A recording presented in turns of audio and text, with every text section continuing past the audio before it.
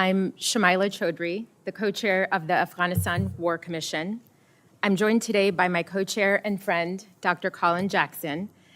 And on behalf of all of our fellow commissioners joining us today, I welcome you to our second public hearing.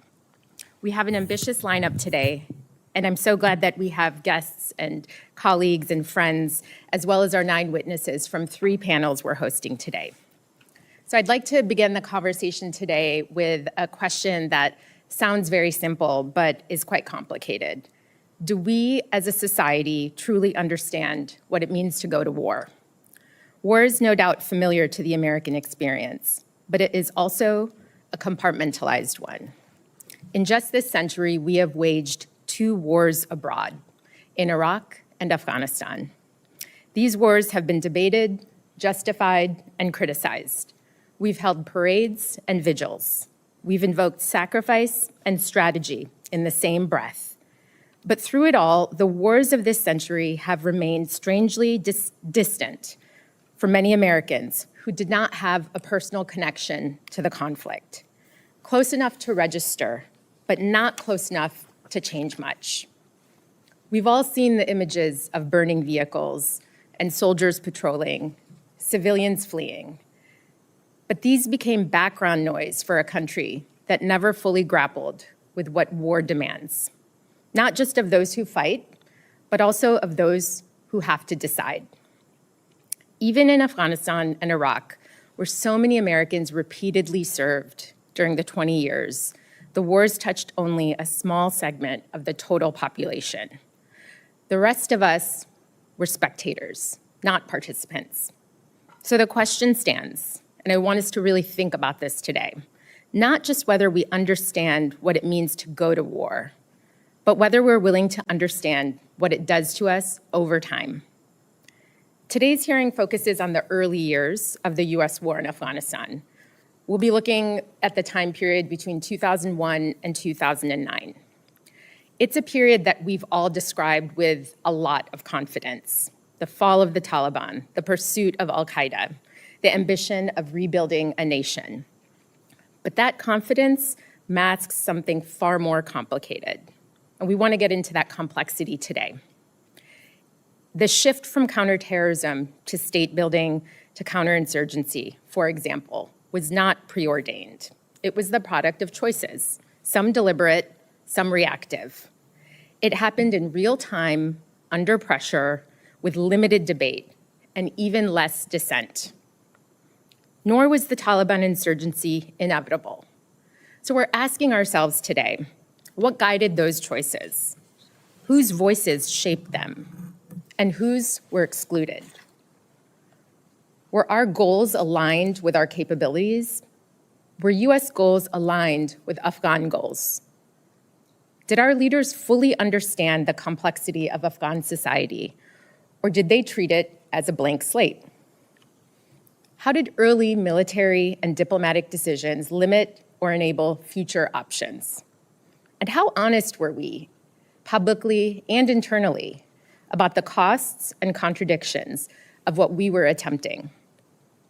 These aren't just technical or tactical questions. They're questions of civic trust, of institutional responsibility, of how democratic societies account for what they ask others to do in their name. Over the last year and a half, the Commission has heard from hundreds of people, cabinet officials, ambassadors, service members, and aid workers. Their reflections have all been candid, at times very uncomfortable, and often deeply moving. They've reminded us that war is not a distraction. It is a lived experience. It is felt and remembered, and it goes on. It marks people in different ways, and it doesn't end when the troops come home. This hearing and our Commission's broader mandate is not about litigating the past, it's about learning from it. That requires intellectual honesty, moral clarity, and a willingness to sit with ambiguity. We all know that Afghanistan defies neat conclusions. It always has. But that does not absolve us from the work of understanding it. If we fail to account for what happened in Afghanistan, we risk turning war into an abstraction. As we begin today, I want to recognize the extraordinary work of the Commission staff, the people behind the scenes who have brought rigor, empathy, and discipline to this effort. I'd like to especially call out my colleagues, Matt Gobush and Kate Bateman and Jamie Cheshire, for managing the whole team and process for more than just today, for several weeks. So I want to make sure we give kudos to the team that has brought us here today. And their work is ongoing. It will continue for the next year and a half until we publish our final report. And I want to thank today's panelists for lending their voices to this critical conversation. With your eyewitness testimony and with testimony from so many other senior officials we're interviewing, the Commission can help narrate this opening chapter of the war and those that follow to help make the experience of going to war more real and understandable for future generations. With that, I'll turn things over to my co-chair, Dr. Colin Jackson. I want to extend my sincere thanks to my co-chair, friend, and colleague, Shamila Chaudhry, without whom I would be lost in this great endeavor. I'd also like to thank my fellow commissioners and the Afghanistan War Commission staff. As Shamila has said, they're the ones who have made this event and the work of the Commission possible. And as I've told all of our witnesses in our earlier sessions, we could not come to an accurate and comprehensive account of the 20-year U.S. engagement in Afghanistan without their candid collaboration in this work. I want to underscore that the Afghanistan War Commission is at its core an exercise in learning.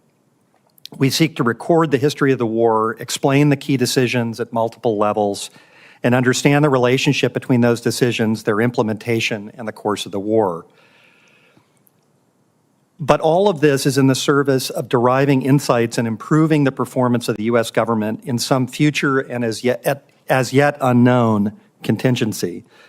The scale of the American investment in Afghanistan, the more than 800,000 who served in uniform, the 21,000 who were wounded, the 2,238 who died, the vast sums spent on the war, not to mention the prestige forfeited in the outcome, makes our effort to distill and apply the lessons of Afghanistan a necessary and a solemn obligation. We seek as a commission to understand three kinds of things. In light of the outcome, the natural instinct is to ask, what did we do wrong, or poorly, at least in retrospect? The study of failure is a necessary step.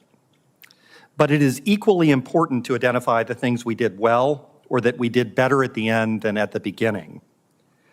Finally, we must identify the plausible alternatives that existed at critical junctures in the war. In exploring the paths not taken, we must be prepared to ask what pursuing such alternatives would have required of decision makers and the U.S. government as a whole. All this seems straightforward and desirable, but we should be mindful of how difficult it is to derive accurate foresight from hindsight. As one of my colleagues, William Fuller, observed, a military lesson has two components: an interpretation of the nature and outcome of a previous war, and an explicit or implicit prophecy about the nature and outcome of the next one. In any war, and Afghanistan is no exception, it is easy to misunderstand the nature of cause and effect and the weights we should assign to a variety of factors.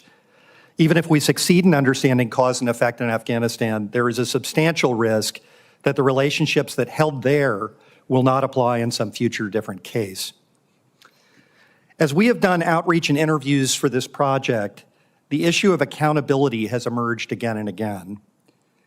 As military officers, many of us were taught a very strict ethical standard. The leader of a unit is responsible for everything his or her unit does or fails to do. The appeal of this approach is simple, understandable, and visceral. We on the Afghanistan War Commission are committed to an unflinching examination of the key decisions of the war. But a narrow focus on personal accountability has profound limitations. The Afghanistan War, like all wars, was a team endeavor. It spanned 20 years, 4 administrations, countless military commanders, ambassadors, station chiefs, and aid administrators. Assigning blame to any individual or individuals ignores the complexity of U.S. decision-making and the tenuousness of the connection between particular decisions and outcomes in war and state building. Even if we could identify individuals who failed, the assignment of blame would not change the outcome. It would not bring back the fallen. It would not make their sacrifice any more or less meaningful. It would not recoup the billions of dollars spent in the cause. And most important, it would not improve the performance of the U.S. government in a future contingency. This is why the Commission has chosen to search for accountability through learning. If we can identify the things we did well, the things we did poorly, and preserve and transmit those lessons to a future generation of Americans, we may be able to make that future generation better prepared to confront similar but not identical problems. This act lends new meaning to the service and sacrifice of countless Americans. It is the gift that one generation of public servants can make to their descendants in the military, the Foreign Service, the intelligence services, and development organizations. Today's hearing focuses on one of the least understood but most significant phases of the Afghanistan war.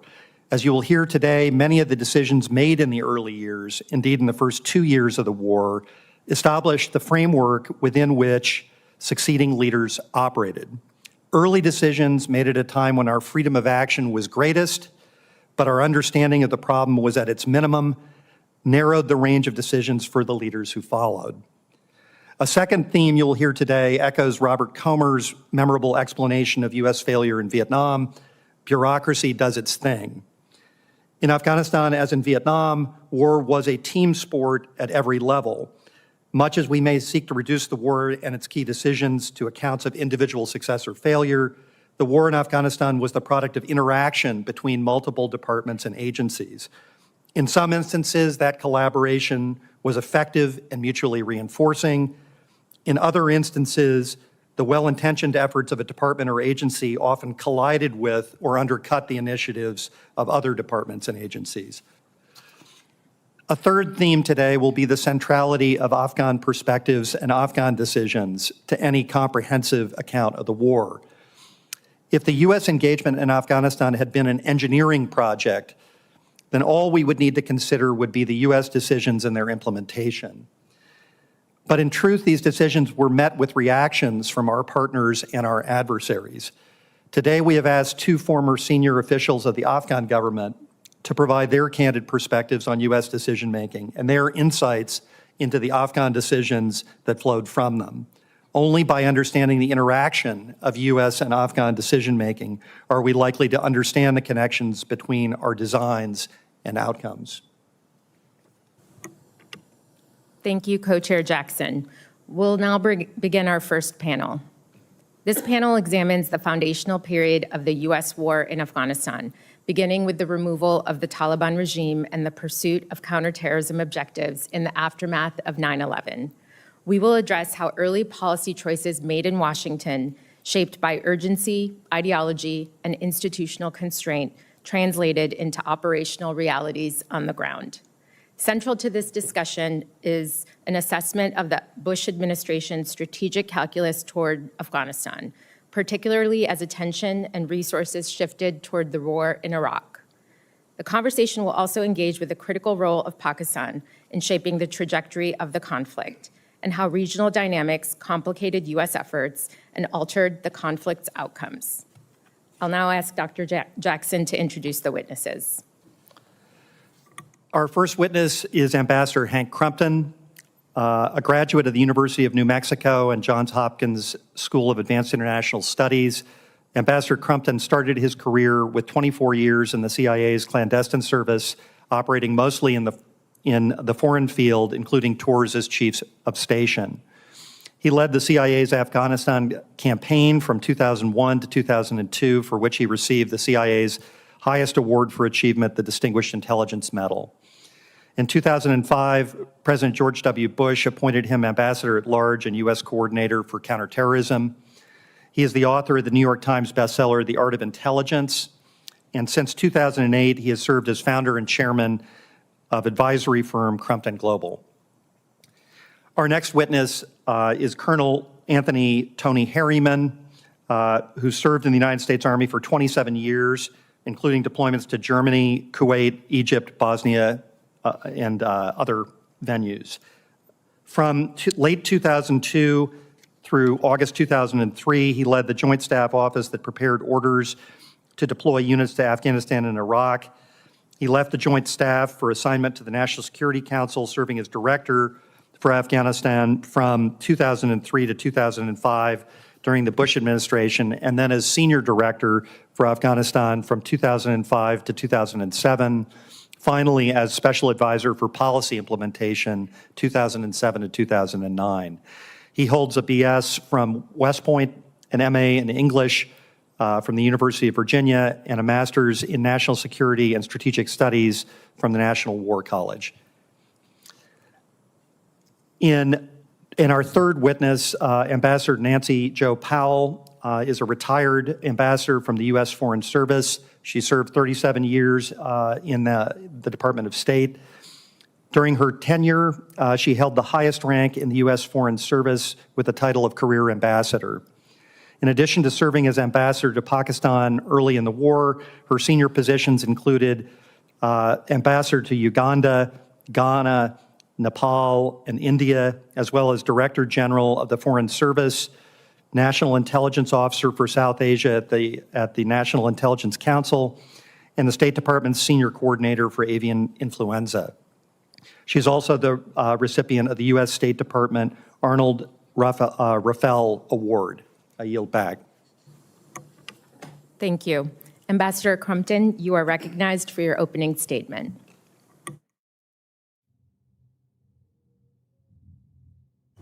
Co-chairs and commissioners, thank you for inviting me to testify. America as a nation went to war in September of 2001. For many of us, however, the war began years earlier. In 1996, al-Qaeda declared war against the U.S. CIA Director George Tenet issued his own declaration and began marshaling resources to fight al-Qaeda. The bombings of our embassies in Kenya and Tanzania in 1998, the thwarted worldwide Millennium attacks, and the USS Cole in 2000 underscored the enemy's intent and capability. Yet the tepid U.S. response only encouraged al-Qaeda. Within days of 9/11, I was tasked to organize and lead the CIA's response in Afghanistan. This included both the intelligence collection mission and the execution of the President's unprecedented, extraordinary covert action authority, placing the CIA at the forefront of the war effort. Why CIA? Because we were ready. In September of 1999, the CIA began sending teams into Afghanistan to build our Afghan alliances and collect intelligence. We earned the cooperation of neighboring countries. We developed contingency plans for bold action, pending greater covert action authority and resources that never came until after 9/11. Within 16 days of the attack, the first CIA team, Jawbreaker, landed in Afghanistan. The next team, Alpha, dropped into a patch of allied Afghan territory surrounded by the enemy. U.S. Special Forces would soon follow, and future teams would be joint CIA Special Forces. We rapidly integrated deep all-source intelligence, lethal covert action, including propaganda, subversion, sabotage, and direct action, complementing the vast, complex, and precise military operations unleashed across the country. Military operations informed by our intelligence. In the first 90 days after 9/11, CIA, CENTCOM, SOCOM, JSOC, all acting in concert with our Afghan allies, overwhelmed the enemy throughout the country. During the peak of combat, only 110 CIA officers, scores of JSOC operatives, and approximately 300 special forces were on the ground. Many have labeled our campaign an invasion, but it was not. Our local allies invited our help, But make no mistake, they did most of the fighting and dying. Our role was to provide intelligence, coordination, firepower, and constant leadership intervention to keep our allies synchronized. With this network coalition, we killed thousands of enemy combatants, many of them the foreign invader. By early December 2001, we had routed our foe. Several key factors contributed to this rapid success. First, intelligence. Our integrated all-source capabilities combine human reporting with technical tools, predator signals intelligence, GIS mapping, and real-time dissemination to customers including DoD, state, treasury, and law enforcement, and of course the president. We produced thousands of intelligence reports from the tactical to the strategic. Second, speed and precision. Urgency with the WMD threat looming was paramount. With a network flat command structure and a compressed kill chain, we merged sensors and shooters across all the domains of war: land, sea, air, space, and cyberspace. Often, after attending a meeting with President Bush and Director Tenet, in minutes, I would communicate the commander's intent directly to our team leaders in Afghanistan. Third, our allies. Afghan partners were essential, as were NATO allies, but also others, including Australia, Uzbekistan, Jordan, Pakistan, UAE. Their varied contributions with intelligence, logistics, combat, and diplomacy were indispensable. Fourth, leadership. The stalwart support from President Bush, Director Tenet, Cofer Black was indispensable.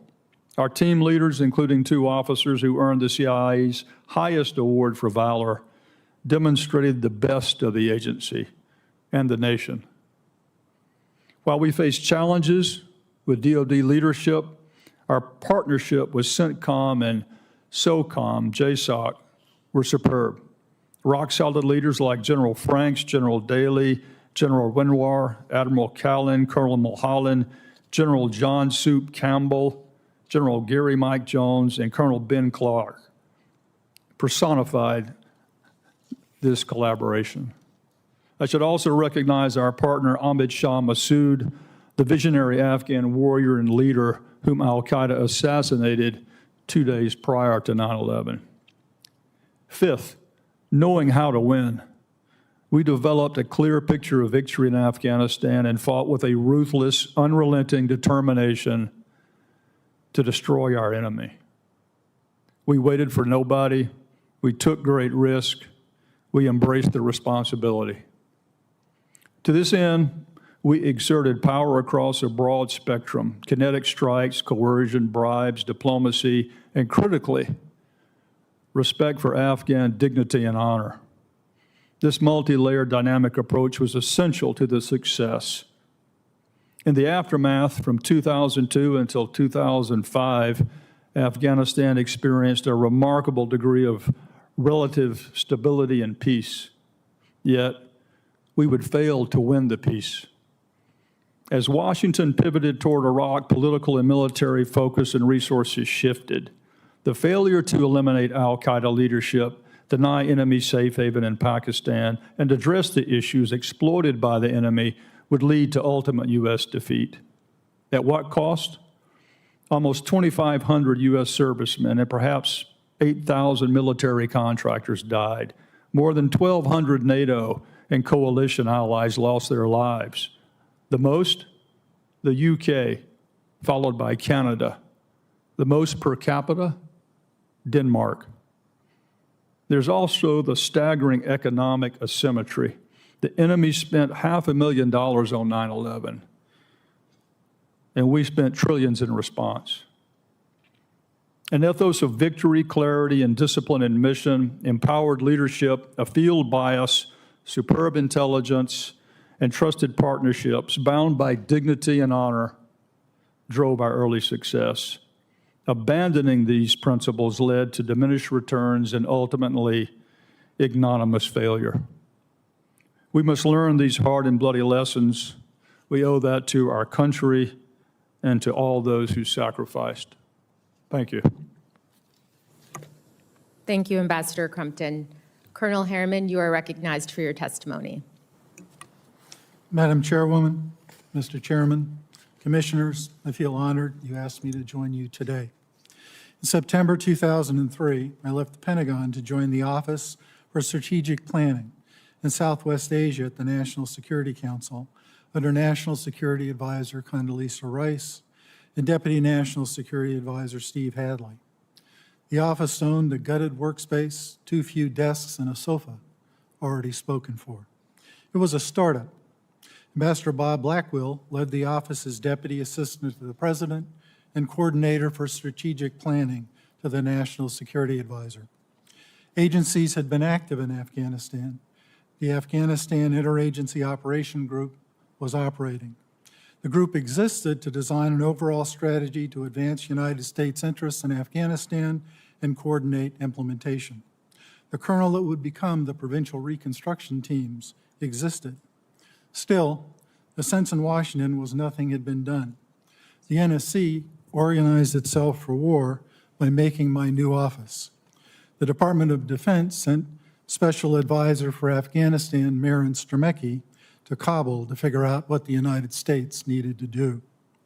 Stremecki returned with a long to-do list: make strategies for dealing with warlords, disarmament, building the army and police, reconciliation, counter-narcotics, power, and all aspects of governance. Deputy NSA Steve Hadley took on the Stremecki list. Twice weekly, he chaired deputies committees, agencies ready or not. Strategies moved from not done to done over a few months. For example, just after the constitutional law Jirga in late 2003, the United States decided on its reconciliation strategy. We would support release of low-level Taliban willing to reconcile with the Afghan government. And President Bush led by committing the United States to accomplish a significant nation-building goal. The ring road will finish in a year, he said. With relentless optimism, we named our new strategies Accelerating Success. National Security Advisor Rice asked for metrics. Troops trained and schools built came easy. Trained troops actually in the Army and schools in use were numbers harder to come by. The AOIG I co-chaired coordinated implementation. For example, our interagency group rejected an idea to pool helicopters provided the Afghan National Army and Afghan police under the Afghan Army. The police would have lost out. And we managed agency anxieties. For example, the Department of Defense wanted more provincial reconstruction teams, but refused to explain to the Deputies Committee what the PRTs would do, because by doing so, the department risked committing itself to do more than it had the resources to do. It was a problem. We convinced Defense to prepare a paper modeled on a mutual fund perspective. The paper listed the broad development authorities each PRT commander would have. Rather than list what PRT commanders might do in the future, the paper listed what the existing PRT did last year. The Deputies Committee approved. During a visit to Embassy Kabul, an economic counselor asked me what he would do with a retired Continental Airlines exec who appeared on his turf. Let him do airplanes, I said. You should have welcomed the help. We should have and did mobilize talent from domestic agencies and the private sector to augment Embassy Kabul. Some voiced the idea that people working in humanitarian fields, academics and the like, should not support the military. I disagree. Prevailing in a counterinsurgency requires employing people with skills of all kinds and securing their work. The PRT embodies a useful concept that we should employ at all levels, high and low. It harnesses all our elements of power, not just our military power. Military operations enable nation buildings. Poor intelligence damages nation building. When we bomb a wedding party by mistake, local people do not look skyward and say, "Forgive them, for they know not what they do." Rather, they gather what remains of those who they love and hate, us. We did not invest sufficient resources to know who we targeted. In 2007, the Army fielded human terrain teams to PRTs to improve decision-making.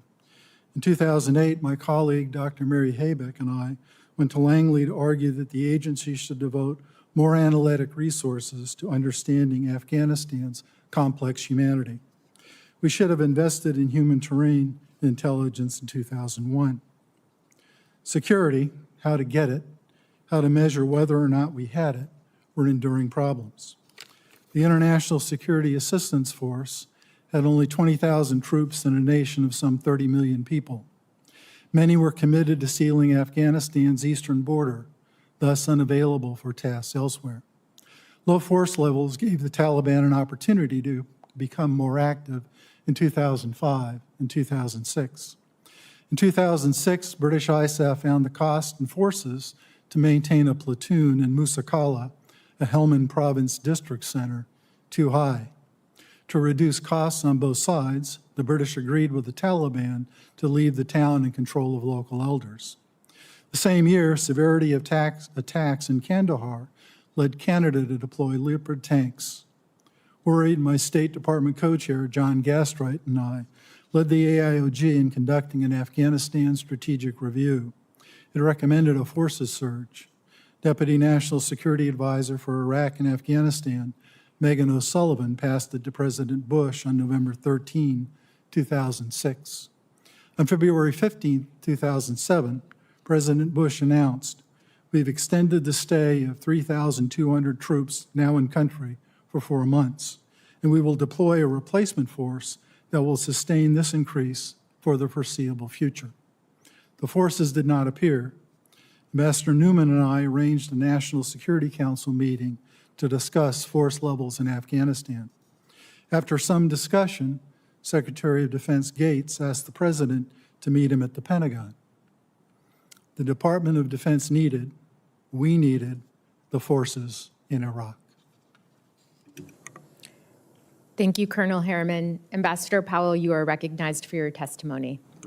Good morning, and thank you for including me this morning. As stated, my name is Nancy Powell. I'm a retired career member of the Foreign Service. I served as the American ambassador to Pakistan from June 2002 to November 2004.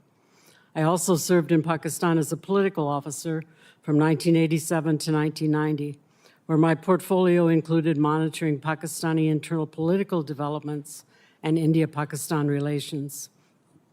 My other ambassadorial assignments included Uganda, Ghana, Nepal, and India. I want to use this opportunity to focus on the actions of the U.S. mission in Pakistan in support of U.S. goals in the region and on the Pakistani goals. I took up my post in June 2002 after a direct transfer from Ghana. During my very brief Washington consultations, it was emphasized that the mission to Pakistan needed to prioritize work to defuse tensions between nuclear powers India and Pakistan, to engage Pakistan in the global war on terror, and to secure Pakistan's cooperation in support of U.S. troops in Afghanistan. I was also expected to stabilize the embassy platform that had been traumatized by 2 evacuations, the bombing deaths of 2 family members, by the departure of the ambassador and deputy chief of mission, and by the demands of more than 5,000 visitors and temporary duty personnel after 9/11. During my tenure, the mission, supported by Washington, particularly Secretary Powell and Deputy Secretary Armitage, advanced these goals. Deputy Secretary Armitage negotiated an agreement in early June 2002 for the disengagement of 1 million Pakistani and Indian soldiers on their common border. Mission elements supported Pakistani President Musharraf's and Track 2 efforts to encourage diplomatic and non-government confidence-building measures and solutions to Kashmir and other outstanding bilateral issues. Non-proliferation efforts included U.S.-Pakistan discussions of nuclear safety and the house arrest of Pakistan's preeminent nuclear scientist, A.Q. Khan, for proliferation activities. Enhanced cooperation with Pakistan's law enforcement and intelligence services resulted in the arrest by Pakistanis of Khalid Sheikh Mohammed and other al-Qaeda personnel. Arrangements were negotiated for the use of the Karachi port and land routes for resupply of American forces in Afghanistan. Training was provided to enhance Pakistan's ability to control its frontier province and border with Afghanistan, but effective actions against infiltration by AQ and Taliban remain problematic. The mission also managed the return of USAID to Pakistan and the reestablishment of a robust military assistance program. Both had been suspended after Pakistan's nuclear test and Musharraf's coup. Based on their public statements, U.S. government analyses, and our direct talks with Pakistani leaders, we believe that Pakistan's traditional policy and actions concerning Afghanistan centered on three principal objectives: to avoid creating anti-government activity by tribal groups which existed on both sides of the border, to minimize Indian influence and activities in Afghanistan, and to have a pro-Pakistan regime in Kabul to avoid a two-front war and to provide for strategic depth should an Indian attack succeed along the eastern border. In the aftermath of 9/11, Pakistan found itself in a bind created by their recognition and support of the Taliban regime in Kabul and by U.S. decisions to eliminate the threat posed by al-Qaeda and those who harbored them. They were constantly seeking a balance between maintaining traditional goals and allies and countering pressures from the U.S. to act against those allies. They also sought to avoid taking actions that would elicit a backlash from extremist groups operating inside Pakistan and in the border region. Pakistani leaders were distrustful of the U.S., recalling earlier disruptions to our relations, and at the same time saw an opportunity to secure financial and military support in their efforts to address their budget shortfalls, encourage development, and to secure financial and military support to enhance their military capabilities. Tensions were exacerbated by public comments from U.S. officers in Kabul deploring Pakistan's lack of success in ending cross-border activities and by their perceptions that the U.S.-supported Karzai government was friendly to India. Musharraf and his senior military advisors were very cognizant of the importance of defending their views and policies to senior American officials. They were very willing to meet with all Bush administration senior officials, Central Command leaders, and congressional delegations who came to Pakistan. It was a great honor to lead Team Pakistan at this critical time. I want to thank the Commission for its work and the opportunity to speak with you this morning.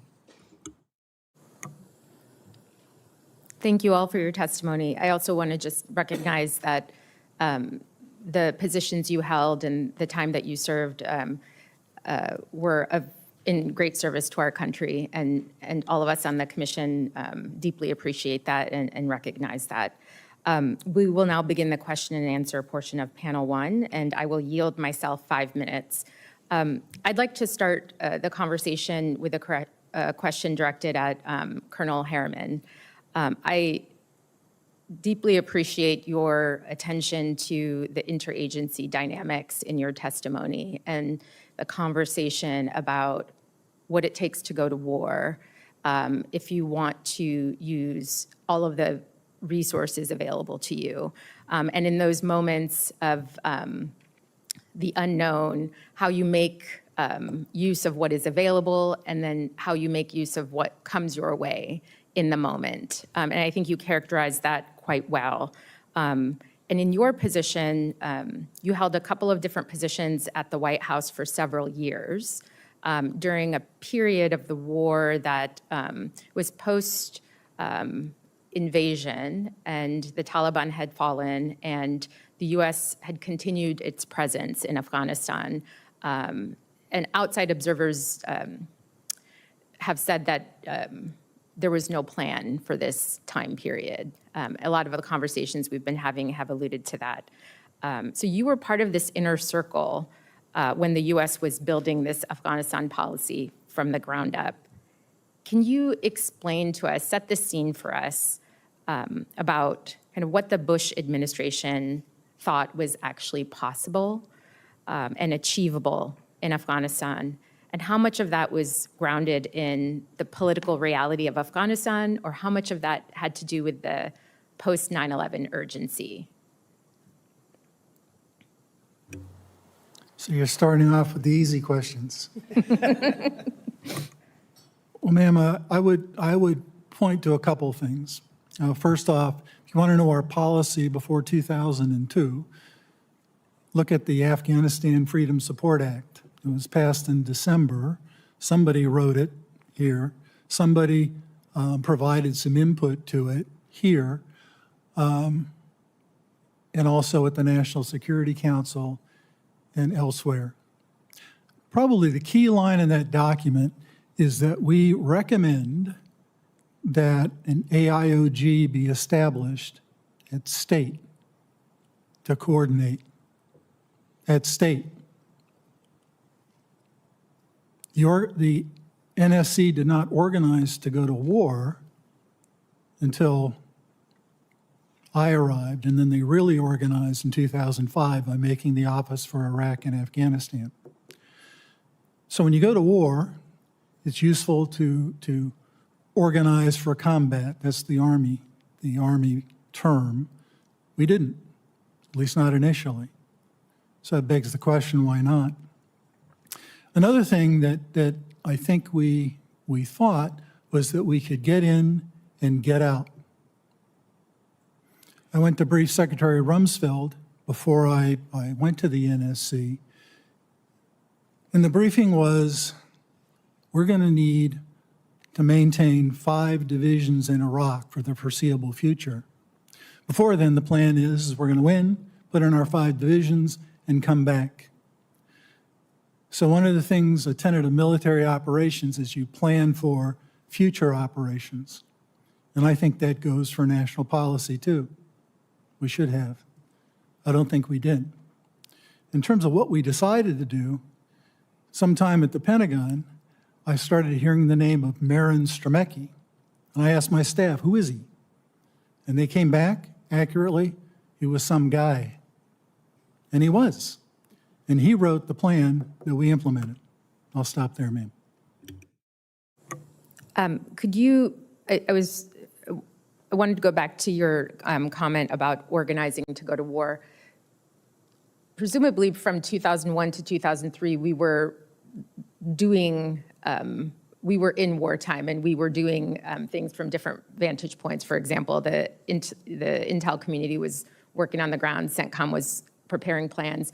What do you mean that we were not organized to go to war? Who are you talking about? Which institutions, and what was missing? I think CENTCOM organized for the war. He did.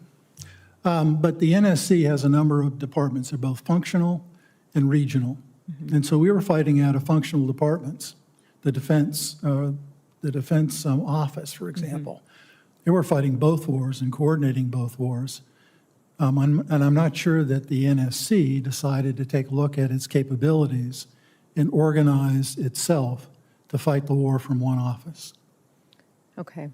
Would you characterize that the coordination in the early years of the war, say the first 3 years, as more ad hoc from the White House, and there was a more delegation to the different parts of the executive branch that had ownership of aspects of the war?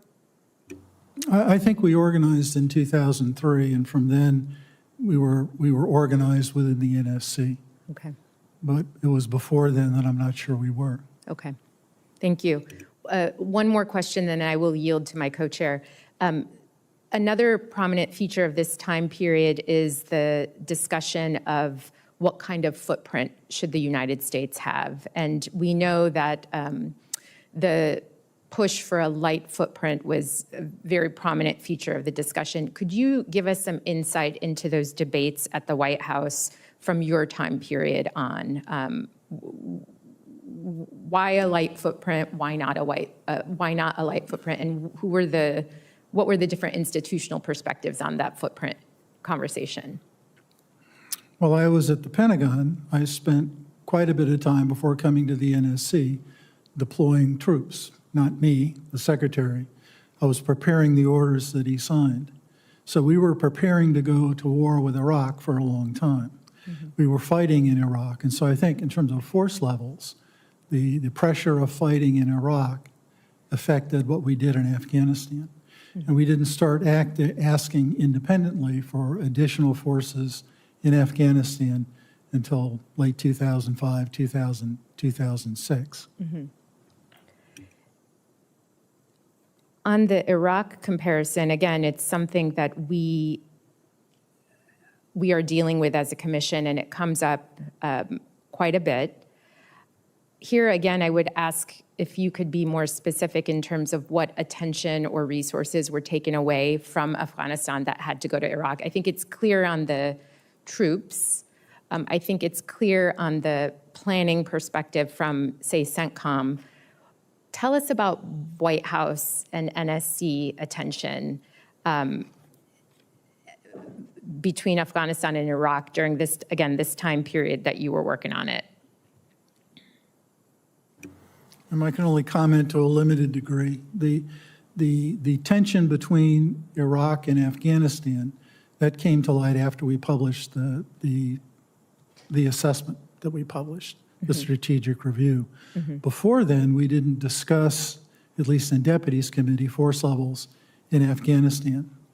I was aware that we had limited force levels, and I used to say that the State Department had more combat aircraft in Colombia than Defense had in Afghanistan. I looked up the numbers once, but I'm not sure I could reproduce that analysis. So we took force levels as a given. CENTCOM asked for forces. Defense provided the forces. They've got a process for that. And we did not try to direct forces, at least from our office at the NSC. Was that strategic assessment directed by the White House and organized by the White House? No. John Gastright and I thought it might be a good idea. He'll claim it was my idea. I claim it's his. And John Gastright, who was at State Department at that time. Yes, ma'am. He was my co-chair at the Afghanistan Interagency Operations Group. Thank you. For the record, I believe he was Deputy Assistant Secretary. Thank you. South Asia. Okay, I yield my time. I will turn it over to my co-chair. Thank you to all the witnesses. Your testimony has definitely set us on a path to greater understanding of this period. I had sort of two questions, both simple and probably both difficult for Ambassador Crumpton. And they form bookends, I think, of this period. The first question is, you describe the pre-9/11 response as tepid, that there were warnings and indications, there were plans from particularly the agency side that could have addressed aspects of the al-Qaeda threat, but our response was sort of insufficient. So the question is, why was it insufficient? Why was it tepid in your estimation? The second question, which follows the fall of Kabul after this very, very successful campaign that you helped put together, the question is, if we failed to secure the peace, what would securing the peace have required in your estimation in the immediate aftermath of this catastrophic success in overthrowing the Taliban and driving al-Qaeda out? The first question, I think there are three parts. One is that, and the most obvious, is that the enemy conducted, from my perspective, clear acts of war. They blew up our embassies in Kenya and Tanzania, killed Americans, killed our foreign allies. Then the next big one, of course, was the Millennium Threat, where with help from scores of countries, allied services, and law enforcement, we, the CIA, were able to stop multiple attacks. It was a massive intelligence operation involving the CIA and literally scores of foreign services. And this was all reported to policymakers, of course. And you may recall that one al-Qaeda operative was apprehended at the Port Angeles in the state of Washington, crossing from Canada to the U.S. with the clear intention to attack Los Angeles Airport. And then the third was the USS Cole. I had the privilege of leading the CIA response team to Yemen after that attack. And I remember standing in the bowels of that ship where 19 sailors had died, looking at that huge, ragged hole only 6 inches above the waterline, and thinking, okay, now we will certainly go to war. We did not. The second piece of this is the intelligence. It was compelling, it was consistent, perhaps culminating in a 10 July meeting between Director Lieutenant Cofer Black with National Security Advisor Rice, Steve Hadley, Richard Clark, outlining the growing drumbeat of threats and suggesting to the policymakers that the U.S. needs to go on a war footing. This was July 2001. And then again, August, you had a very compelling intelligence report that was disseminated to the president. So the intelligence, I think, was there. Tragically, a shortfall, a failure to predict exactly when and where 9/11 would happen. And I think the third piece of this is a failure to appreciate the intent and capabilities of the enemy because we underestimated them, and that, I think, in large part was because of our arrogance.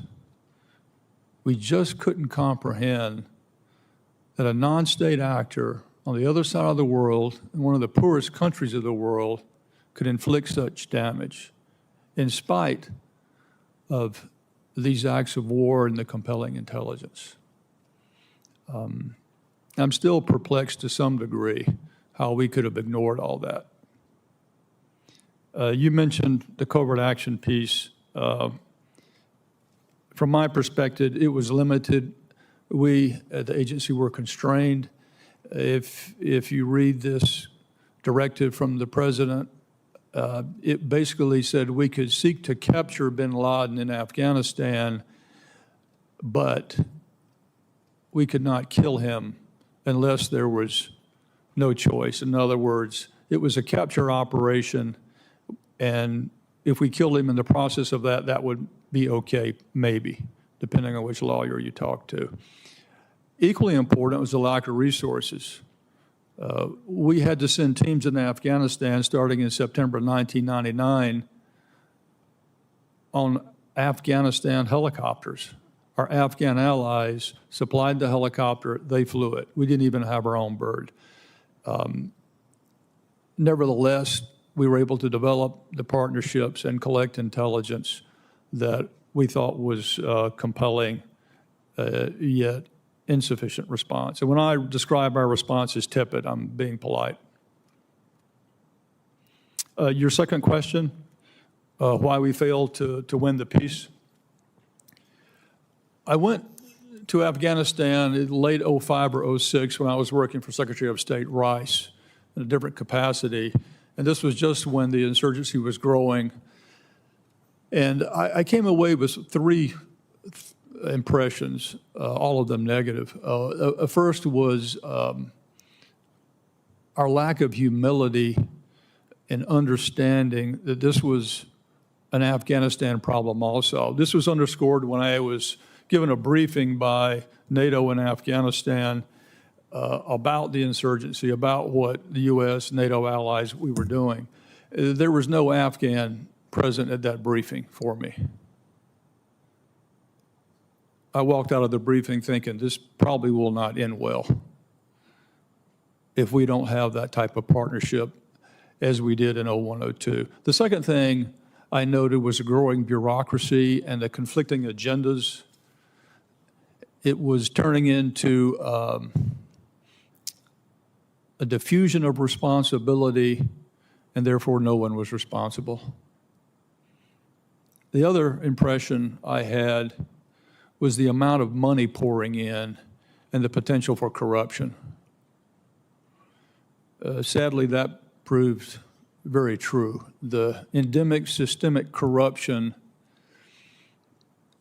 grew at rapid speed, and I'm sure you've read the Inspector General's report, the CIGAR report, 164 pages. It is incredibly damning, where tens of billions of dollars from the U.S. government are basically siphoned off. And it's not just about the money, it's about creating dependency. And when you create dependency, you take away the dignity of the people. And when you strip away the respect and the dignity and honor, and if I'm an insurgent, a Taliban insurgent sitting next door in Pakistan, and I see this, that's the perfect invitation to come in. Thank you, Ambassador. Commissioner Allen, you are recognized. You have 5 minutes. Thanks so much, everybody, for your testimony. Colonel Harman, I'm interested in the timeline that you laid out, and I want to get to Iraq in just a second. But you seem to say that we were in a mode of get in, get out, and that by the time of the passage of the Afghanistan Support Act in December of 2002, we had more or less shifted to a nation-building strategy. Do I have that timeline right? Yes. And so what happened? When was there a moment in particular when it shifted from get in, get out to, you know what, we really need to, I know you mentioned the Marin Stremecki memo, but was there a particular moment that punctuated this period of time when we shifted to all of the elements of the Reconstruction, democratic and market-based economy, agricultural assistance, and all the other elements of nation building in that particular law? I don't have a clue.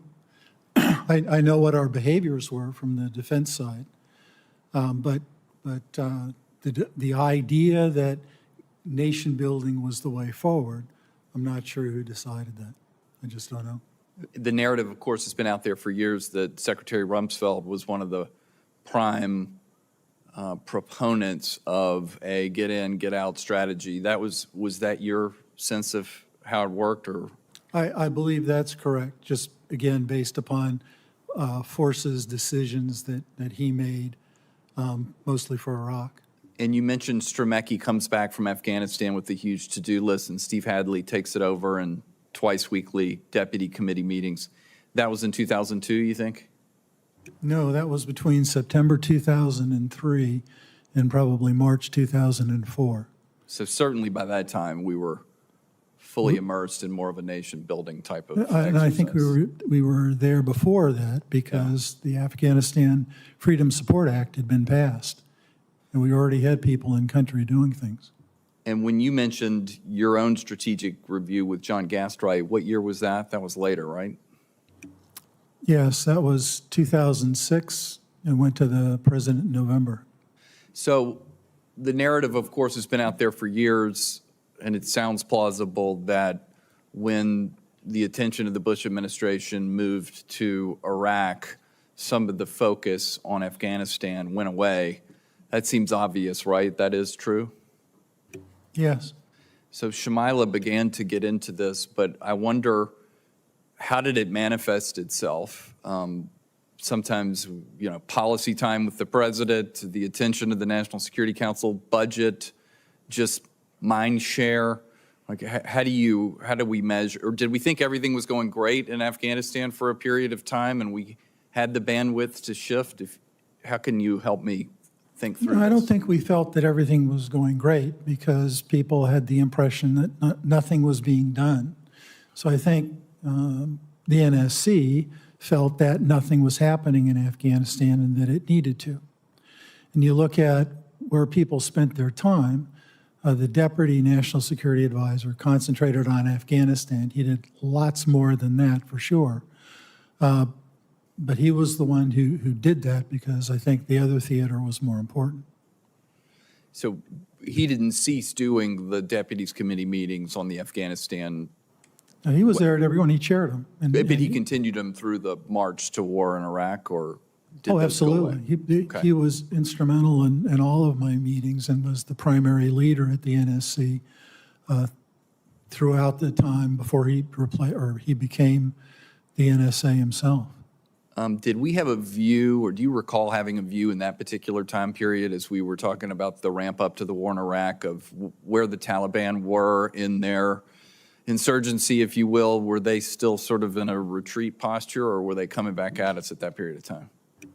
My sense was they were not active for a period of time, as Ambassador Crumpton said. Yeah. Did you and others who work on Afghanistan and, did you self-censor your requests because you knew that all the attention was shifting toward Iraq and the possibility of their weapons of mass destruction program? I remember, I was there too. I remember it was the enormous elephant in the room. I'm just trying to think through how it might have affected your day-to-day operations. I think forces requests come from combatant commanders. And there was a combatant commander who was dealing with 2 wars, and I can't jump into his mind. I did at one point say, I can't remember to who, that it might be cool if we assigned Afghanistan and Iraq to 2 different combatant commanders. That way we would get forces requests that matched maybe what needed to be done. And he told me that was the stupidest idea he ever heard. Yeah. That's why I don't want to say who it was. Okay, I'm out of time. Thanks so much. Thank you, Commissioner Allen. Our third panel today will actually get into the ground perspective of what was happening on the other end as they were receiving these NSC directives and the results of the meeting. So we will be able to balance out some of these conversations throughout the course of the day. So thank you for that. I'd like to recognize Commissioner Ashley. You have 5 minutes. Thank you. First, let me say thanks to the witnesses for your willingness to testify today and for your contributions at the beginning of the conflict in Afghanistan. My question's for Ambassador Powell. So everyone in here has heard in the past, your perspective on the problem you have to solve, the challenge you have. Proximity to that problem gives you a different perspective from that inside Washington, inside the Beltway. When you went in, and you mentioned this in your opening statement, you had a very clear charter. Work with the Pakistanis on the global war on terrorism, work with the Pakistanis on making sure that the relationship between Pakistan and India didn't move to conflict, and ensure that the Pakistanis were supportive of our efforts in Afghanistan. So from your position as you went in, did you feel that you had the ability to influence decisions in Washington, and were there any red flags or things that came up that you thought were incongruent with what needed to be accomplished in the region because of what you were hearing and decisions being made in D.C.? I had really good support from Washington, particularly I used to say my desk officers were named Powell and Armitage, which is not in any way to dishonor them. It's a way to say thank you to them for the interest that they showed in Pakistan and their effort to work, particularly the interagency, and to get the support that we needed. They were very clear, and when I arrived, there were assessments floating in the intelligence community that war was imminent and it might go nuclear between India and Pakistan. They almost went to war over a camel that got loose. So that was very, very much in my thoughts. I had also served in India, and I think we spent more time on that than Washington did, to be honest, of trying to support the efforts, the Track 2 efforts, Musharraf's efforts with his national security advisor. But we had enormous support for also limiting the numbers. I was given a ceiling of the number of people I could have at post. The agencies within my country team could negotiate that number, but we kept it very, very small for security reasons. That obviously went by the wayside after a number of years, and the embassy expanded greatly. But it was a very tight ship, and I reported every Friday on how many people I had in the consulates and the embassy. So it was a very important piece of managing the interagency and trying to make sure that we were dealing with the efforts. The cooperation on the global war on terror was led by the chiefs of station, by frequent visitors from Washington, and was, I think, the fact that the Pakistanis arrested Khalid Sheikh Mohammed says something about we were there, but we were not doing the arrest. We were not in the facility where he was sleeping. It says something about our cooperation and the level of trust that we had at that time that did not always continue in the future. But it was, again, supported very much by Washington. So you highlighted a couple of key action officers you had in D.C., Powell and Armitage. We often talk about a whole-of-government approach and, how well are we aligned? Now, you speak to pretty good alignment from the interagency. Can you just give us some examples of what worked well during your tenure from an interagency alignment and how that aligned well with what was happening in D.C. and what you had to do in Pakistan? I don't want to say that we had, la-la land in Islamabad, because we obviously had tensions, particularly between the intelligence and the law enforcement sections, different ideas on how to approach the reintroduction of military assistance and what it would consist of, even within the Department of Defense on that one. But I would stress the importance of Chief of Mission Authority to manage some of those at the local level and the support of Washington in the interagency. FBI Director Mueller was extraordinarily helpful to me at times as I tried to manage particularly the walk-in program. Pakistanis were frequent walk-ins with information that frequently was an effort to undermine one of their relatives or an enemy rather than to help us, and trying to sort that out and which agency was going to sort it out became a degree of tension within the mission, but that was resolved with help from Washington and different personnel being assigned to Islamabad. The military assistance program had to restart. We'd had a very robust military assistance program when I had been in Pakistan before, and particularly important were the fact that we sent officers to training at Fort Leavenworth and the military schools. And those people were in command in a number of the important areas. And we had a defense attaché who put his uniform back on after retiring, who had been in Pakistan, who'd been a member of their war college and knew these generals and retired generals, and was an important link to trying to deal with the Pakistani military and to try to figure out what they were up to, particularly in the border area. Thanks, Ambassador. I yield back. Thank you. I'd like to recognize Commissioner Bash. You have 5 minutes. Thank you, Madam Co-Chair, and thanks to fellow commissioners and staff, and thank you to the witnesses.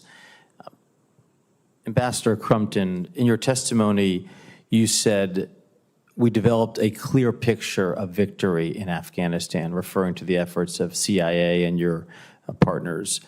Can you just say a little bit more about what that clear picture looked like from the perspective of the force that came in the fall of 2001 and the forces that stayed on to work with the Afghan partners and the military partners over the ensuing months? Certainly, based on the intelligence and the relationships, we knew who our Afghan partners were and their prospective partners could be. So we were not only collecting intelligence over the previous 2 years about the enemy, but also about the human terrain. And based on that, and based on ongoing discussions in September until October, we determined where to drop our teams.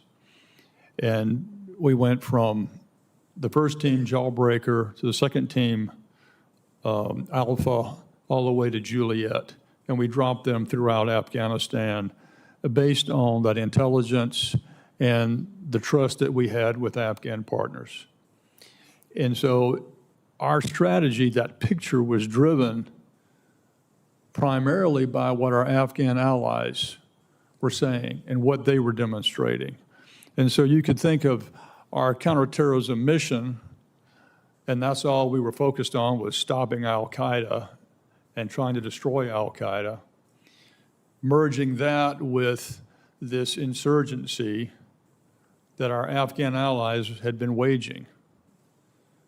And we talk about a light footprint or a heavy footprint.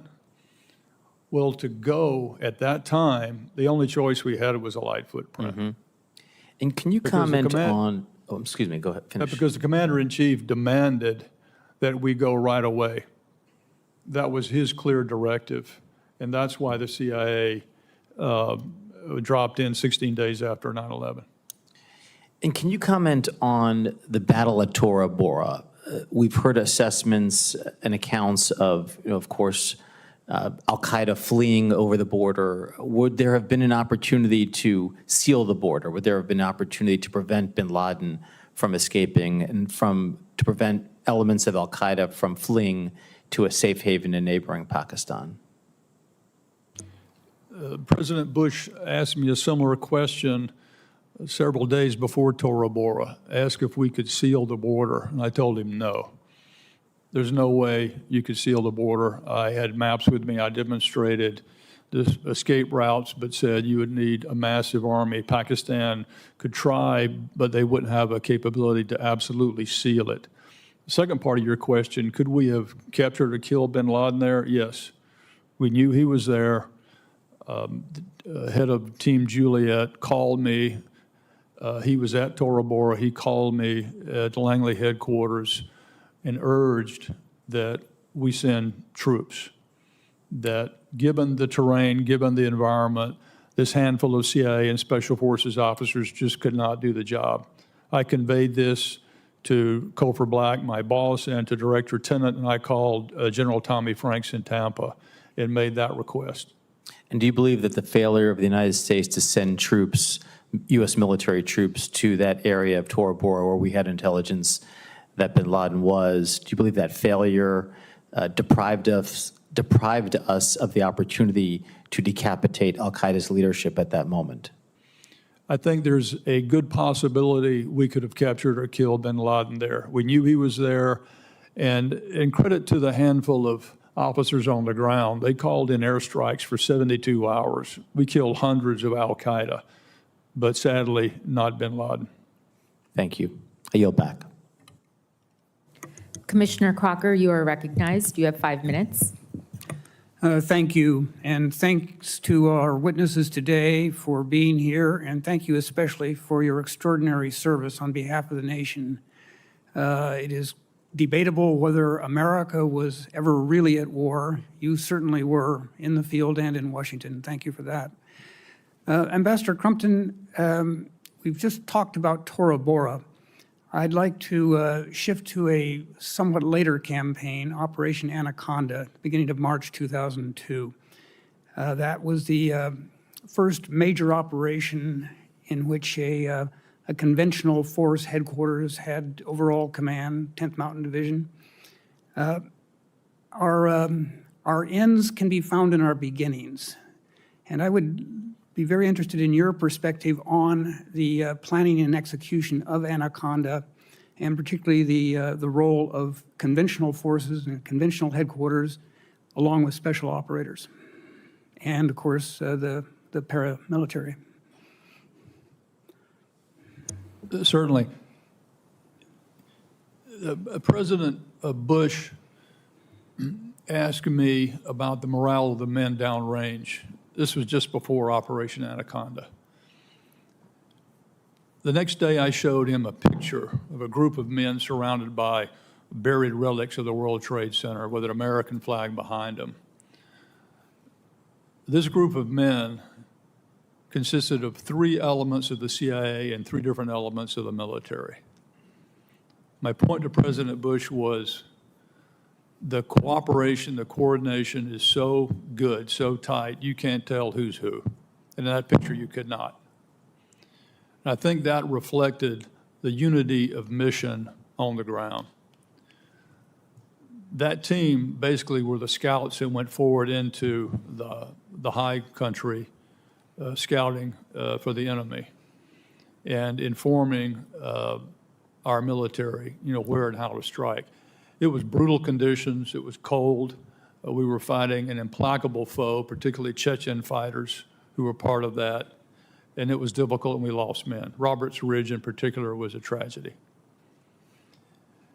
It also provided an opportunity for deploying tools and weapons that we had not. I'll give you one example. it was the first time that we'd used a Predator drone, an armed Predator drone, supporting troops on the ground on Roberts Ridge. So to answer your question, it was a success, but imperfect, because we lost lives. And it was really the last major engagement with Al-Qaeda until 2005-06.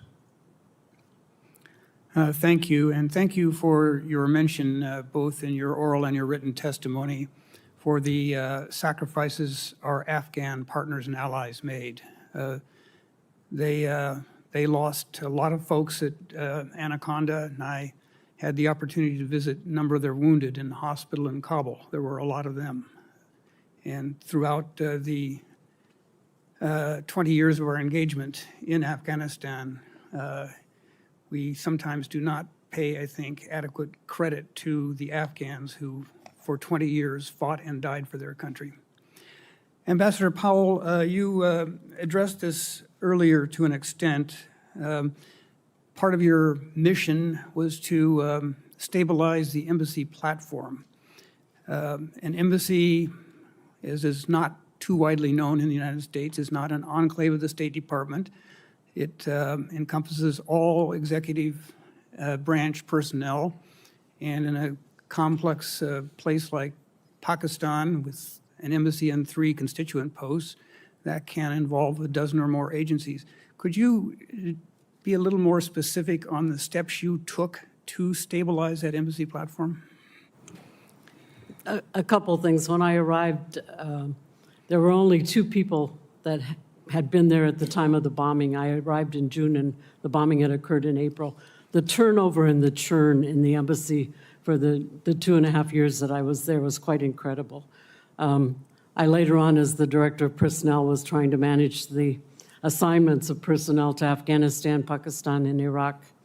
I think this is one of the things that perhaps the commission can look at, is how we staff our civilian agencies in these positions. They were unaccompanied posts. We had small numbers of spouses that were working in specific jobs, but it was a very small number. It became increasingly more difficult to do that. I had the opportunity after I came back from Pakistan to participate in a panel with some bank officials and others that had been in New York after 9/11. And the presentations were incredibly common in terms of what actions we had taken.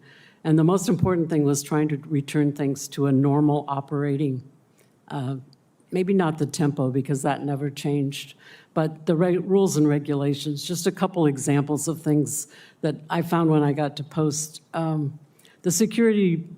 general security regulations of leaving things out, you got a security violation, were not in place.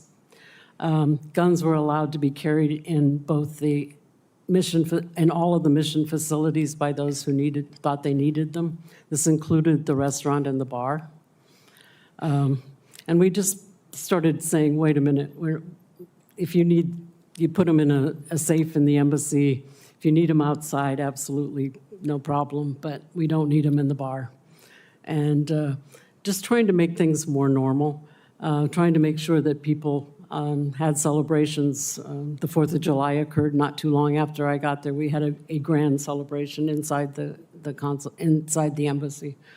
Doing those kinds of things of trying to make sure that people are rewarded for their service, that's recognized. But it was a return to normalcy that helped us most. People were sleeping in the embassy when I arrived. They had not they were temporary duty personnel and had not taken any quarters outside the embassy. Their garbage was all over on the hallway that led to the ambassador's office. It was like, no, you can go find someplace else to sleep. We're not in a crisis right now. We may get there, but we also had the country team became very important. This is the heads of agencies and the heads of the State Department sections of coordinating. I had a meeting every day of small country team. I don't think I ever had the same individuals 2 weeks in a row. People would go on R&R, they would be sent off on missions. The other thing that I tried to do when I got there was I did not have a lot of personnel who had South Asia experience. I did not know Afghanistan very well. I was the person in the 1980s in the embassy who had nothing to do with Afghanistan. I took members of my country team to Kabul, and I took them to Delhi. I wish we had done more of that. I think that would have been important.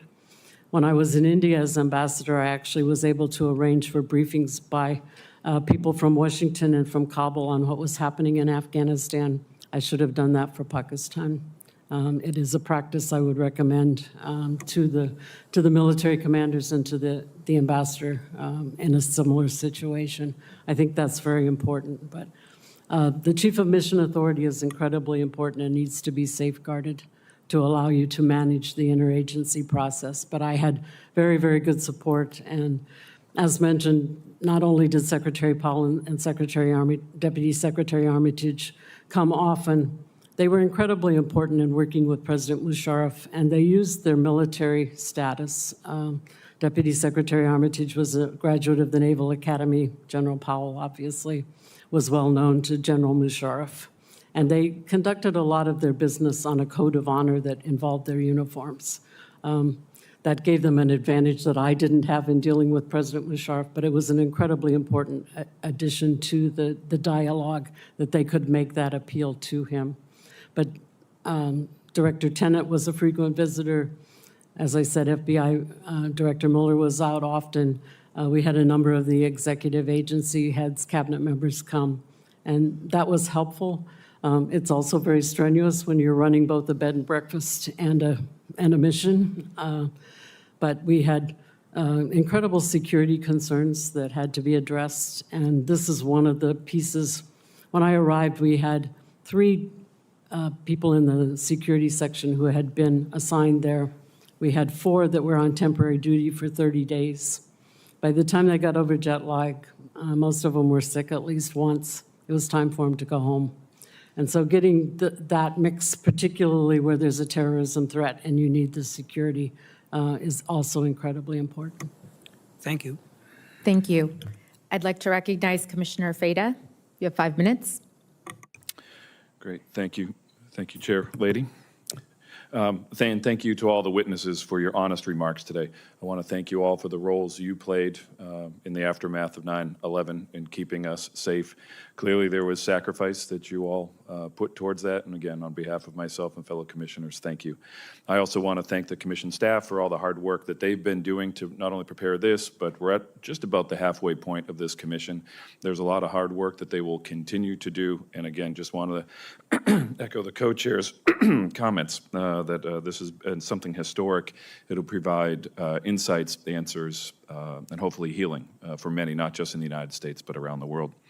My first question is for you, Colonel Harman.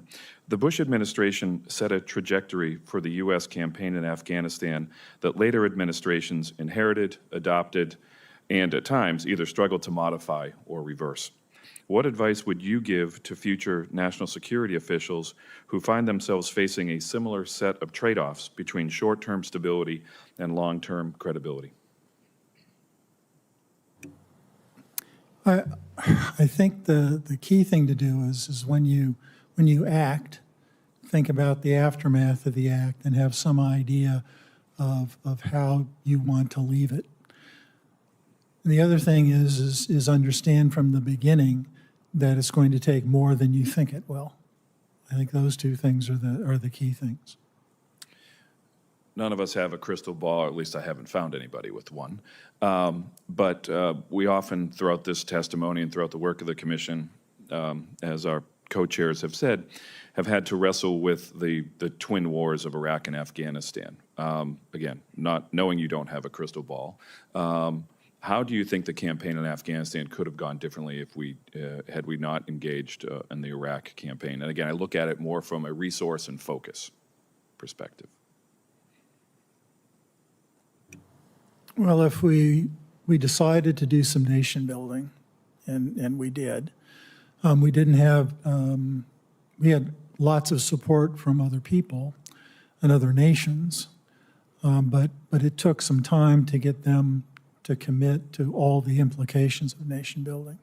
We did have an option, I think, early on, which was not to attempt that, given what we were trying to do, and to try to do something else. And that involved the risk of ungoverned spaces or spaces that are governed by somebody other than us. and sometimes that's a good risk to take. Yeah, understood. Thank you. For the ambassadors, Crumpton and Powell, a question for you. So during the period that we're focusing on in this panel, for half of that period, I happened to be up here like a couple of my other colleagues up on the Hill, working both in the House and the Senate. Congress during that period clearly had a say about what was happening in Afghanistan. Curious for you to reflect on the times either ambassador, when you came up to testify, or for you, Ambassador Powell, when members came through, what was on their mind when it came to Afghanistan? A lot of our commission work is focusing on the executive branch and obviously the military side. There's an international component, but there's also a congressional component.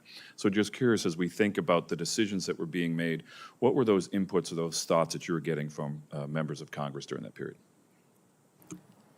I had a large number of congressional delegations. I don't believe I ever testified. I met with Senator Lugar and some others privately, but I don't believe I testified, other than my confirmation hearing, which came after I went to Pakistan. I actually went as charge and then came back, which is a very unusual situation. But I would say that nearly all of the members of the Senate Armed Forces Committee came. Senator McCain came several times, a large number of representatives. They were concerned about Pakistan's role in the global war on terror, looking particularly for signs of cooperation, signs of problems, how they could help with that. They were interested in some of them in the new relationship with Pakistan in terms of our military assistance and our aid program. Most of them, all of them, I would say, met with President Musharraf. He had an opportunity to explain Pakistan's concerns and to ask for additional assistance, which he always did. But the emphasis was on the global war on terror and Pakistan's role in it, and how appreciation for the actions that they had taken, but the expectation that there would be additional ones. Thank you. Ambassador Crumpton? I don't recall meeting with any members of Congress in 0102. I was busy. Okay. Thank you so much. I yield back my time. Commissioner Hardig, you are recognized. Echo my fellow commissioners in thanking our witnesses for being here today, for such candid comments, and also for your service to the nation.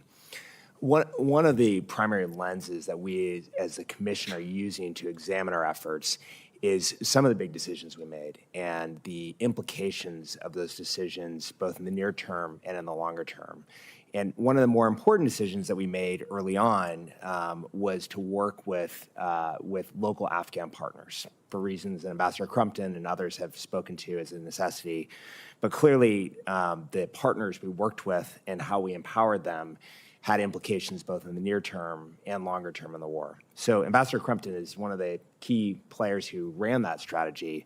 I'd love to hear your views on what do you think worked well and what didn't work as well in our work with local partners early in the war.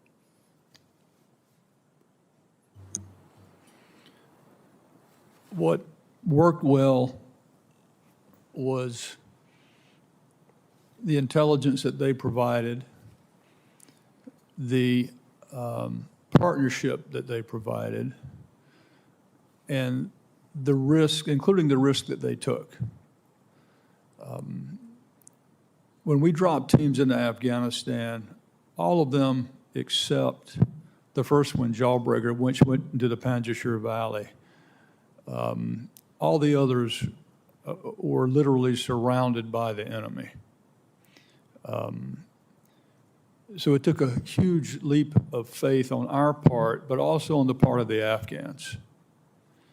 And we need to understand that and recognize that. I think the other part that worked well as we fought together was the shared risk and responsibility. It was a partnership. Without each other, we would not have survived. And when I say we, I'm also referring to our military colleagues who had fortunately quickly joined the CIA teams. The CIA teams could not have survived without the U.S. military, and the CIA and U.S. military would not have survived without our Afghan allies. It was that interdependent. And truly remarkable in retrospect was the ability of the CIA and Special Forces to come together and like an epoxy. And they served to knit together Afghan tribal allies, tens of thousands, some of them on horseback, knit them together with U.S. air power and synchronize and coordinate those attacks across the country. It was a remarkable feat. The other part I think worked well was the network command structure that I established by having the team leaders, the CIA team leaders, communicate constantly with each other.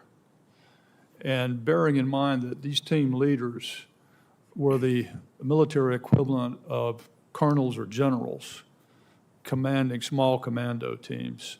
They had enormous experience and authority and latitude that we encouraged. And I think that network leadership and communication, working with our allies, really contributed to the speed and precision and flexibility on the battlefield, to the point where I often did not know what our teams were doing. And this, frankly, was a little bit of a cultural discussion between the CIA and the military, because some of these plans were put together literally on the fly in the field. And the CENTCOM had trouble understanding that we didn't really have a plan in CIA headquarters. The plans and executions at the team level were being made in the field. We resolved that over the weeks as they saw what we were doing, but I think that worked well. What didn't work well, I think, was the handoff in particularly 02, 03 to the rest of the U.S. government. And we talk about the counterinsurgency. Well, and I don't have the answer, but the big question is failing to win the peace in 02 to 05. And that was not just a military peace, that was a U.S. government peace. And we clearly dropped the ball in what should have been some type of handoff. And there are reasons for it. Iraq, there's the hubris that I mentioned earlier, this mirror image we have. But that was the major failure, I think. Were there any concerns at the time that the partners that we empowered and the way we empowered them, that would complicate future governance efforts, or was that not really a consideration then? Sorry, could you repeat the question? Was there any concern at the time that the partners that we worked with and our empowering of them would complicate future governance efforts, or was that not really a consideration at the time? At the time, it was not a consideration because our mission was to destroy al-Qaeda as fast and efficiently as we could.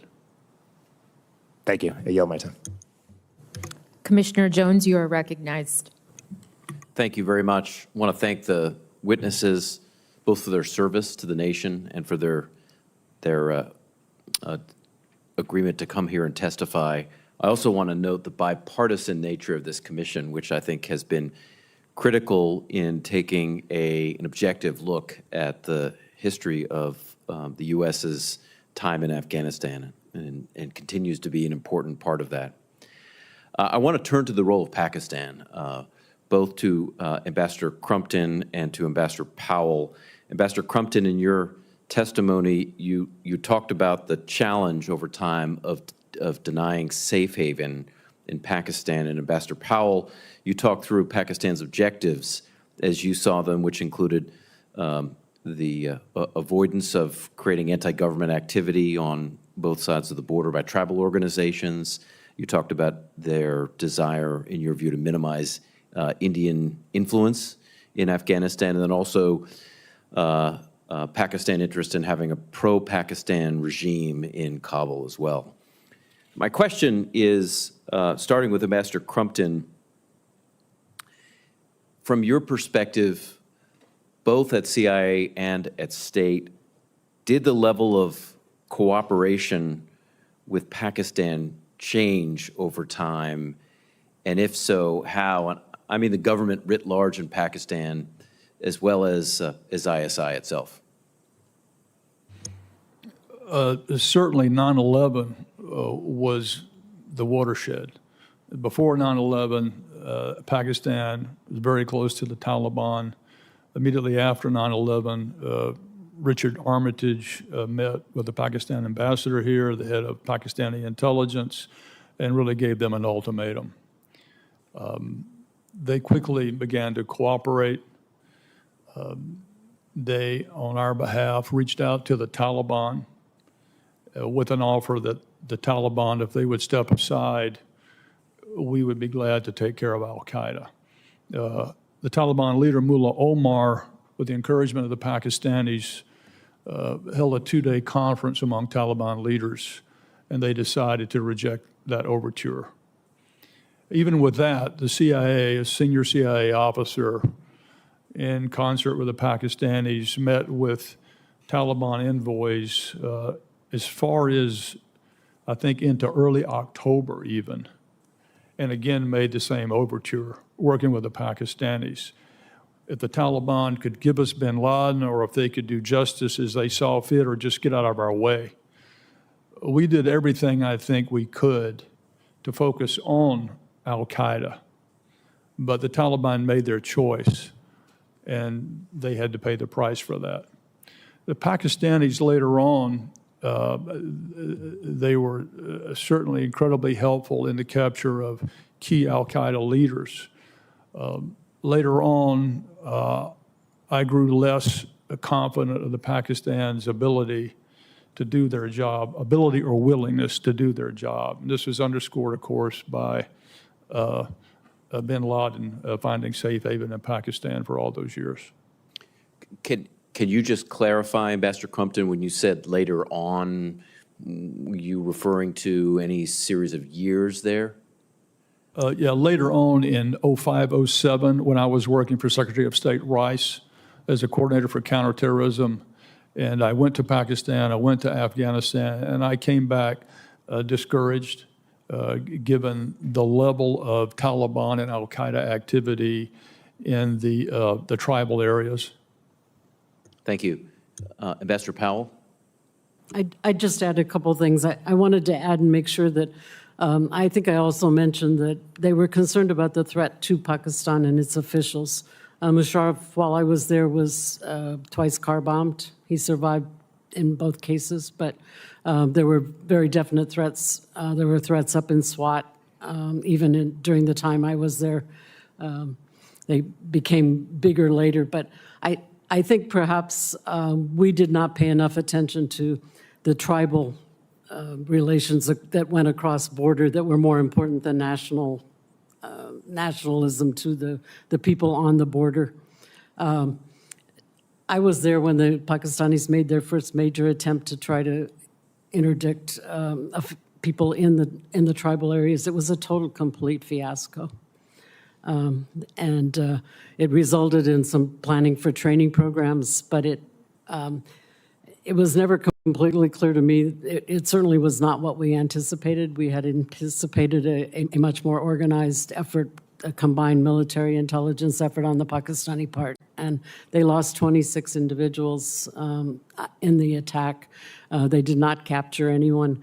And it was a real wake-up call to us that perhaps the capabilities were not as much as we thought they were, that they needed training. There was also a question of just how much will there was, and those questions persisted. But there were efforts in the tribal areas. But I would also, recall that the tribal areas have been described by Churchill and others as completely ungovernable. It's not something new to that part of the world.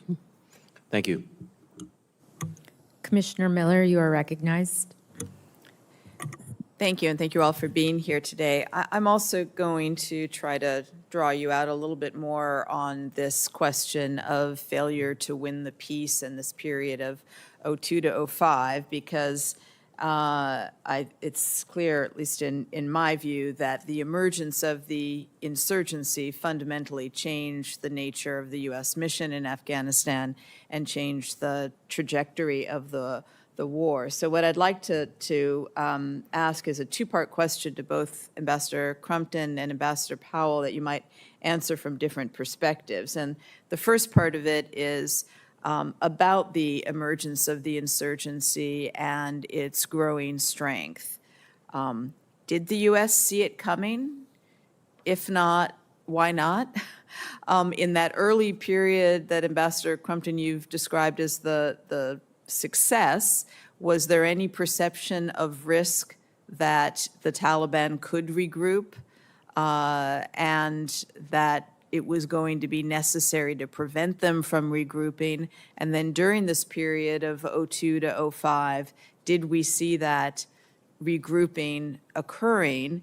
And was there anything we could have done more of, better, more successfully to prevent the insurgency from taking hold? That's the first part of the question. The second part of the question is, Ambassador Crumpton, you pointed to the failure to deny safe haven in Pakistan as a key factor in failing to win the peace.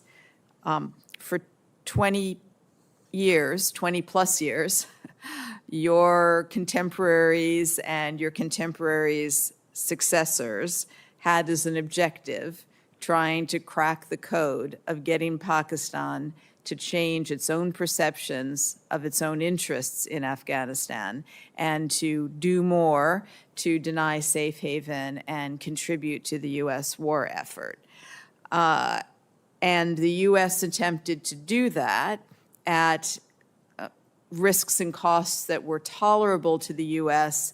in light of what it would mean to be taking an adversarial posture towards Pakistan, and also the reliance that the U.S. had on Pakistan for fighting the war in neighboring Afghanistan, given the need for access. So, I'd like to hear a little more about what you think denying safe haven could have looked like that it didn't look like, that was realistically feasible for the United States. And, was there a way to crack that code over the course of 20 years, given that that was a clear policy priority of the United States during your periods of service and later? Thank you. I'll take the first part of that, and I'll defer to Ambassador Powell on the other piece. There are three strategic objectives that I outlined in the fall of 2001. Number one, we had to nullify enemy leadership. We had to kill them or capture them or undermine their legitimacy in some way. The second is deny safe haven. And the third is you've got to address the conditions, often very local, that the enemy exploits. You have to do all three. If you don't do all three, you will not win. The safe haven piece is particularly acute given the terrain next door in Pakistan and given the history of the Pakistanis' relationship, particularly ISI, with the Taliban and al-Qaeda. So yes, I was acutely aware of that issue, and I even advocated without success for hot pursuit across the border from Afghanistan into Pakistan. That argument didn't go very far, just given the understandable sensitivities of Pakistani sovereignty. I made the point, however, that the federally administrative tribal area, the FATA, if the Pakistanis could not exert sovereign control over that, they should allow our hot pursuit of the enemy. But we didn't do that. So yes, I was acutely aware of, I think, the danger if we did not address that. Now, from 2002 to 2005, I was no longer in the fight. I had stepped aside after 4 years of counterterrorism work. So I will defer to Ambassador Powell on what we could have done, during that window of opportunity. Just a couple things. I will repeat and Hank's comments about just the difficulty of the border situation. It would require an enormous effort to try to seal that border and an incredible amount of cooperation and knowledge of those diverse groups. I think a couple things. I spent Christmas Eve, I think in 2003, dealing with a desire to come across the border on Christmas Eve and opposing it in terms of what it would do to our relationship with Pakistan. We were doing other things, particularly on the global war on terror, and I thought they would be undermined by an attack, and it was eventually called off, but I think I was up till 2:30 that morning trying to get it turned off with help from Washington. The other thing to keep in mind is that some of this was fueled by the perception in Pakistan that the Kabul regime was turning pro-Indian, that there was greater influence by India. I don't know that we recognized as much as that as we could, and perhaps could have moderated it, explained it better to the people in Pakistan. But this became a theme as I went through my tenure, much more concern about Karzai's relationship with Delhi. He had gone to school in Delhi, those kinds of things. The Indians put up a number of listening posts that had nothing to do with Afghanistan and everything to do with Pakistan. It's another part of the puzzle of why they were resisting some of these actions in the tribal areas. It was obviously not an issue when I first got there. It became much more of an issue.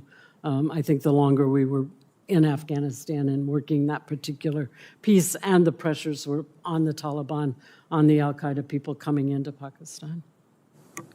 Thank you. Commissioner Mukhopadhyay, you are recognized.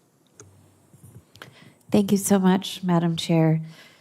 The attacks on the American homeland on 9/11 bound the United States and Afghanistan to one another in unprecedented terms. And in those early months and years, there were so many crucial decisions that were made that set the terms of engagement for the relationship between our two countries. I'm very grateful to our witnesses for your service and also for your willingness to help us make sense of these seminal choices and the context within which they were made.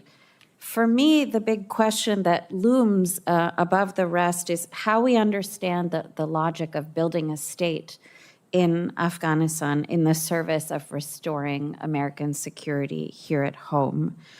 What did it mean to do state building in the service of a war on terror?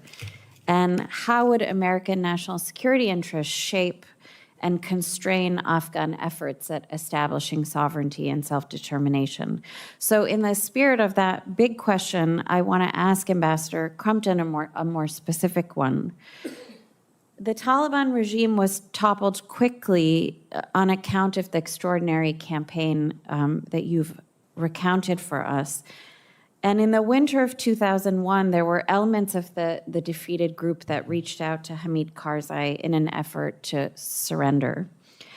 Can you share with us your understanding of how the Bush administration responded to the news of those overtures?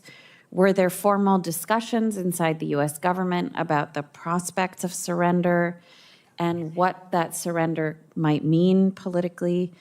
You mentioned earlier that the focus was to go after al-Qaeda, and I wonder if you can share with us how did that focus inform the question of the new Afghan government's ability to make decisions about security, peace, and governance, including vis-a-vis the defeated Taliban government?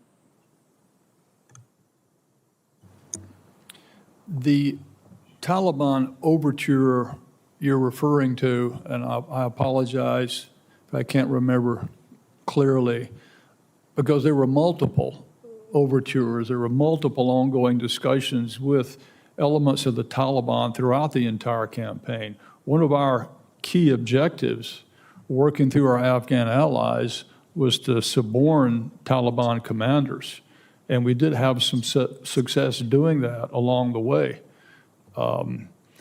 And we didn't really want them to surrender. We wanted them to keep fighting, but help us fight al-Qaeda. And so it was, in our view, less a surrender and more joining our ranks. That was critical to the framework that we established, because for us, the enemy was al-Qaeda and those foreign invaders who had come into Afghanistan, the Chechens, the Uyghurs, the Arabs, the Pakistanis, the others, non-Afghans, who had hijacked their government. That was the enemy. Those were the invaders. And so throughout our campaign, we were very receptive to Taliban commanders, bringing their troops with them. We would also require a demonstration of their intent. We wouldn't take their word for it. We had to see what they would do on the battlefield. So that was part of it also. So in general, we were open to this. And in fact, in some battles, it proved crucial.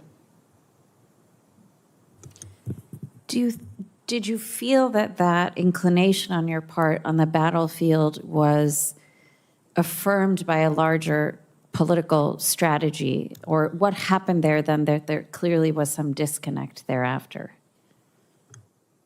I'm sorry, I didn't quite follow. I guess what I'm asking is if you were amenable to the idea that the Taliban could actually be partners in fighting against al-Qaeda if they chose, did you understand that to translate up to a larger strategy coming out of Washington? Or was there a disconnect between that inclination and the idea in Washington that the Taliban was the enemy as well? I think there was some tension on that point. I maintain, and to the extent I had any influence as an intelligence officer, that we should be open to engaging with the Taliban, except for those who had decided to fight against us. How the policy played out into 2002 and 2003, I don't know. But there was, I think, perhaps a conflation, in my view, a conflation of who was the enemy. I kept it narrow and focused, and we tried to stay open-minded about our Afghan allies. I can't comment on other people agreeing with that or not. Thank you. Commissioner Wilder, you are recognized.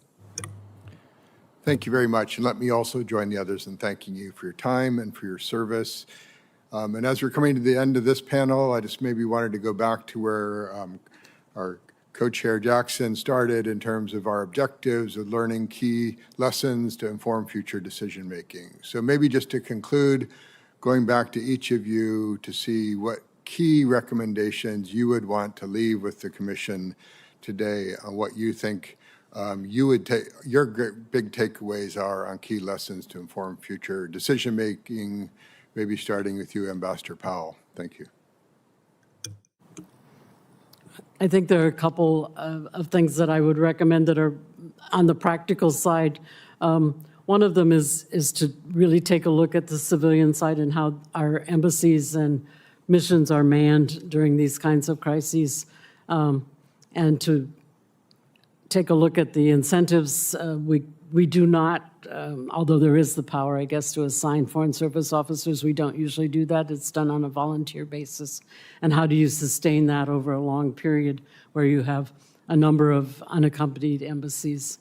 The second thing that I would look at is encouraging in a similar situation the regional interaction between not only the missions but also the military missions. The briefings, certainly General Abizaid came to Pakistan, General Franks before him, but the emphasis was on U.S.-Pakistan relations and not necessarily a bigger picture of what was going on in Iraq or in Afghanistan. As I said, the ability to have these people come to India and just talk about Afghanistan was incredibly important, and I would encourage that. I also think that trying to look at better coordination with the military and the State Department, particularly I was not part of obviously the immediate actions, but just having a better understanding of what the goals and objectives were would have been helpful. Thank you.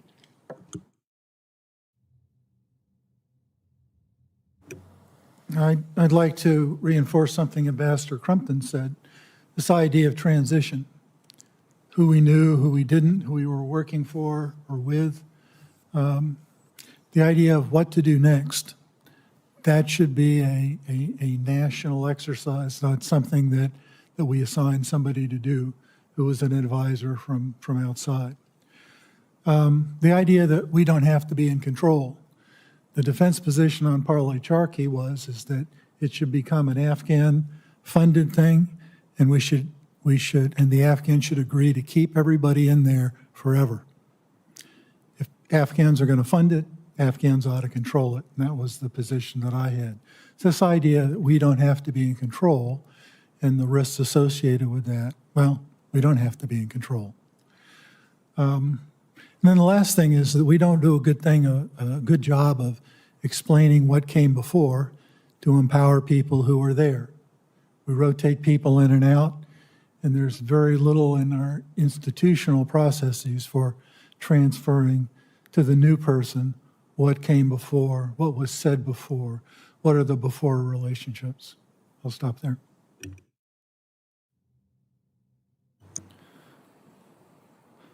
I think for us, the key lessons from the Afghan campaign of '01 or '02 is the value of intelligence, including human intelligence, deep intelligence, understanding not only the enemy, but our allies.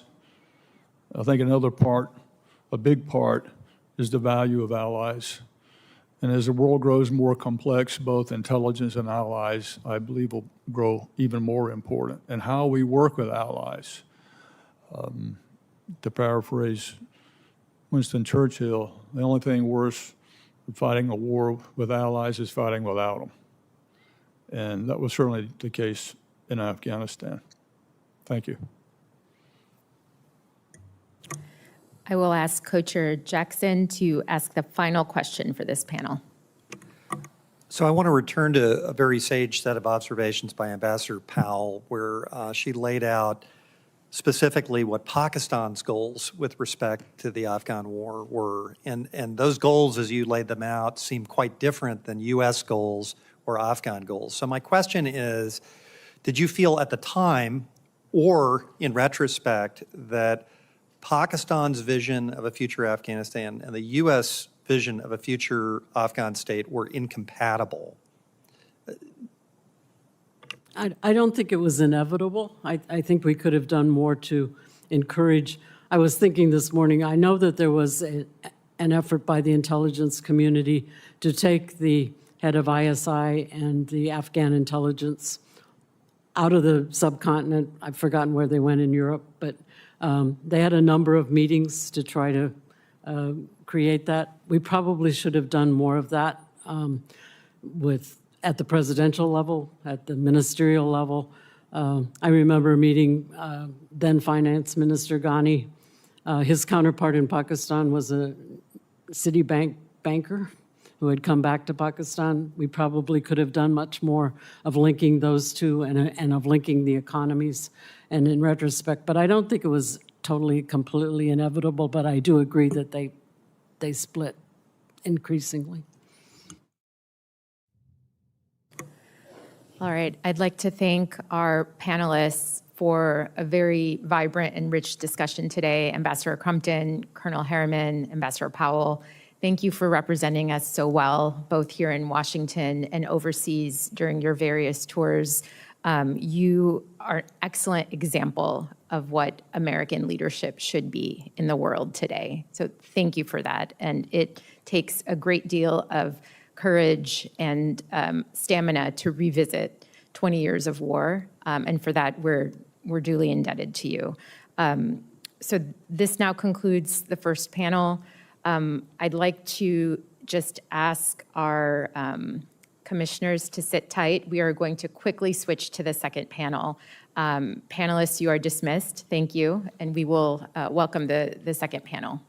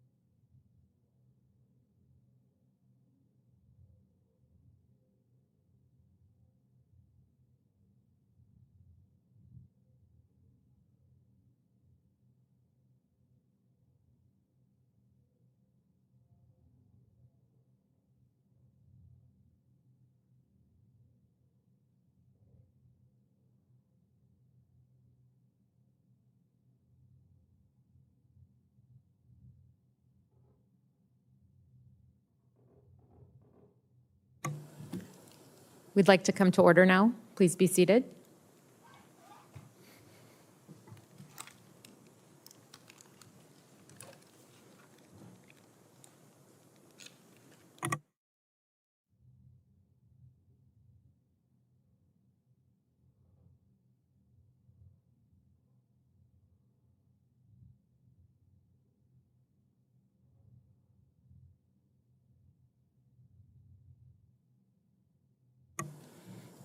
All right, we'll now begin our second panel.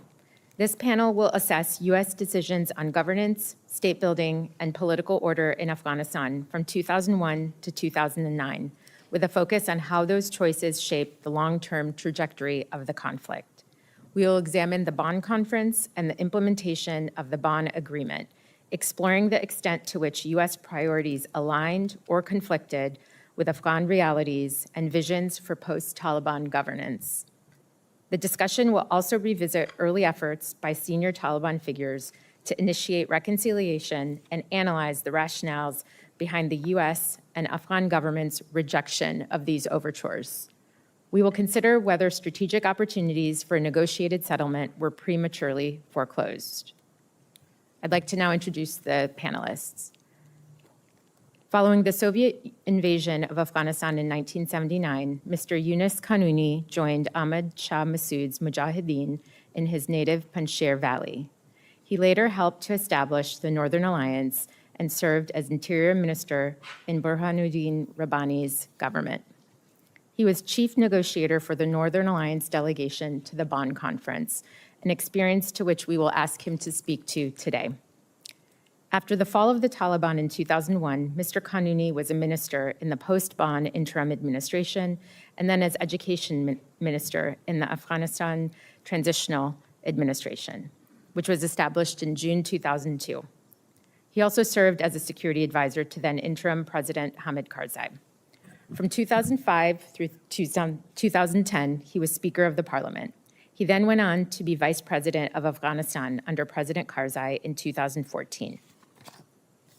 We're also joined today with the Honorable Andrew Natsios, who is currently a professor at Texas A&M University's Bush School of Government and Public Service and the Scowcroft Institute of International Affairs.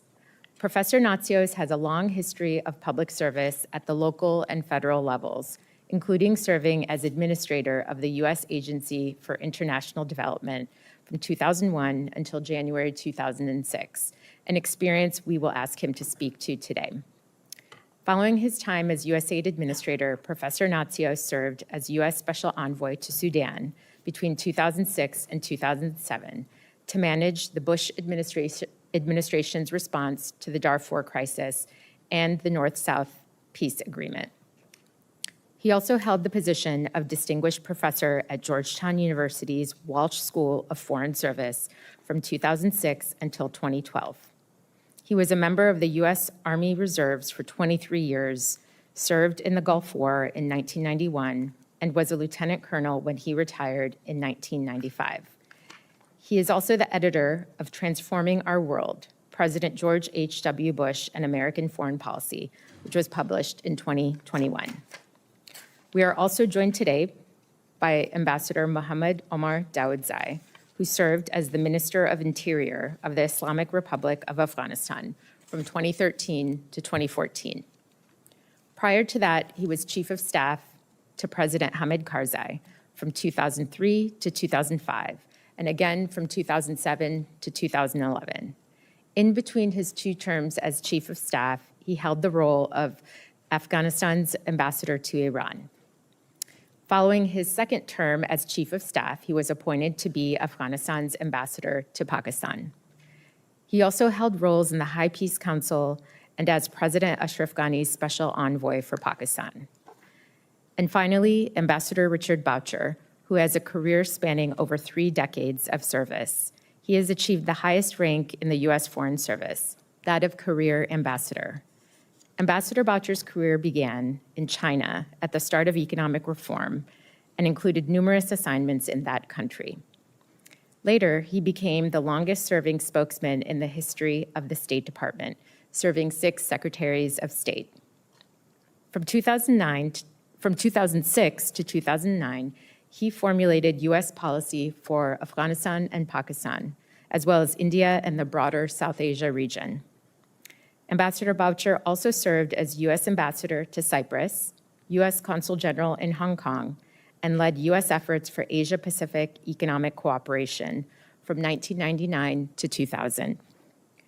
After retiring from the Foreign Service, Ambassador Boucher served for 4 years as Deputy Secretary General of the Organization for Economic Cooperation and Development.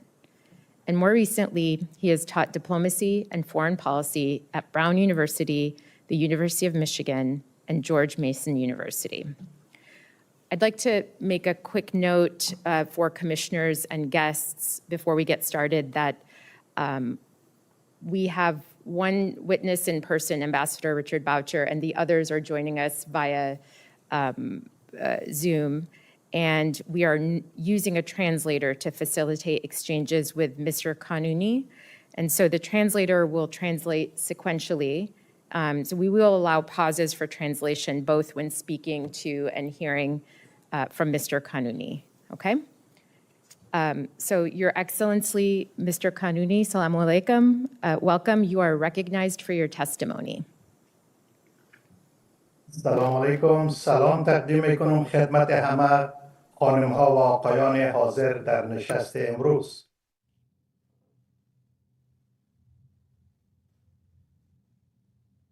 صدای من را دارین؟ Is the translator on? Can we please confirm that? Greetings to all present at the hearing. بسم الله الرحمن الرحیم. اعضای محترم کمیسیون، خانم ها و آقایان، از شما به خاطر فراهم نمودن فرصت برای مشارکت در این گفتگوی مهم صمیمانه سپاسگزاری می کنم.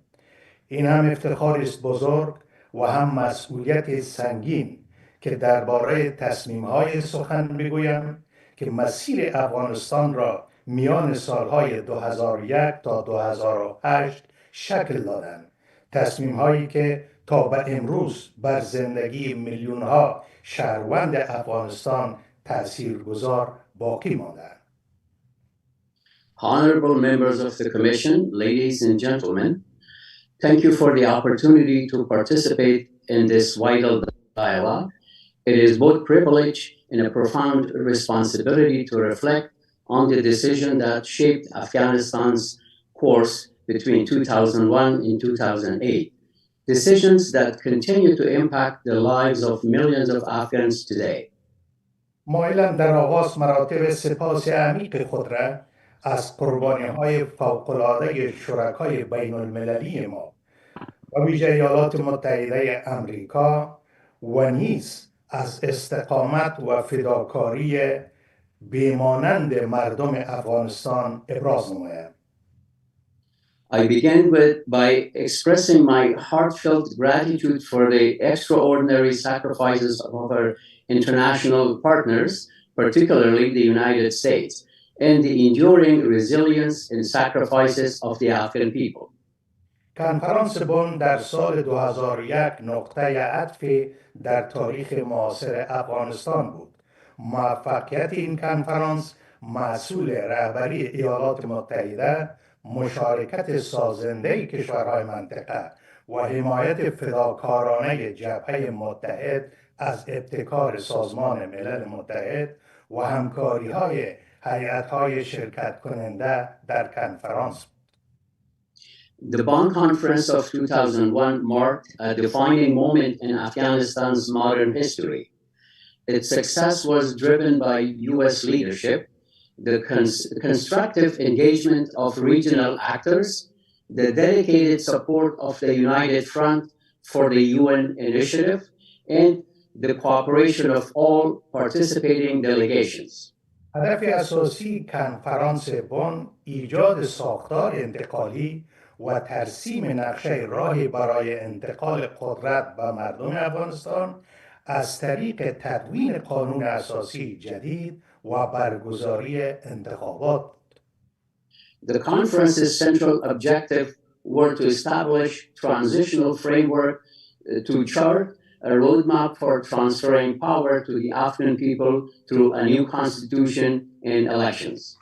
کنفرانس با چشماندازهای بزرگ موفقانه با پایان رسید و فرصت بی‌سابقه‌ای برای گذار افغانستان به سوی ثبات، حاکمیت قانون، دموکراسی و توسعه فراهم ساخت. با این همه ما نتوانستیم به گونه کامل توافقات را تطبیق و از این فرصت‌های تاریخ بهره برداری لازم را انجام دهیم.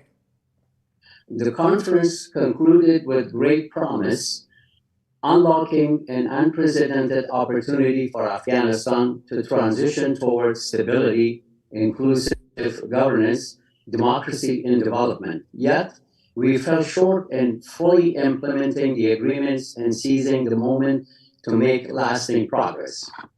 توافقات بن با سه کاستی مهم همراه بود: عدم حضور نمایندگان طالبان، فقدان نهادهای نظارتی برای اجرای توافقات، نبود مکانیزم‌های پیشگیرنده در برابر مداخلات کشورهای همسایه. Three significant gaps accompanied the Bonn agreement. One, absence of Taliban representatives in the conference. Two, the lack of oversight mechanism to ensure implementation. Three, the absence of safeguards to prevent interference from neighboring countries. برخی از بازیگران اصلی این کنفرانس اهداف موازی دیگری را نیز دنبال می‌کردند.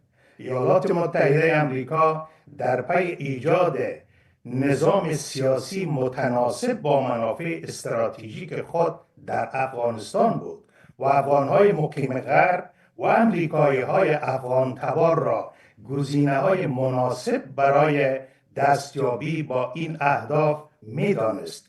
اصرار واشنگتن بر تعیین بدیل پشتون تبار برای طالبان و قرار دادن جناب حامد کرزی در رأس اداره موقت مصداق این رویکرد به شمار می رود. Some key actors at the conference pursued parallel agendas. The United States sought to create a political system aligned with its strategic interests, favoring Afghan expatriates and Afghan American as preferred candidates for leadership. Washington's insistence on appointing a Pashtun alternative to the Taliban and placing Honorable Hamid Karzai at the head of the interim administration exemplified this strategy. با تشکیل اداره موقت، ایالات متحده، جبهه متحد و گروه روم با عنوان بازیگران اصلی دوره گذار ظاهر شدند. آنها بر سه اولویت اساسی تمرکز نمودند: مبارزه با تروریسم، دولتسازی و توسعه زیرساخت‌های اقتصادی در افغانستان. این اهداف با خواست مردم افغانستان همخوانی داشت و مورد حمایت گسترده قرار گرفت.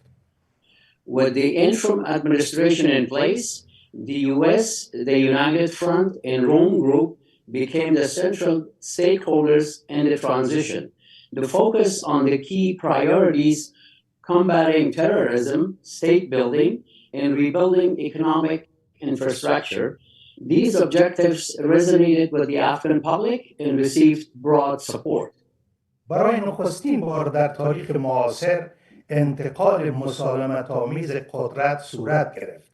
نهادهای دولتی در مرکز و ولایات احیا گردیدند.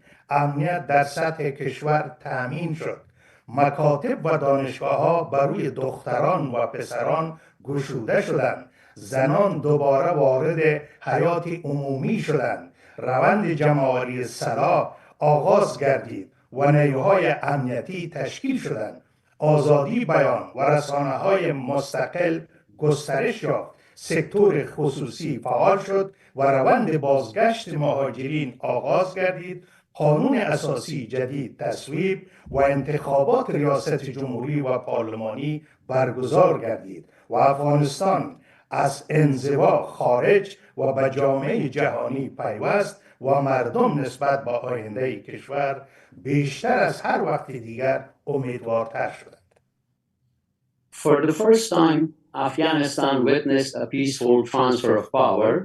Central and provincial institutions were reestablished, nationwide security returned, schools and universities reopened to both girls and boys, women re-entered public life, this disarmament process and creation of security forces began, freedom of expression and independent media flourished, the private sector revived, and refugees began returning home. A new constitution was ratified, presidential and parliamentary elections were held, Afghanistan emerged from isolation, rejoining the international community. The people grew increasingly hopeful about their country's future. این دستاوردها بدون حمایت مردم و کمک‌های سخاوتمندانه همپیمانان بین المللی ما ناممکن به نظر می‌رسید. These successes were made possible through the generous support of our international allies. اما این دوران امید دیری نپایید. به زودی اختلاف میان بازیگران اصلی نمایان شد و روابط میان آنها ماهیت سلسله مراتبی به خود گرفت.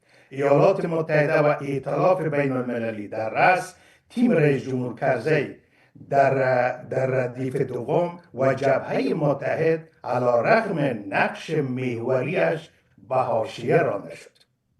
However, this period of optimism was short-lived. Fractures soon appeared among the main actors. The relationships took on a hierarchical structure, with the U.S. and coalition at the top, President Karzai's team in the middle, and the United Front, despite its contribution, relegated to the margins. با وجود درک درست از اهداف کلان، اشتباهات راهبردی جدی مانع تحقق آن گردید. While the overreaching objectives were correctly identified, critical strategic errors undermined their achievement. با عنوان مثال، با وجود سرنگونی طالبان و القاعده، راهبرد مبارزه با تروریسم فاقد شفافیت و انسجام بود. تعریف دقیق از تروریسم ارائه نشد. جداسازی مصنوعی میان القاعده و طالبان ادامه یافت. احیای طالبان در خارج از کشور نادیده گرفته شد و اختلاف دیدگاه میان فرماندهان نظامی و رهبران سیاسی امریکا روند مقابله با تهدید را مختل کرد. همچنین جنگ عراق منابع و توجه ایالات متحده را از افغانستان منحرف ساخت. As an example, comparing terrorism, though the Taliban and Al-Qaeda were ousted, the counterterrorism strategy lacked clarity and cohesion. The definition of terrorism remained vague, and artificial distinction between Al-Qaeda and the Taliban persisted, and the Taliban's regrouping outside Afghanistan was overlooked. Divergent perspective between U.S. military and political leaders, plus the war in Iraq, further hampered efforts in Afghanistan. افزایش تلفات غیر نظامی و رویکردهای نظامی ناسنجیده روابط میان امریکا و افغانستان را متشنج ساخت. جایگزینی رهبران محلی با افراد ناآشنا با فرهنگ بومی مردم را از دولت دور کرد و باعث احیای نفوذ دوباره طالبان گردید. Mounting civilian casualties and flawed military strategies strained U.S.-Afghan relations, replacing local leaders with officials unfamiliar with local traditions, alienated communities, and helped the Taliban's resurgence. اختلاف میان رئیس جمهور کرزی و ایالات متحده شدت یافت. سرانجام ناامیدی واشنگتن از روند جنگ با خروج شتاب زده نیروهای بین المللی انجامید و زمینه را برای سقوط نظام فراهم ساخت. Tensions between President Karzai and the U.S. grew, Eventually, Washington's disillusionment with the war effort led to a rushed withdrawal, setting the stage for the government's collapse. در یک چرخش دیگر تصمیم تیم رئیس جمهور در اواخر 2003 بود که تهدید القاعده و طالبان را پایان یافته اعلام کرد و جبهه متحد را تهدید اصلی برای امریکا وانمود ساخت و از امریکا خواست تا در سرکوب آنها از وی حمایت کنند. این چرخش شگاف‌های داخلی را تعمیق بخشید و موجی از ترورهای هدفمند را در پی داشت که در نهایت به شهادت رهبر فقید استاد ربانی انجامید. One example of a setback occurred in late 2003 when President Karzai's team prematurely declared the threats posed by Al-Qaeda and the Taliban resolved and instead portrayed the United Front as the primary threat and requested support to suppress and weaken United Front leaders. This shift intensified internal divisions and triggered a wave of targeted assassinations, culminating in the killing of the martyr leader Ustad Rabbani. افغانستان در سال 2001 در نقطه حساس انتخاب قرار داشت. بازگشت به ساختارهای ناکام گذشته یا ایجاد کشوری نوین بر بنیاد ارزش‌های مدرن و فراگیر. متاسفانه روند دولتسازی بدون اجماع ملی و چشمانداز مشترک آغاز شد. به جای تدوین چارچوب نظری از طریق گفتمان ملی هدفمندانه به تدوین و تصویب قانون اساسی پرداخته شد. این اقدام باعث خلق چالش‌های جدی در آینده افغانستان گردید. In 2001, Afghanistan stood at a crossroad to repeat the failures of the past or to forge a new state rooted in inclusive modern values.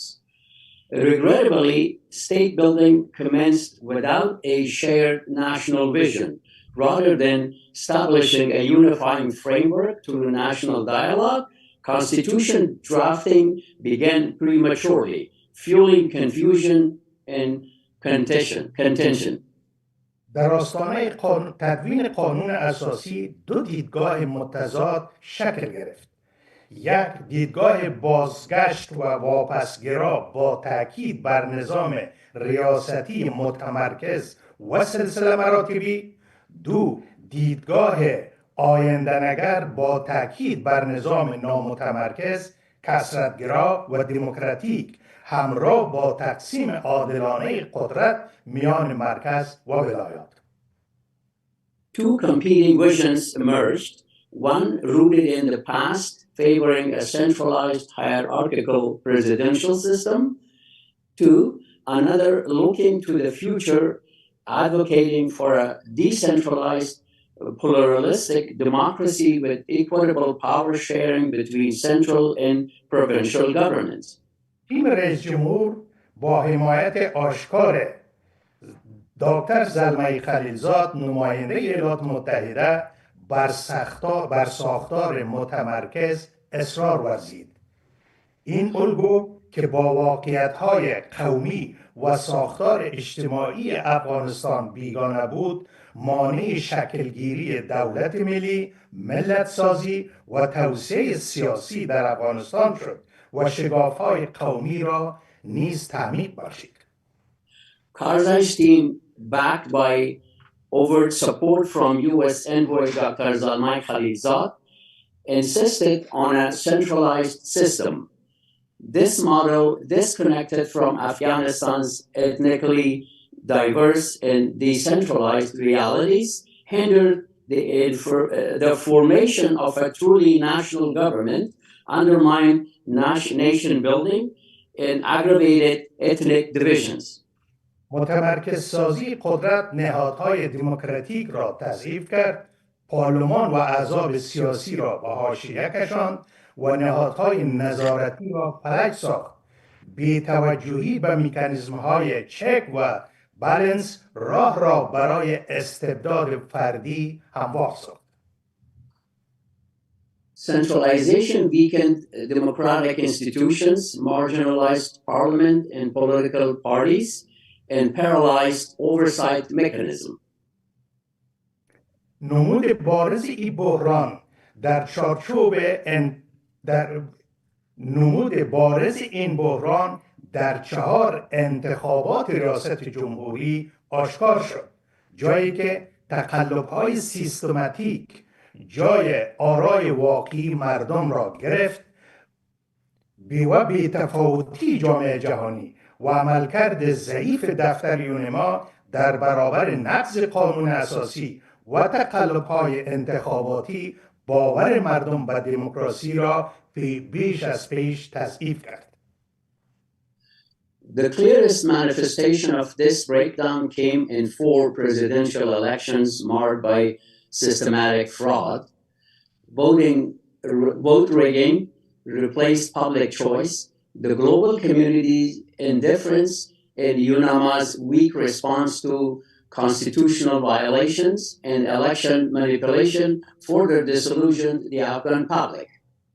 سایر چالش‌ها شامل رویکردهای متناقض کشورها، عدم هماهنگی در توزیع کمک‌ها، مداخلات خارجی در تعیینات کلیدی و بی‌توجهی به بستر اجتماعی سیاسی افغانستان بودند.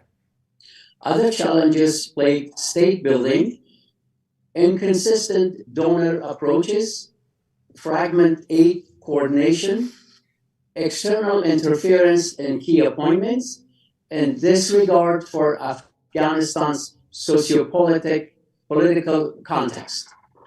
با وجود شرایط دشوار کنونی، من بر این باورم که بزرگترین میراث ما آگاهی سیاسی مردم و ظهور نسل جوان پویا و تحصیل کرده است که امید امروز و فردای افغانستان را نمایندگی می‌کنند.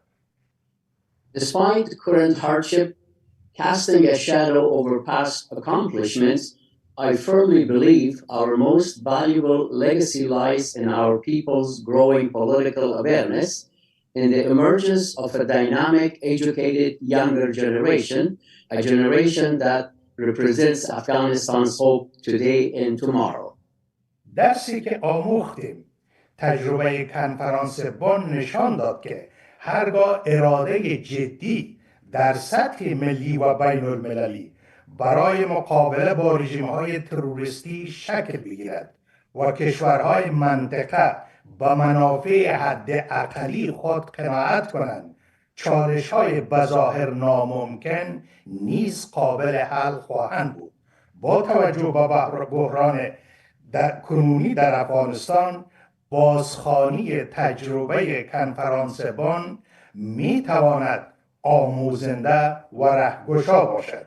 در پایان از اعضای محترم کمیسیون جنگ افغانستان قدردانی می کنم و مطمئنم یافته‌های این کمیسیون نه تنها برای ایالات متحده بلکه برای افغانستان نیز راهگشا و آموزنده خواهد بود. از تحملتان تشکر.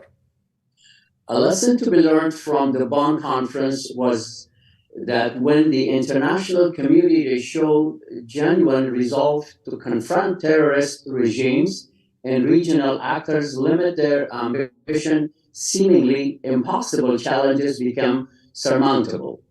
The Bonn experience offers important lessons that remain relevant for Afghanistan's present and future. In conclusion, I thank the Afghan War Commission and commend the vital work of this body.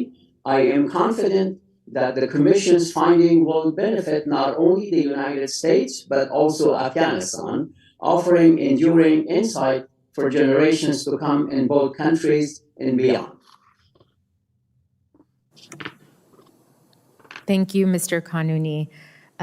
Professor Natsios, you are recognized for your opening statement.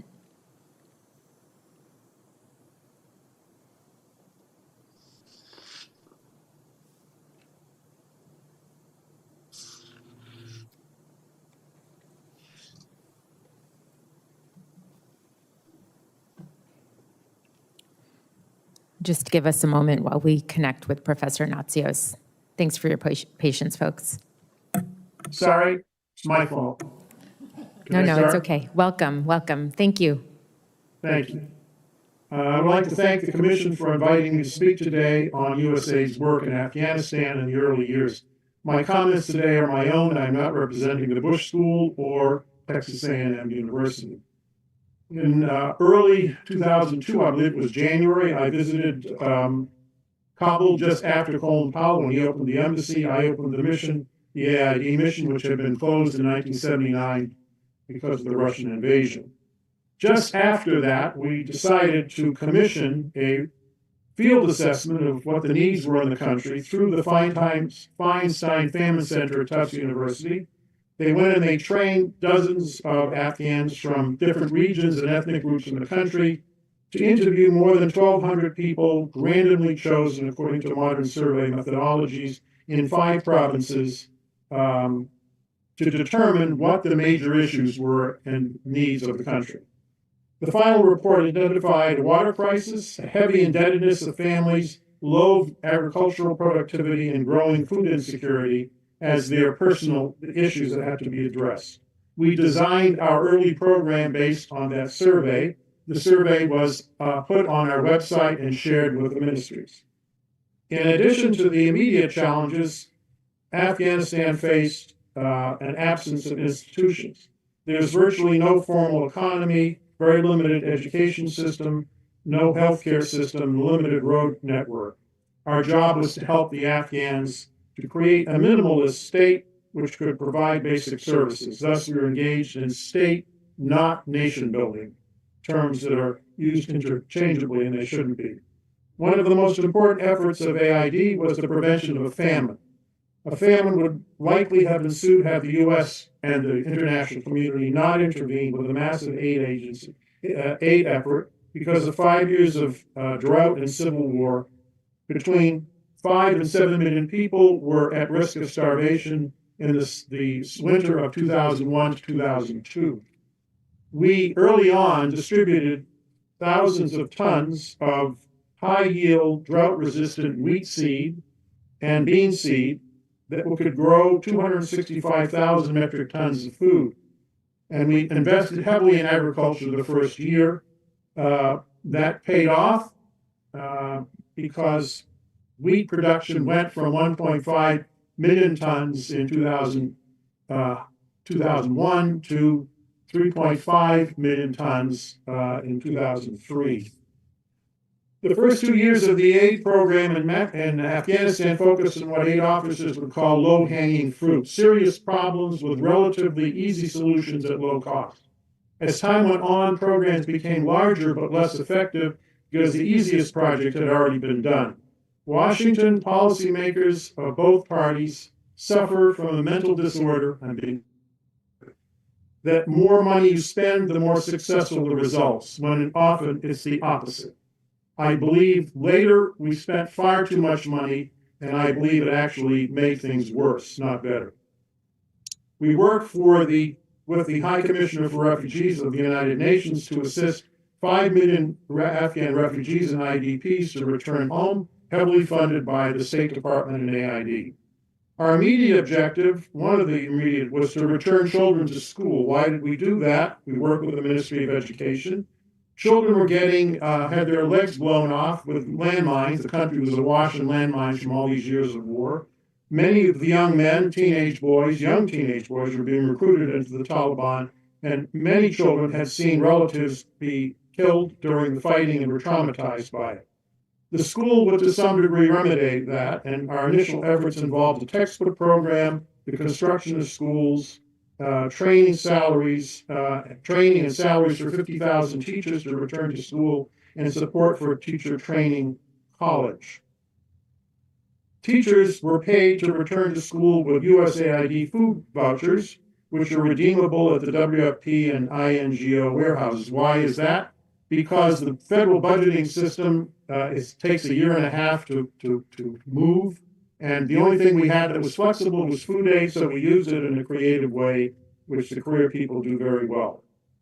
We also gave families an extra liter of cooking oil per month if a girl in their family would attend school for that period of time.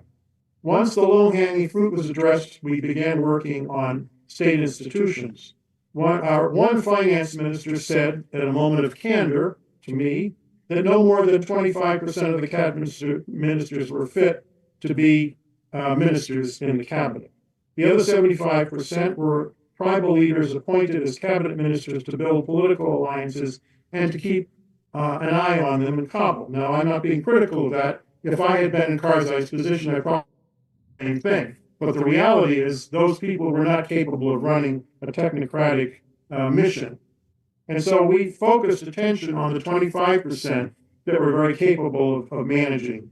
And Minister Kanuni did argue effectively that we tried to bring Afghan Americans back who could run ministries. I know a number of ministries. We actually put 200 Afghan nationals who were coming back from the diaspora, highly qualified technically, and we paid their salaries. We put them on the contractor payrolls in the ministries to function as deputy ministers and other positions. Our economic reform early on was focused on creating a central bank, a new currency, because there's no national currency effectively. There are 5 different currencies being used, and a functional tax collection system, which was a great success. It increased tax revenues by 400% in the first year. One of the greatest impediments to economic growth was the absence of one national currency. So we spent a lot of time on that. We worked with the new central bank, and I have to say the central bank director generals were highly skilled, professional Afghan economists with PhDs, which is one reason why the inflation rate was low and the monetary system was well managed. We had some also early successes in health programs. Afghanistan had one of the worst set of health indicators in the world, with the highest child and maternal mortality rates next to Sierra Leone, I think, which had the highest.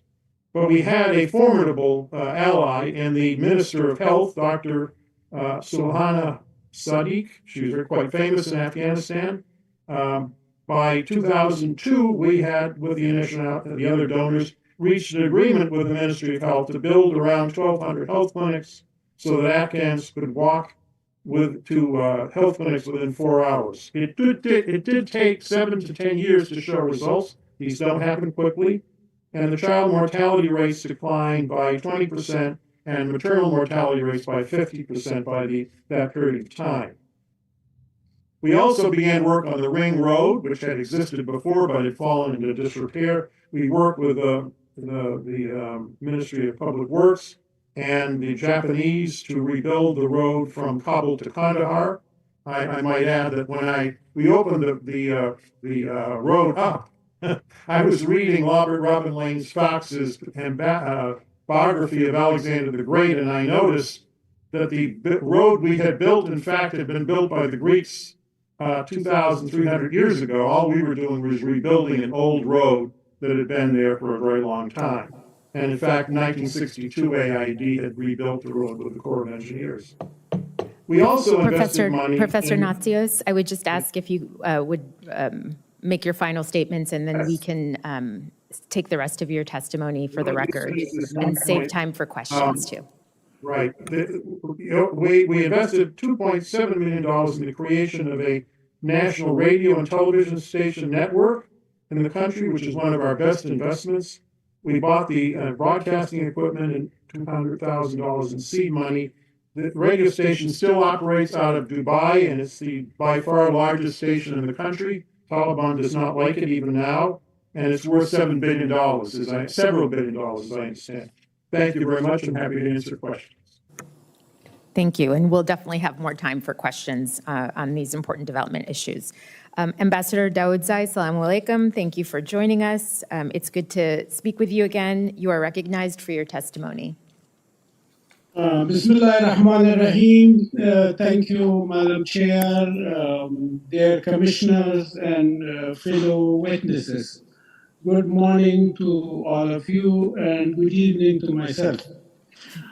I would like to begin with honoring the fallen Afghan American and NATO soldiers who sacrificed their lives in the defense of democracy in my country. Unfortunately, their sacrifices have yet to realize the outcomes they hoped for. It is imperative that we learn lessons from this hugely costly period of both glory and bloodshed. The Afghan War Commission is a fitted initiative in this regard, and I am thankful for the opportunity to contribute my perspective to the discussion. Despite the ultimate failure, it's important to recognize the significant achievements of the 20 years of partnership. An example of that many, which I hold dear, is the transformation of the higher education. Students' enrollment in universities jumped from merely 5,000 boys in 2001 to 470,000 in 2021. In 20 years, we had graduated around 1.5 million. 35% of them were girls. And I think this was the best investment of the US in Afghanistan, because all other investments may be there, may not be there, but those youths are there and they are going to return back. Having said that, let me now turn to the 4 questions given to us. My comments on the political roadmap is as following.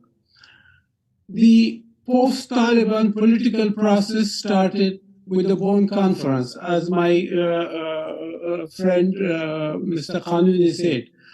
But I am reminded of a well-known Persian saying, خشت اول گر نهد معمار کج تا ثریا می رود دیوار کج. If the mason lays the first brick crooked, the wall will rise askew up to the sky. This means there were crooked bricks laid down in the Bonn Conference. Critics often argue that the exclusion of Taliban from the Bonn Conference was the biggest political oversight that laid down the foundations of Taliban's resurgence.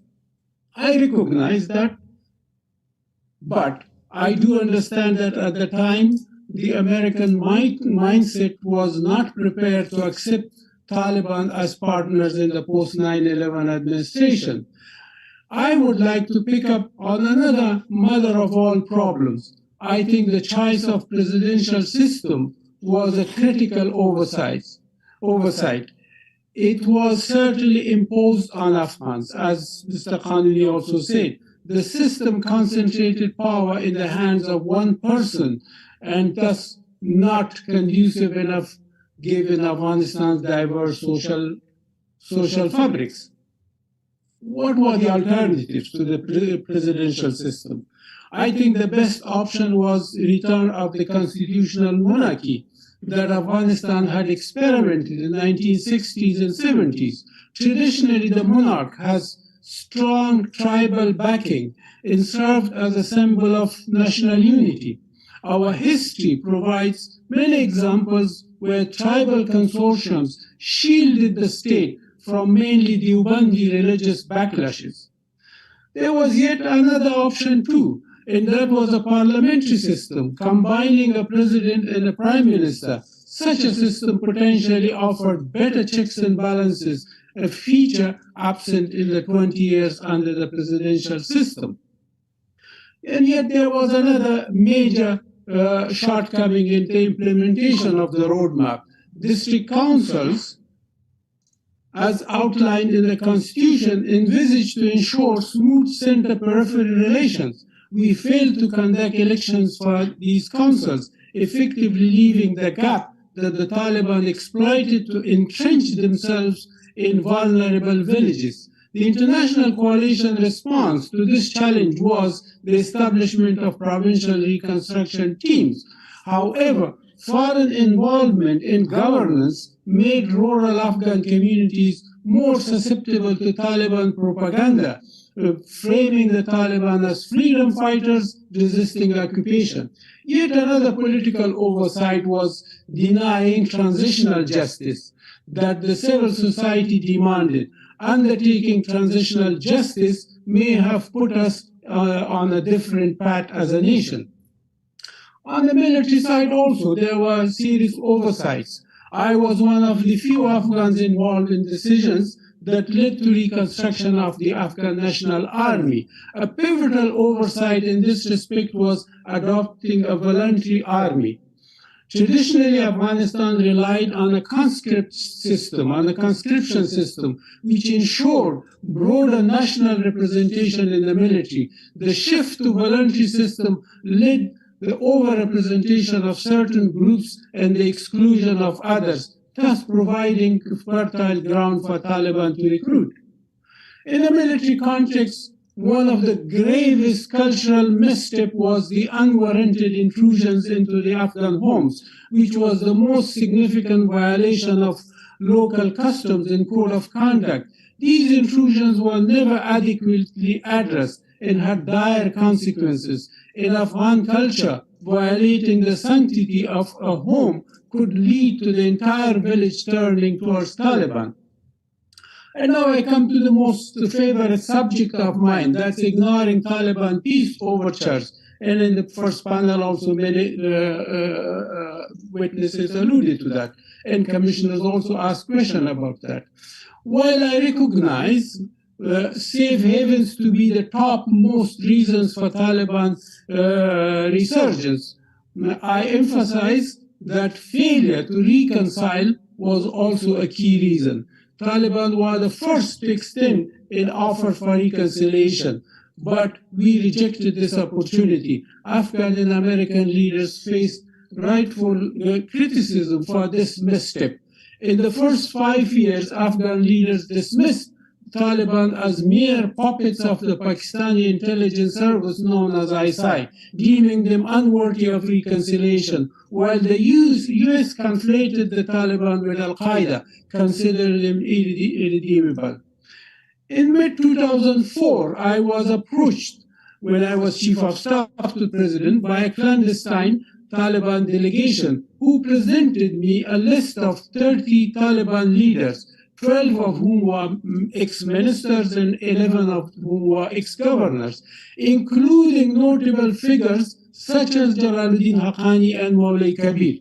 They expressed a willingness to reconcile contingent upon receiving amnesty for their past actions. However, when I presented this opportunity to President Karzai, he showed little interest and referred me to Khalilzad, who in turn took too long to respond.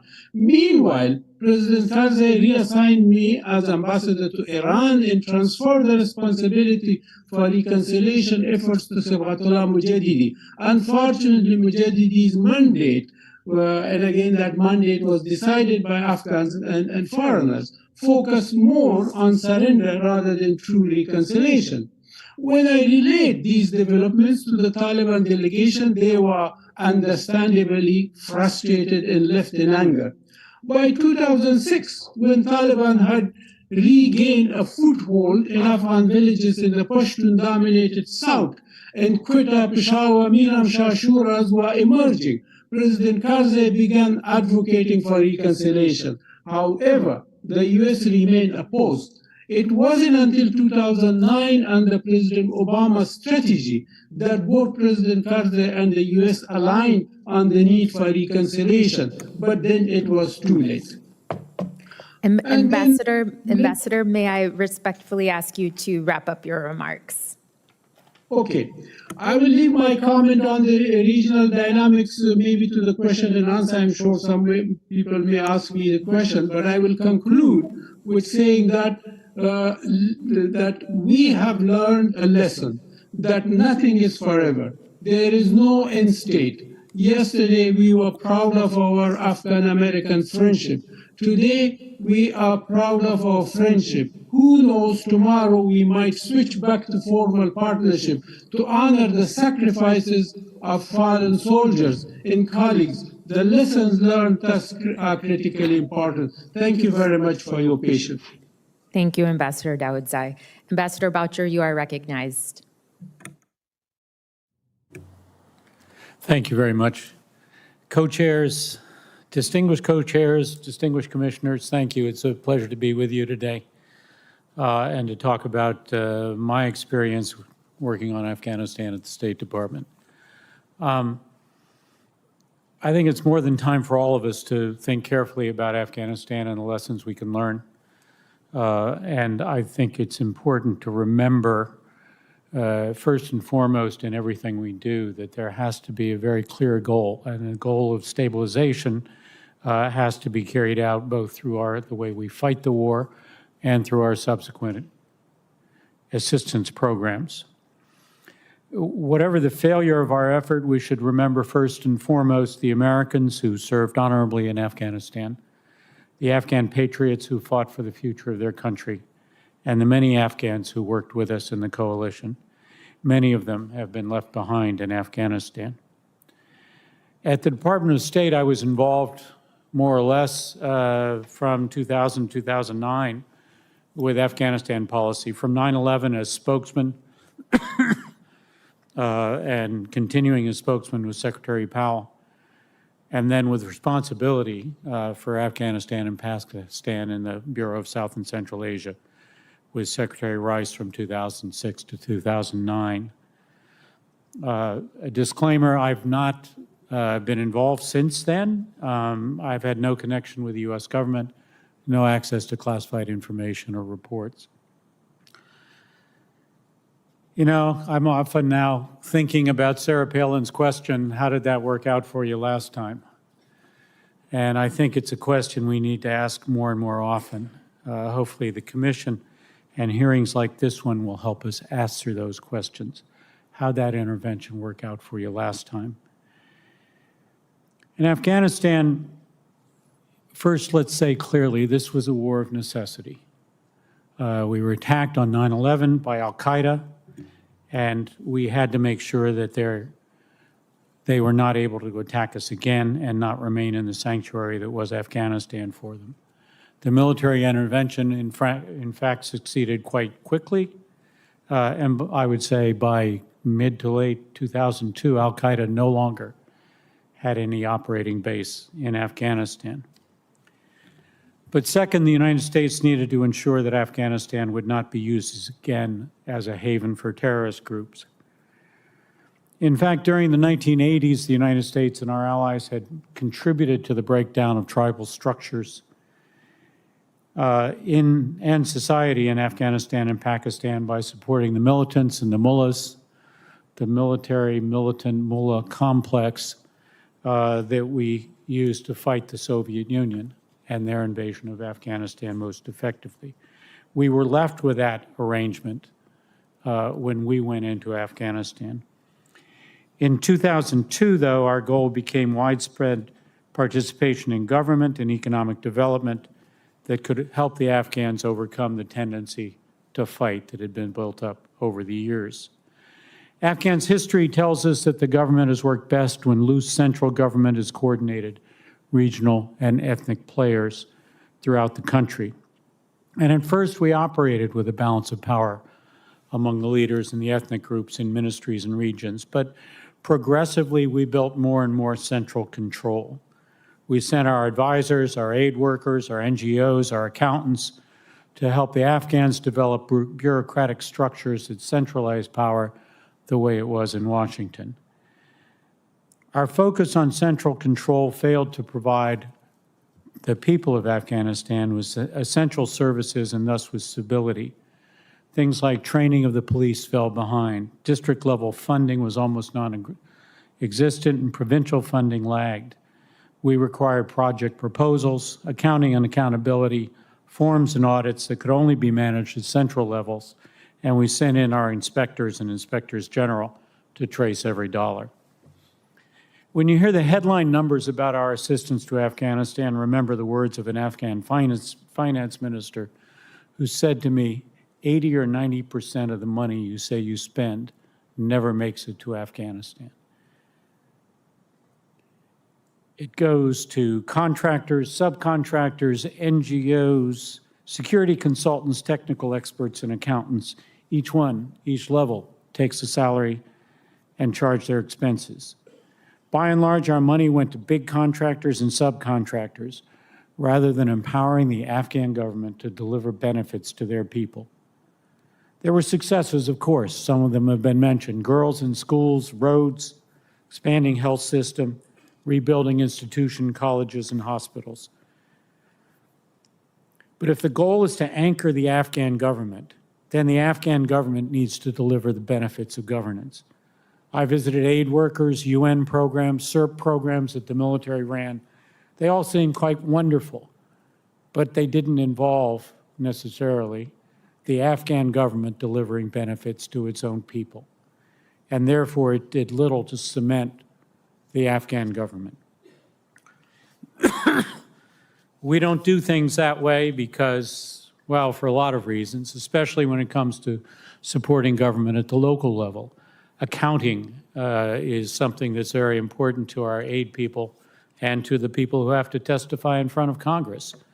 And indeed, there was a great deal of corruption in Afghanistan as in other fractured developing societies, but we need to work out different ways of spending money through the government at a local level and a tolerance for losses that allows us to work through the government, not around it. I said some of this at the time. We tried to put more emphasis on local governance. We tried to put money for governors and for the Afghan solidarity programs. But overall, I'd say I was caught up in the Washington machine and spent too much time developing strategies in Washington and not enough listening to people in Afghanistan. These are lessons for the future. We need to ask ourselves, are we really empowering a government to develop the benefit, to deliver benefits to its people, and especially ask the administration, whichever war we get involved in next, how'd that work out for you last time? Where does it leave us now in 2025? Little or no influence or visibility into Afghanistan, but we need to maintain what we can to make sure that the security threats don't reemerge. Second, our military presence in the Gulf remains essential so that we're able to act if necessary. Vigilance from afar, but not too far, seems to be required right now. And finally, we need to remember the global war on terrorists and all those who harbor them could never be achieved by military means alone. It'll be achieved by capable governments around the globe who can provide benefits to their populations. That requires more diplomacy, more foreign assistance, not more interventions. We need to lead with diplomacy backed by our military capability, not the other way around. And we need to fund U.S. diplomacy to lead. Thank you very much. I'd be glad to take any questions you have. Thank you, Ambassador Boucher. I yield myself 5 minutes to begin asking questions. My question is for Mr. Kanuni. Some U.S. officials have said that if the Taliban were invited to Bonn, other Afghans would not have come. Is that true? And did groups such as the United Front at the time discuss the idea of Taliban representation at Bonn?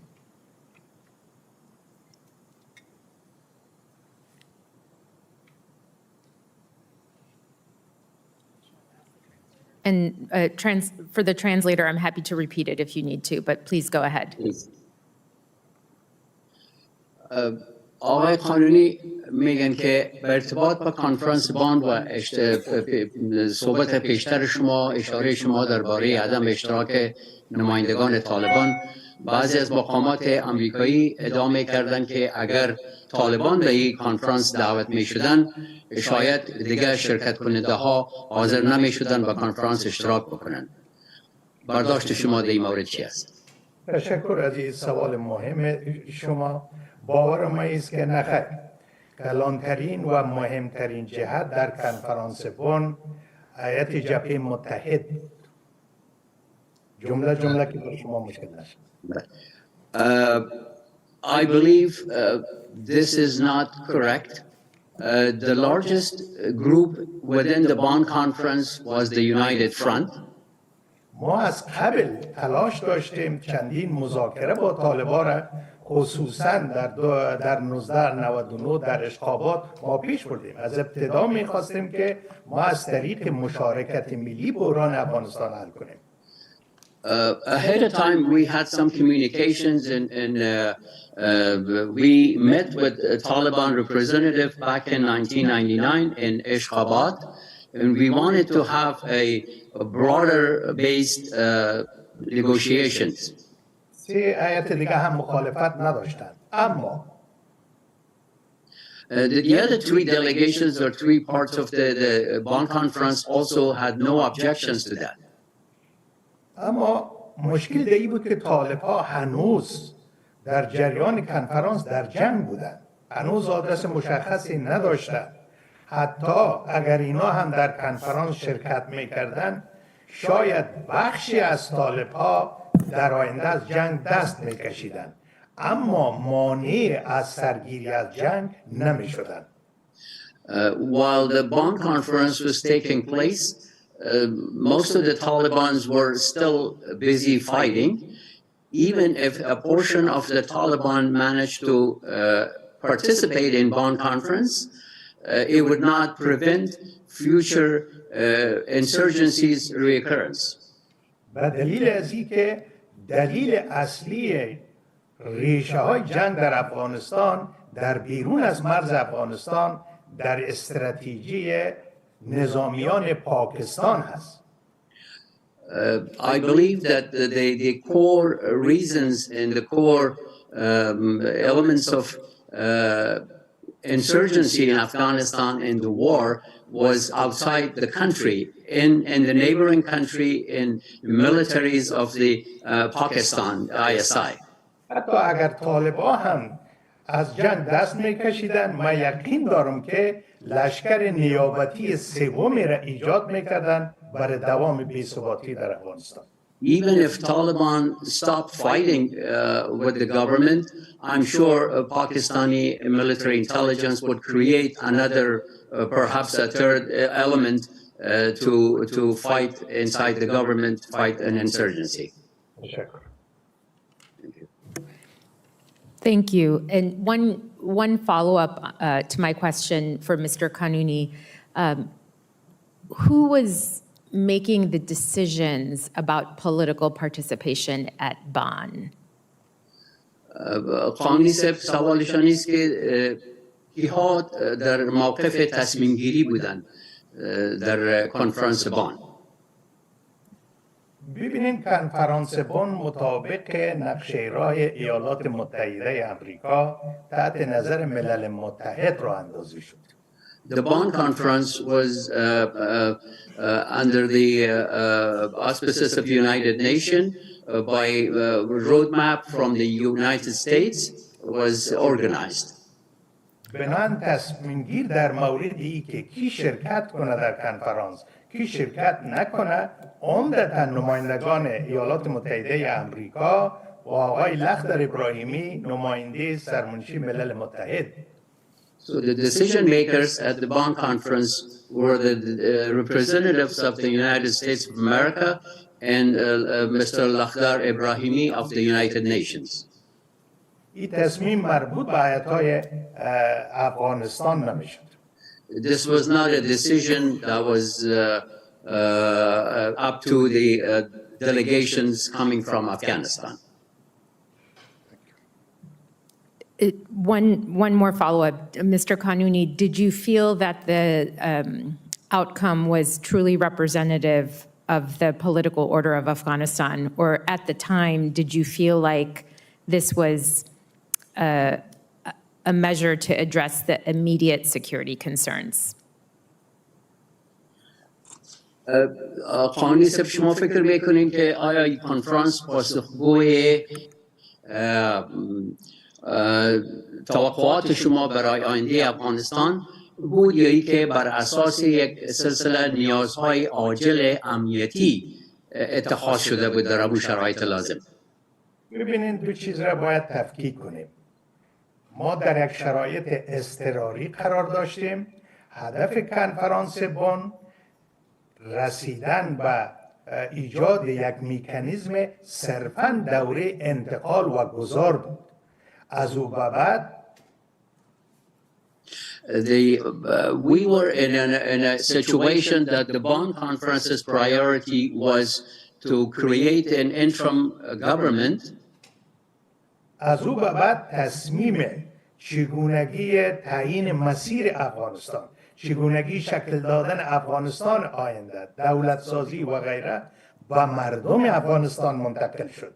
اول در لوی جرگه، بعد در تدوین قانون اساسی و انتخابات. And after the creation of an Afghan interim government, then that was up to the people of Afghanistan and the political forces in Afghanistan to form the future of Afghanistan government and participation of the Afghan people, as well as the reconciliation, constitution, and about the rebuilding effort and governance in Afghanistan. بنان از نظر من کنفرانس در مورد 3 هدف اساسی را که انتخاب کرده بود موفق بود، اما اشتباه اساسی دولت مردان افغانستان در استفاده از این فرصت ها بود که متاسفانه به بیراه کشیده شد. Those 3 major issues that were addressed by the conference were correctly identified, but the way it was carried out, it was some Afghan politicians did not carry out properly those decisions made by the Bonn Conference. Thank you. I yield my time. Co-Chair Jackson, you are recognized. Thank you. I have a question for Ambassador Daoudzai.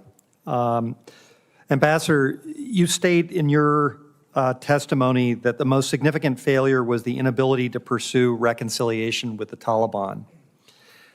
I would ask you to push farther on this point on 3 levels. The first is, what would the terms of such a reconciliation have been in this early phase, either during the campaign or during Bonn or in the immediate aftermath?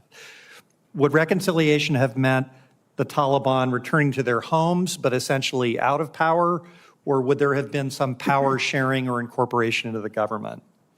The second question is, in your opinion, how large a portion of the Taliban movement would have been open to such overtures? Would this have been most of the Taliban, a small fraction? What's your opinion on that? And third, how did various Afghan factions outside the Taliban view this reconciliation? Were the views of Hamid Karzai the same as those of the United Front, or were there important differences?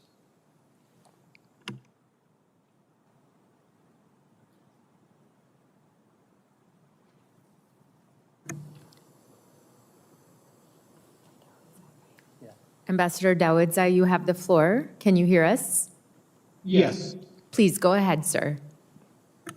Let me give you a brief comment on possible Taliban participation in Bonn Conference. I was there in a different capacity as a civil society or UN capacity. I was there. There was no opposition to Taliban's participation from United Front. In fact, it was the US delegation that was opposed. And on record, in one of the press conferences, a senior US diplomat said Taliban are finished. They don't exist anymore, so therefore it's not a subject. And a bit later, 6 months later, when we had the emergency law Jirga, that was also the best Afghan-to-Afghan opportunity to invite Taliban to participate in the emergency law Jirga.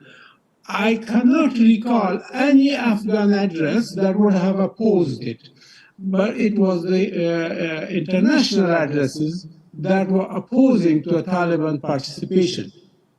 Moving on, when I became Chief of Staff to the President in mid-2003, one of my interview, a few months after assuming the job with the Financial Times, which is in their archive, I said there are hardline Talibans and there are moderate Talibans. And why don't we include moderate Talibans in governance and give them a chance to join us? Believe me, within a week, the US Embassy demarched over the president's office and said, your chief of staff have said that there are moderate and there are hardline Taliban. Taliban are all terrorists like Al-Qaeda and they are subject to be eliminated. And then after that, my boss, the president, asked me, please don't give such interviews anymore. But anyway, my interview was heard in Taliban addresses. A few months later, somebody called Mullah Asif. He appeared through an NGO and asked for a very discreet appointment with me. And he delivered a letter to me, which was signed by 30 Taliban leaders. 12 of them were ex-ministers and 18 of them were governors. And like I said in my statement, President Karzai did not take interest at that time. And Khalilzad took very long, but I must say that he came back to me and he said that, okay, we checked the records, we don't have anything in the previous record that they might be convicted in a court in the US, but there's no guarantee in future. However, that's the time that President Karzai decides, for a very different reason, to send me as ambassador to Iran and ask Sabatullah Mujahideen to take over as the man for reconciliation. And his mandate was decided by donors to be only managing surrenders, not reconciliation. So the mood was that of Taliban to be killed. I can give you the names at that stage that who would have participated as early as Bond. They had their ambassador in Islamabad. That was with Pakistan, and Pakistan would have produced him. Maulay Wakil Ahmad Mutawakkil was their foreign minister, and he had surrendered to the US forces in Kandahar. Mullah Rakiti was there. Mullah Khaksar had surrendered to the United Front, and United Front appointed him as deputy minister before the emergency law Jirga. And Mullah Salam Rakiti was Khalil Saab's best friend in the 20 years. So there were many Taliban, except one person, he could not have been produced, and that was Mullah Umar. And I believe that nobody knew where Mullah Umar was. Even Pakistanis didn't know that where Mullah Umar was. In respect to the Afghans' opinion, I think all Afghans wanted peace. Afghans, by then, they had been through 20 years of war, and they were fed up that one group comes and then they expel the other group, either put them in prison or push them to migrate. And that scenario still continues. We came and we excluded Taliban. Now Taliban comes and they expelled us from our country. So I was hearing this in 2002, 2003 from Afghans that where would this end? Where would we all be in the same administration? And our answer was that when we have our own rights, when we are at the helm of decision making. I hope I have answered the question. Thank you very much, Ambassador Daoudzai. I recognize Commissioner Wilder. You have 5 minutes. Thank you very much to the witnesses for joining us today, and a particularly warm welcome to my Afghan friends. And again, I wish we were having some of the conversations in your homes back in Kabul, where I learned so much about Afghanistan over the years. But I also had some of the similar questions on reconciliation, but I think we've covered that. So maybe I'll direct my first question to Ambassador Boucher. We've heard a lot about Pakistan, both in the previous panel as well as this panel today. And in your testimony, you also noted that it was the expansion of our goals in Afghanistan beyond al-Qaeda, to the Taliban, which is where the U.S. and Pakistan interests sort of began to diverge. I'm wondering if you knew to what extent were U.S. policymakers aware at the time of that risk of a diversion of interest at that point as we expanded the focus? And was there optimism, if so, that there would be a characteristic approach could be used to change their strategic calculations? Or if not, was at what point was there a recognition we would never be able to change Pakistan's strategic calculus? I can speak mostly to the 2006-2009 period when I was pretty intensely involved with Pakistan. I guess, the interest that Pakistan had was to make sure that friends of theirs were participating in government. that wasn't a very high bar, frankly. They wanted to have influence there. I don't think they wanted to actually control any territory or control any parts of the government. So I think more or less we felt that having people in government that were friendly with them was sufficient. We were concerned about a lot of other things with Pakistan. We were trying to prevent nuclear war between Pakistan and India. We were trying to help Pakistan stabilize itself and stop the terrorism that was coming in. So, and we're trying to return Pakistan from military rule to democracy. So there was a whole lot on the plate working with Pakistan at the time. Afghanistan was one of the things. We talked to them a lot about Afghanistan, but it wasn't the most salient issue, I guess I'd have to say.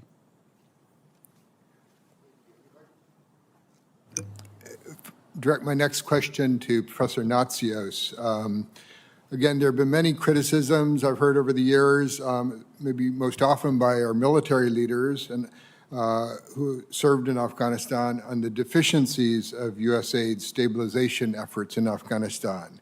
Although many of these, I think, focused on the civilian surge period in particular, where I think you are no longer directly involved.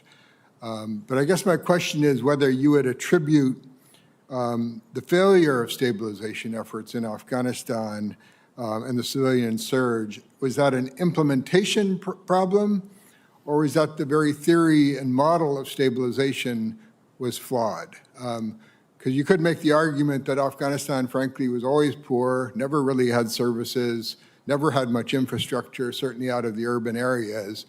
And so the assumption that doing more and giving more out in the rural areas in terms of services or infrastructure would be stabilizing, it's not quite clear where that came from, maybe the Iraq model. But again, if you could just comment again on this issue of stabilization as an implementation problem or a model problem, or maybe a combination of both. Thank you. Several points. I'm a former lieutenant colonel. I'm not hostile to the military. The military, other than civil affairs officers, do not know anything about development and reconstruction. They made a lot of very serious mistakes early on that we had to pick up messes from. And I can give you a lot of examples if you want to, but I had the career staff write an article called the Principles of Reconstruction and Development, 9 of them, and we had them published in the Parameters, which is the Army War College journal. I didn't write it, my name's on it, and we published it because the military kept asking, what are your doctrines? I said, here are our doctrines, and we still use that. And by the way, the principles made their way into some of the field manuals that are written as a result of Iraq and Afghanistan. The difference between Afghanistan and Iraq is enormous. There are thousands of engineers in Iraq. The one thing the Iraqis could do is build things.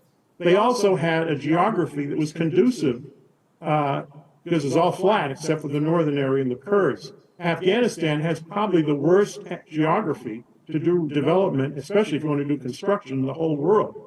Hazarajat is 28,000 feet high in some areas, 30 feet of snow in the wintertime. It is very difficult to do it. There were no roads in many areas. So I think there are huge differences between, and Iraq was a middle-income country. Afghanistan was one of the poorest countries in the world, even before the war with the Russians, and then the 1990s. Secondly, the military saw Reconstruction as literally construction projects. If you read all the development literature, all of the development theory and practice, no one says that that's what development is. Development is building institutions.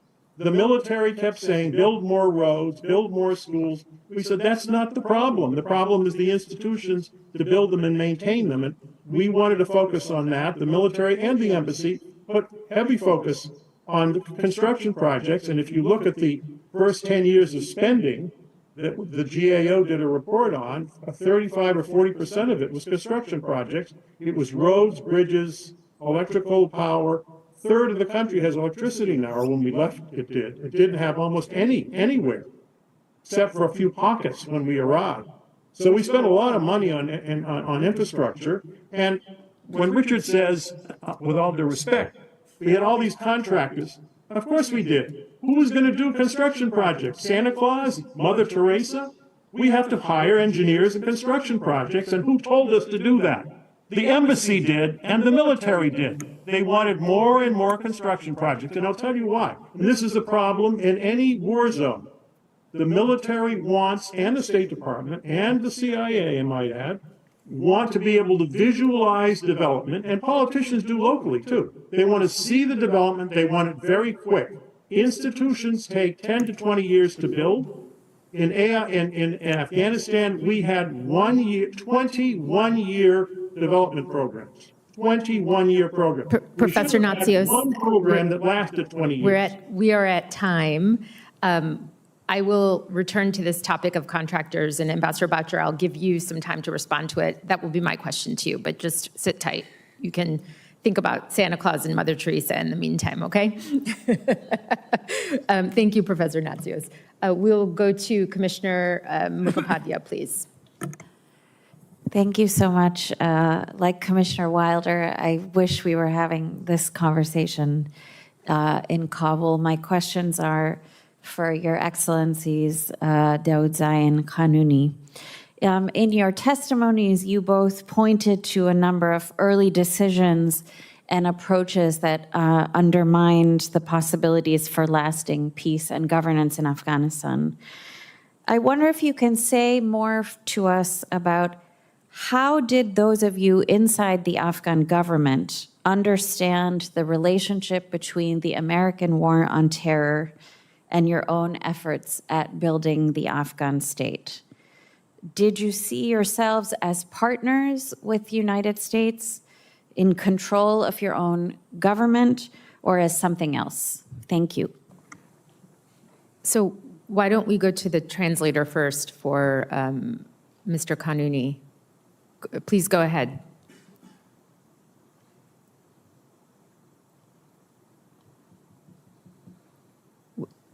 For the translator, would you like us to repeat the question?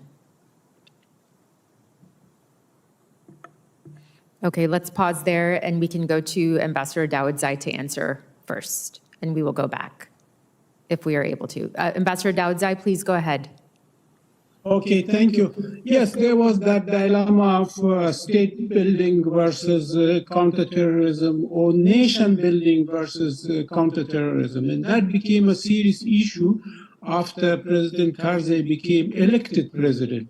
As elected president, he became more responsive to the rural population, particularly in the south.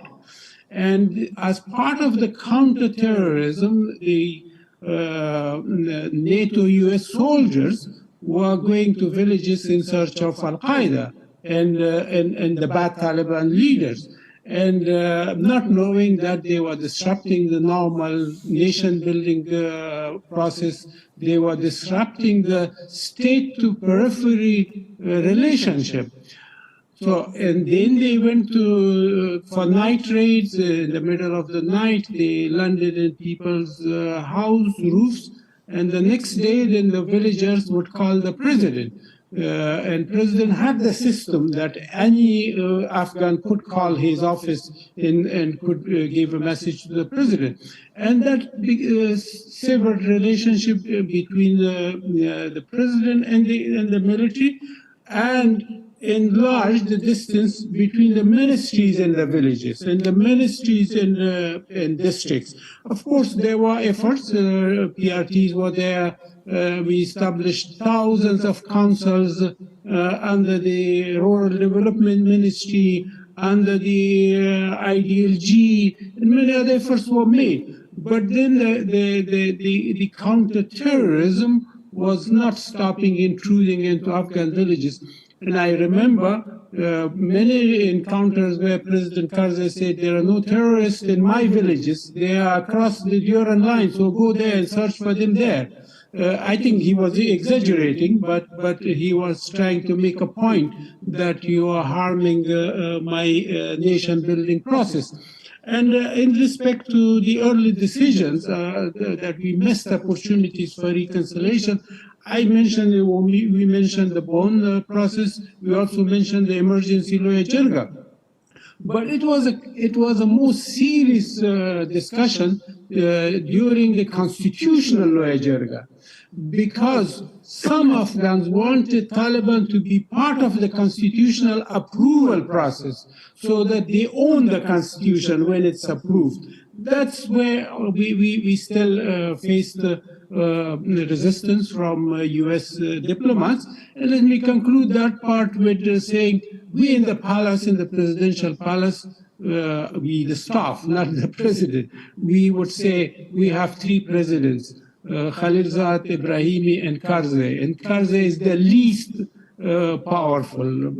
Power is with the others. And as chief of the cabinet, I'm witness to many of the cabinet decisions. But then the next day, President Karzai will come and say, brothers, let's revise the decision we made yesterday. So then the ministers, including Mr. Qanuni, they would bust to each other's ears and say, it's Brahimi or Khalilzad gave him a call last night, and he's revising the cabinet decision. So, I mean, Afghans in those years were not really independent in their decision making. And I must briefly comment on what His Excellency Khan have said, that at some point President Karzai in his team excluded the United Front's people from the government. He is right. After the 2005 elections, then there was a discussion that in order to calm Pakistan, let's give more space in the cabinet to the graduates of Pakistani universities. So we brought graduates of Pakistani university to the cabinet. So the United Front had to leave because they had contested the election against President Karzai anyway. So there was a reason. So anyway, I mean, we have tried many things. It didn't really work, and that's why it failed. Thank you, Ambassador. Mr. Qanuni, are you able to comment? I will jump in and translate the question. قانونی صاحب خانم کمیشنر دیپالی سوال میکنن که شما قبلا یک تصامیم و شیوه‌های برخورد اشاره کردید که امکانات صلح دوامدار و دولتداری را در افغانستان خدشه زدند. من علاقه‌مندم تا در این باره از شما بیشتر بشنوم. استراتژی اردوی آمریکا و متحدینشان به ارتباط قوای خودشان و در رابطه با طالبان و مجاهدین چگونه بر توانایی اداره کرزی و در اداره امور دولتداری تاثیرگذار بودند. شما و دیگرانی که در دستگاه دولت افغانستان کار میکردید چگونه مناسبات بین جنگ آمریکا علیه تروریسم و فعالیت‌های خود را در ایجاد یک دولت درک و ارزیابی میکردید؟ بسیار تشکر خانم از سوال مهم شما و ضمن تایید فرمایشات جناب آقای داودزی چند نکته کوتاه را میخوایم توضیح بدم. Thank you, Ms. Commissioner DePauli, for your question, and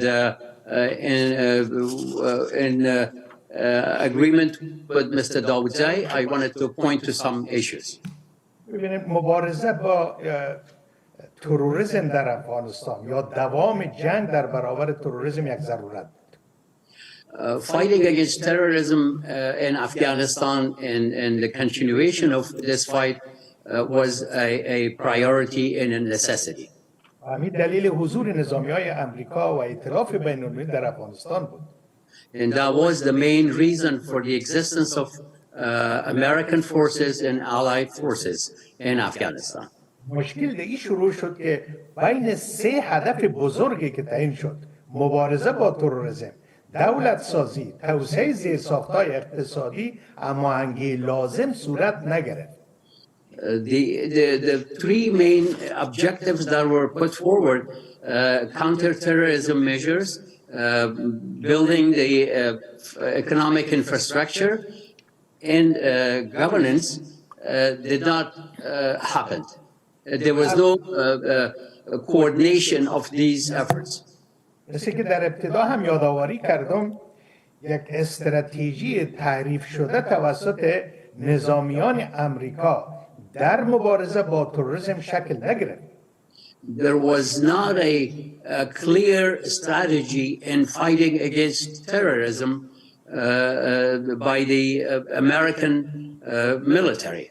تفکیک بین طالب و القاعده اشتباه بود. To separate the Taliban from Al-Qaeda was a major mistake.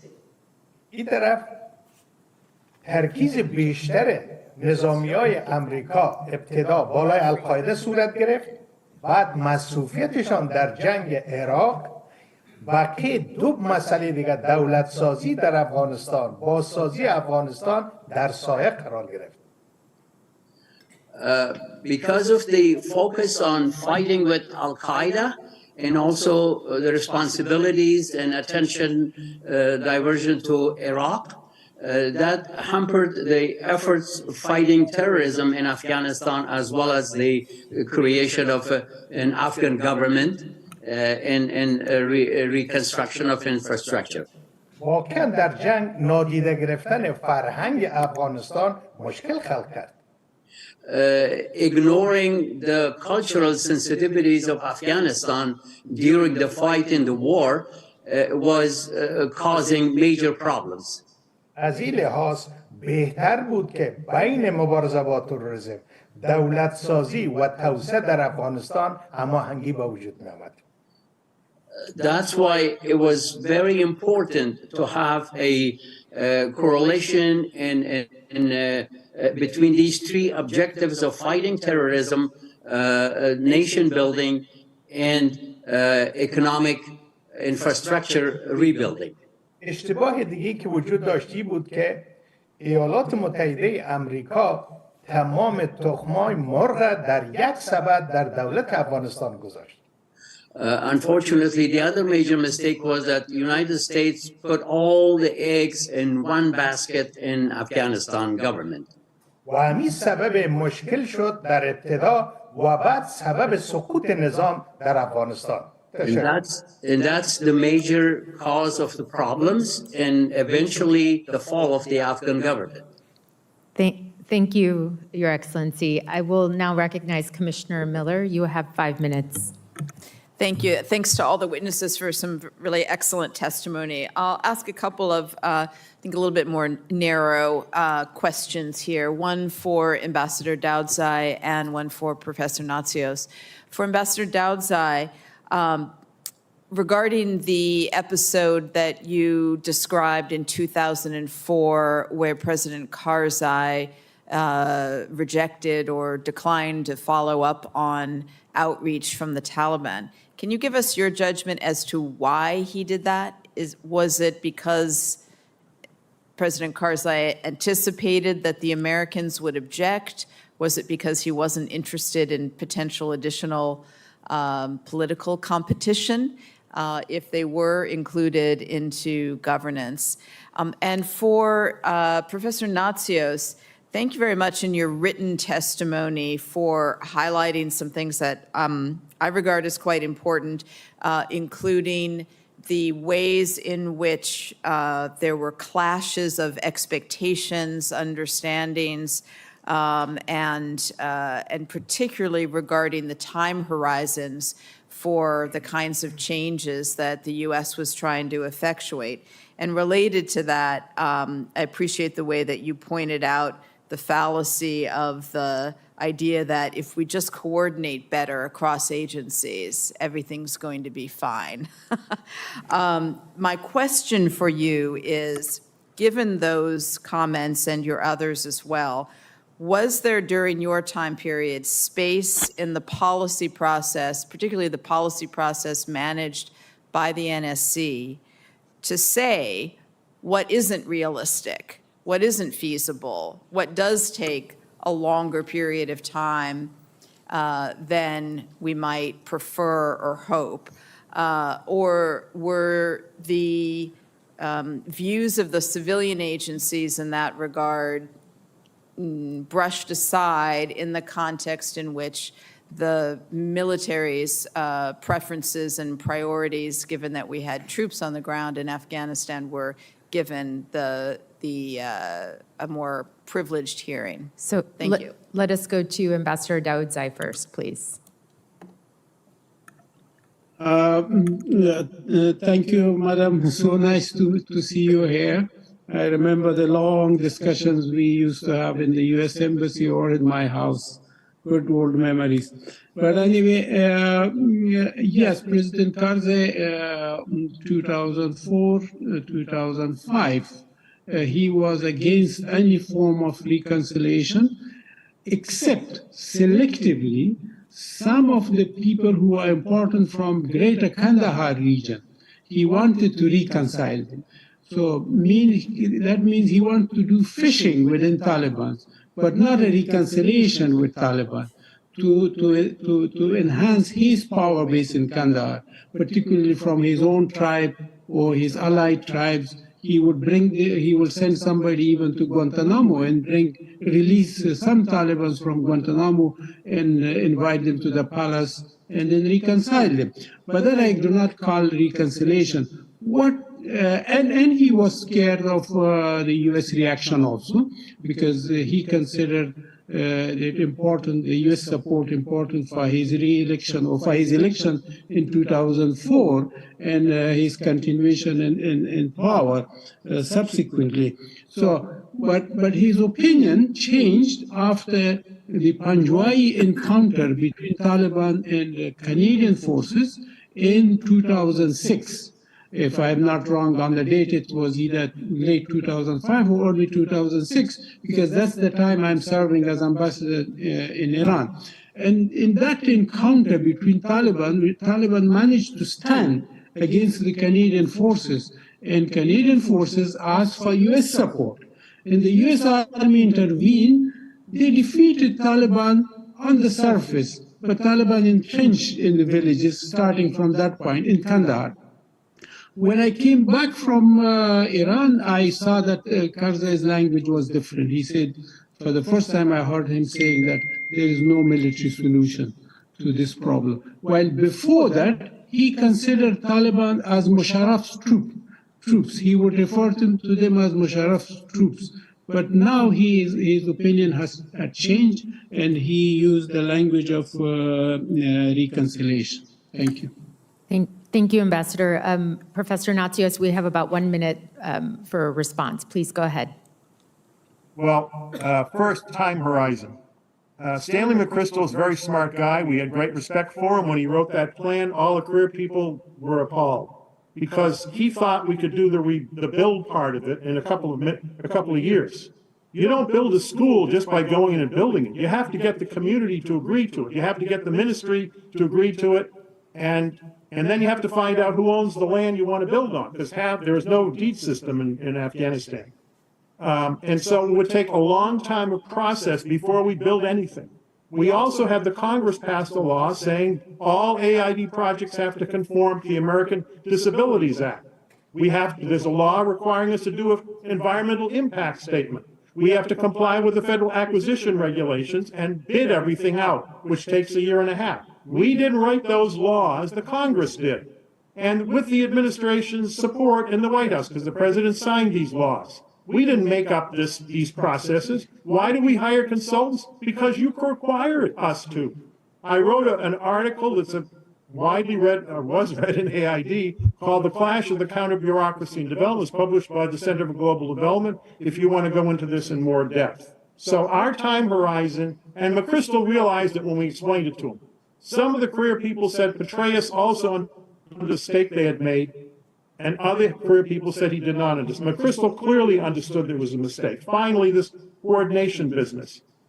There's a huge amount of studies done on coordination in the federal government, and they all conclude the same thing. It does not work for the reasons that Seidman says in the quote in my written testimony. I didn't make that up. It doesn't work because there are clashing objectives and clashing missions and clashing statutes that we have complied with. The Defense Department doesn't have to, when they build a school, they don't have to comply with the American Disabilities Act, and they exempted themselves from the FAR, the Federal Acquisition Regulation, and environmental impact statements. We had to comply with those. Of course, it took longer to do all those things. Thank you, Professor Natsios. Actually, I'm going to use my co-chair prerogative to call on Ambassador Boucher to respond to the previous comment from Professor Natsios about U.S. government use of contractors. Please, sir, go ahead. I guess I'd have to say yes. The way we the way we spend money, we have to use contractors. But maybe we shouldn't spend money that way. The money needs to be spent on the ground through the Afghan government. And we have to reconcile ourselves to the fact that we're going to lose 20, 30% due to graft and corruption, that somebody's cousin is going to be the contractor. But I'd rather lose the money in Afghanistan as whatever we call it, economic stimulus, than lose it in the Beltway. So yeah, it's fact of life. If you want to keep the accounting going, then yeah, you have to spend it through American contractors. Can I just say, I'll tell you one story, try to make it quick. So this has to do with military money. So I was at a forward operating base talking to the platoon leader in charge, I guess a lieutenant probably. And I asked him about, what are you doing in the community? And he says, oh yeah, we do these projects. We build little dams here and little schools there and stuff like that. And I said, oh, do you involve the Afghan district chief? And he said, yeah, we bring him along. Well, we bring him along. I mean, what kind of impression does that give people when this guy's trailing along behind an American Army officer? The fact is, the only way to get out of these things, the only way to build a stability in the region is to let the government deliver what they can to the people. Thank you, Ambassador. I recognize Commissioner Hardig. You have 5 minutes. Thank you, everybody, for the great testimony so far. Ambassador Boucher, you've alluded to a lot of these pieces, but I'd love to just lift up a level strategically and say, what do you think were 2 or 3 of the most problematic aspects of our state building and aid delivery efforts? I think our biggest problem is we're Americans. We think we've got a great system. We think we've got a way of doing things that's the best in the world. And when we help people, we want to help people develop those same things. We couldn't go into Afghanistan and say, well, good enough's good enough. We had to go in and say, you need ministries, you need interagency meetings, you need elections, you need, whatever, judges and lawyers and the whole system. And we don't have anything between zero and America. And I think that was our biggest problem, trying to make an American system work in Afghanistan. So let me follow up on that. Where do you think were the places where there was the greatest kind of misalignment between U.S. goals and efforts and Afghan preferences and priorities? The Afghans have a long history of reconciling with their enemies. I think we found it harder to countenance that, to imagine that. I don't ever remember telling President Karzai, don't talk to those guys, but I certainly felt like the U.S. government as a whole was trying to keep them away from reconciling. And there were occasional moments. I remember when Hekmatyar's folks got us a message saying they wanted to talk to us. And we said, tell it to the Afghan government. But I do think the Afghan government felt that we weren't willing to let them do that. And was that strategic decision, was that just kind of a generally assumed point within the U.S. government, or were there particular forces who were driving this idea of not reconciling? No, I think it was an attitude more than a decision. And we were smart. I mean, these guys, the Taliban, and by harboring al-Qaeda, remember the president said we're going to eliminate the terrorists and all those who harbor them, right? That was the instruction from day one or day two. So the Taliban were all those who harbor them. So I don't think the United States, those of us who were working this problem at different levels, felt that reconciliation with the Taliban was on the table for us. Were there voices, perhaps those who had, worked in Afghanistan in the 1980s or any time prior to 2001, who were urging this sort of reconciliation and this kind of approach? I don't remember any, but some of your commissioners may be able to answer that question better than I can. Great. Thank you. I yield the remainder of my time. Thank you. Commissioner Crocker, you are recognized. Thank you. And let me start by saying to Speaker Kanuni and Ambassador Daudza, it is great to see you again, even via remote. And your participation, I think, reminds us all that for you and so many of your countrymen, your commitment and your sacrifice for Afghanistan is measured not in months or even in years, but in decades. Professor Natsios, I was your host for your January 2002 visit, a visit not without its own excitement. And as I recall, USAID under your direction was already engaged in state building. We visited, as I recall, a girls' school already up and running in Kabul. And we discussed the importance of concentration on the agricultural sector, not just for immediate famine relief, but as a long-term underpinning of a sustainable Afghan economy. And we discussed the importance of roads, as you've noted in your testimony. So my question is to drill down a little bit more on the notion of timelines. Were there any conversations in Washington among principals over the amount of time it would likely take for the initiatives that you launched in early 2002 to have lasting effect? That you've noted the various constraints on USAID moving rapidly, but the developmental imperative is also there. So at the beginning, were there any conversations that you recall or you were part of that focused on the length of time it would take for these long-term initiatives to actually pay off? Thank you. Professor Natsios, please go ahead.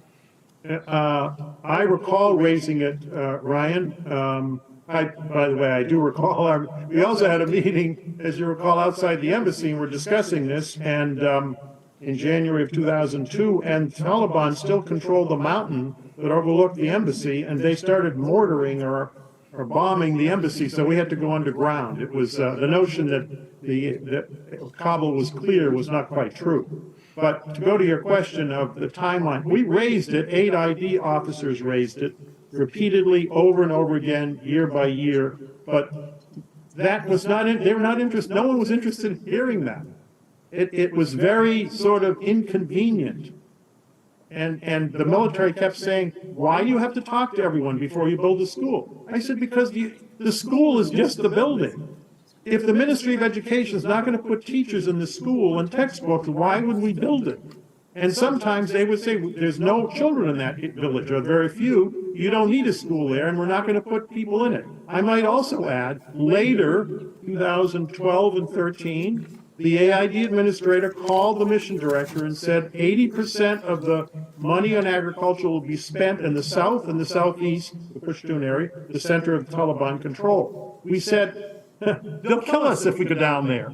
And they said, we don't care, you have to make it work. You can say that all you want to, but the reality is you can't run an aid program if the aid workers are being murdered. Everybody talked about honoring our troops. No one, including the Afghans, said anything about all the aid workers, including Afghans, who were murdered. 500 aid workers, more than that, were murdered in the course of those 20 years by the Taliban. Because we didn't have protection. The military did not protect us or our programs. That was not their objective, was to defeat the Taliban. Some of the people were beheaded in front of their own staffs.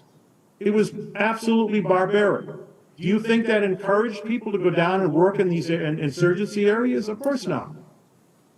So we raised it, Ryan, but it was not well received, I have to tell you.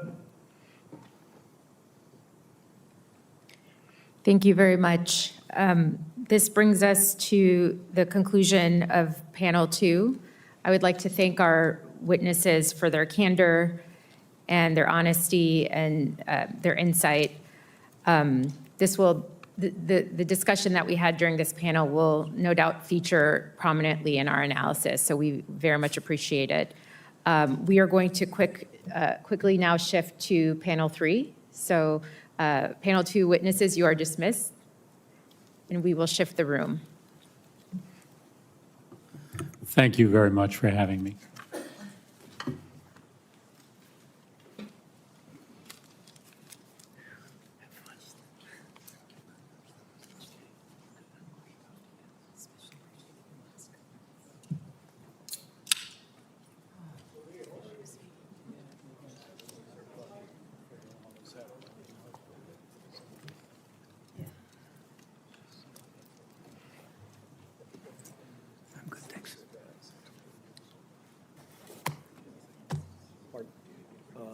If I can get some water, that'd be great.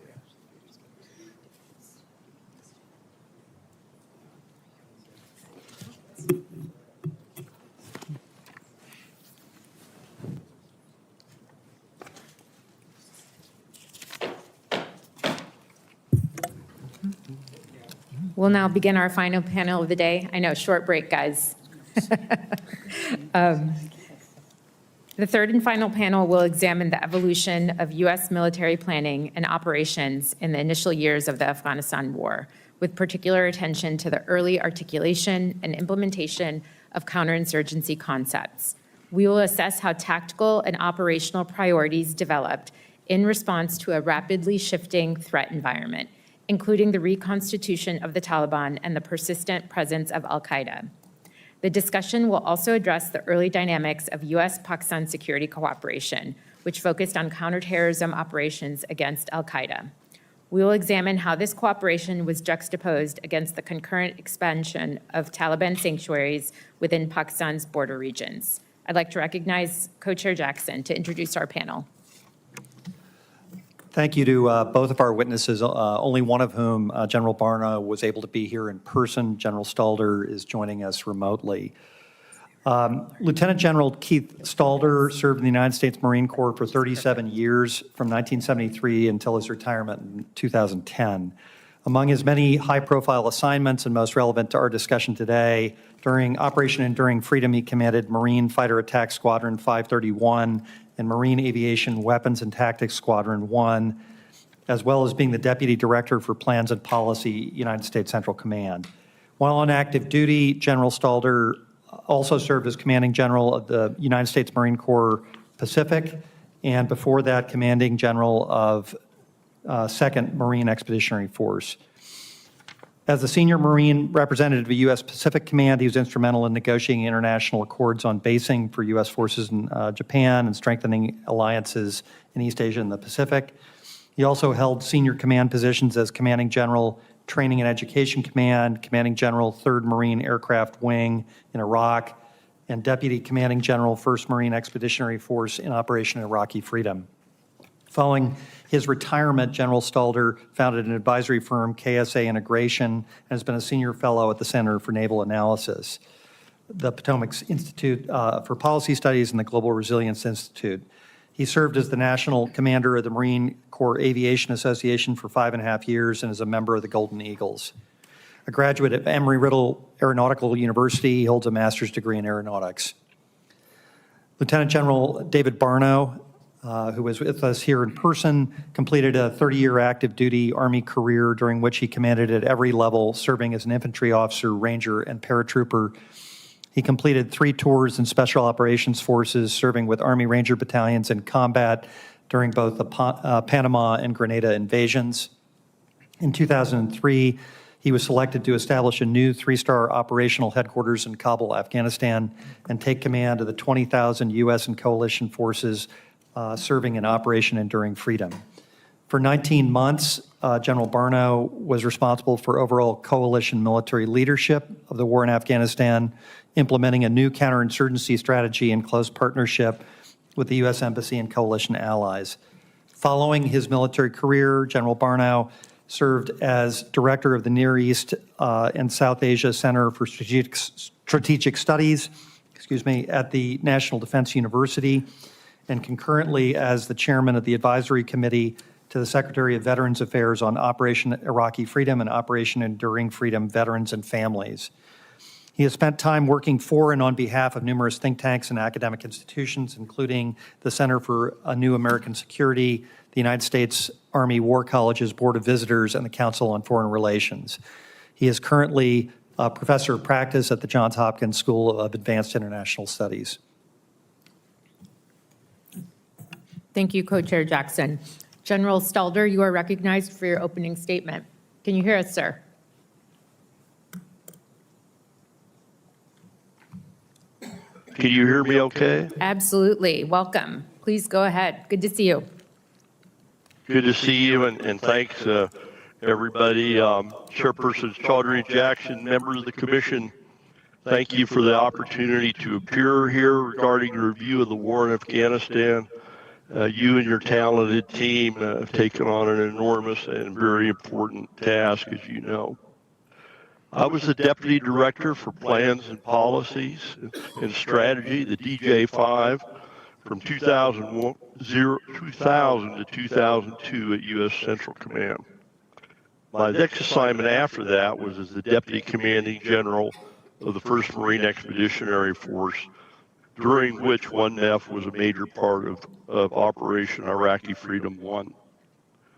For some beginning context, as you know, in November of 2000, President Bush had won the election, and very shortly thereafter, the CENTCOM staff began interacting with Mr. Doug Feith, who would be the Undersecretary of Defense for Policy, and Mr. Steve Cambone, who would be a Special Assistant to Secretary Rumsfeld. The tone, optics, and substance of those interactions were, to put it uncharitably, I'll admit, was a my way or the highway sort of optic, as I best recall. And this vibe endured. The new administration's team also brought a strong dislike for what was called nation building, a hangover from the nation's experience in Bosnia. Nation building was not defined, had a different meaning for everyone, was clearly in disfavor, and was a major driver of decisions in Afghanistan and later Iraq. When the 9/11 attacks occurred, there were no war plans or contingency plans for combat operations in Afghanistan. No in-country military presence, and an understandably high sense of urgency to strike back at the perpetrators. The combatant command and service component staffs were operating at peacetime personnel levels and tempos with peacetime processes, peacetime authorities, and peacetime decision-making. CENTCOM and its components had to evolve, get the right talent, many more people, train them, and adapt its processes, authorities, and decision-making. By default, CENTCOM became the Afghanistan warfighting headquarters, something it was not designed to do. My directorate, the J5, was by necessity focused on liaison with interagency partners, building a growing and disparate coalition, enabling overflight and basing permissions and humanitarian relief, asking partner nations to deploy enabling forces, and more.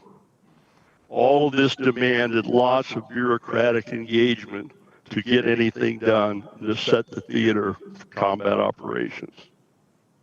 As an example, at the end of 2001, the theater was still not set. Every flight into the country and the region was a major effort for approvals, fuel, air traffic control coordination, ramp space, crew billeting, you name it. There was not enough influence or bandwidth from the CENTCOM staff to adequately act as an overall integrator and provide that optimum battle management at the time.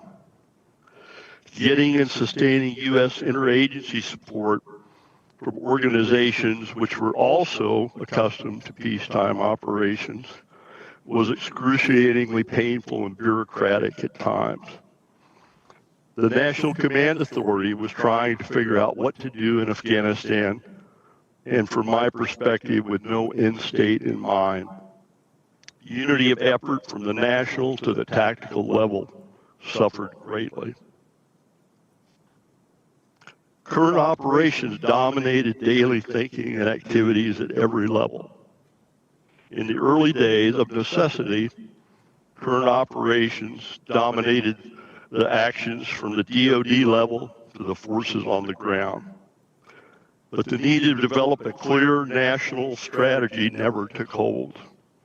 The necessity of doing so was clear to the CENTCOM and Joint Staff, and they articulated it frequently.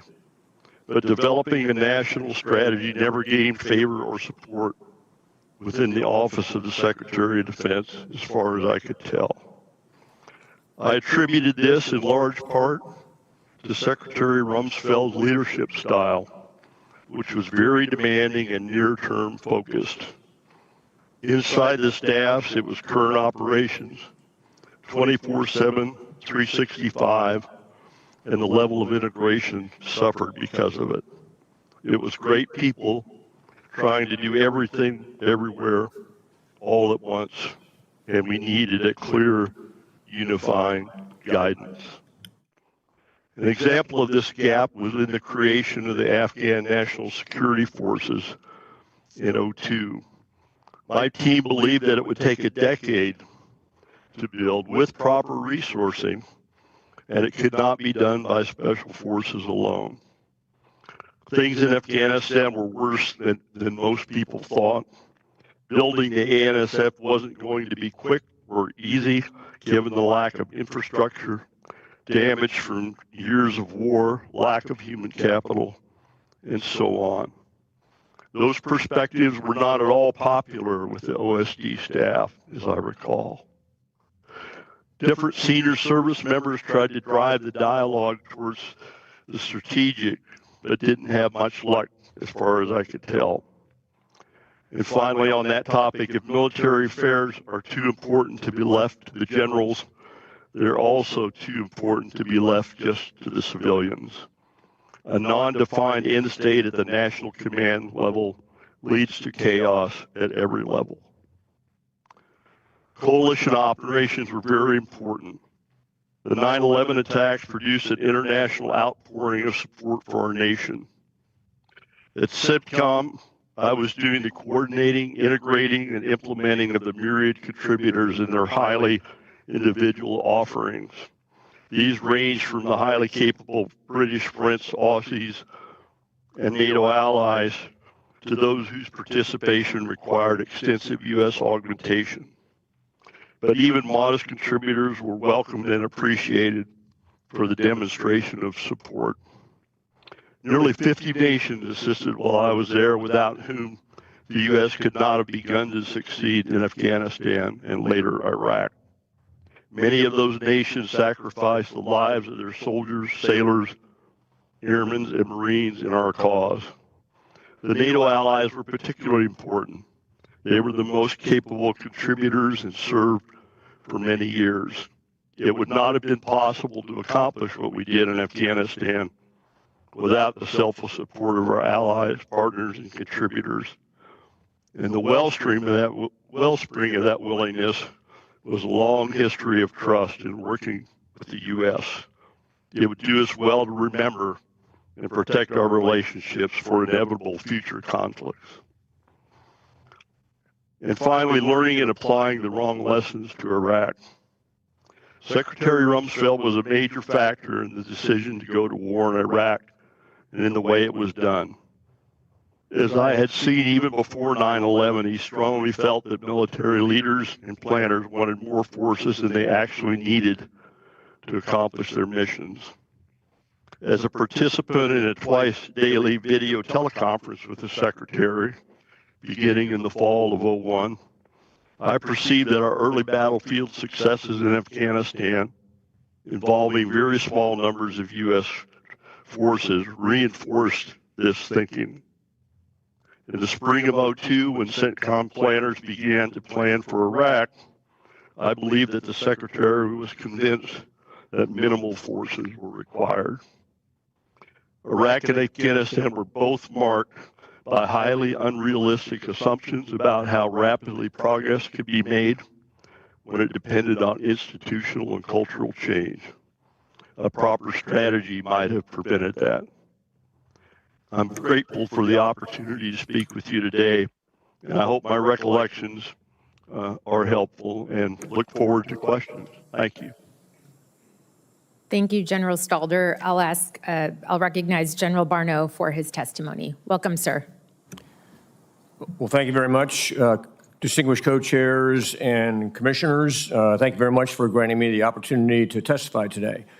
I'm honored to take part in this session. I've spent a lot of time since my era in Afghanistan thinking about the Afghanistan war and revisiting some of the many decisions we made over the last 20 years and trying to think and make sense of all those. As you know, I served as one of the earliest commanders of U.S. and coalition forces in Afghanistan, arriving in October 2003 and departing in May of 2005.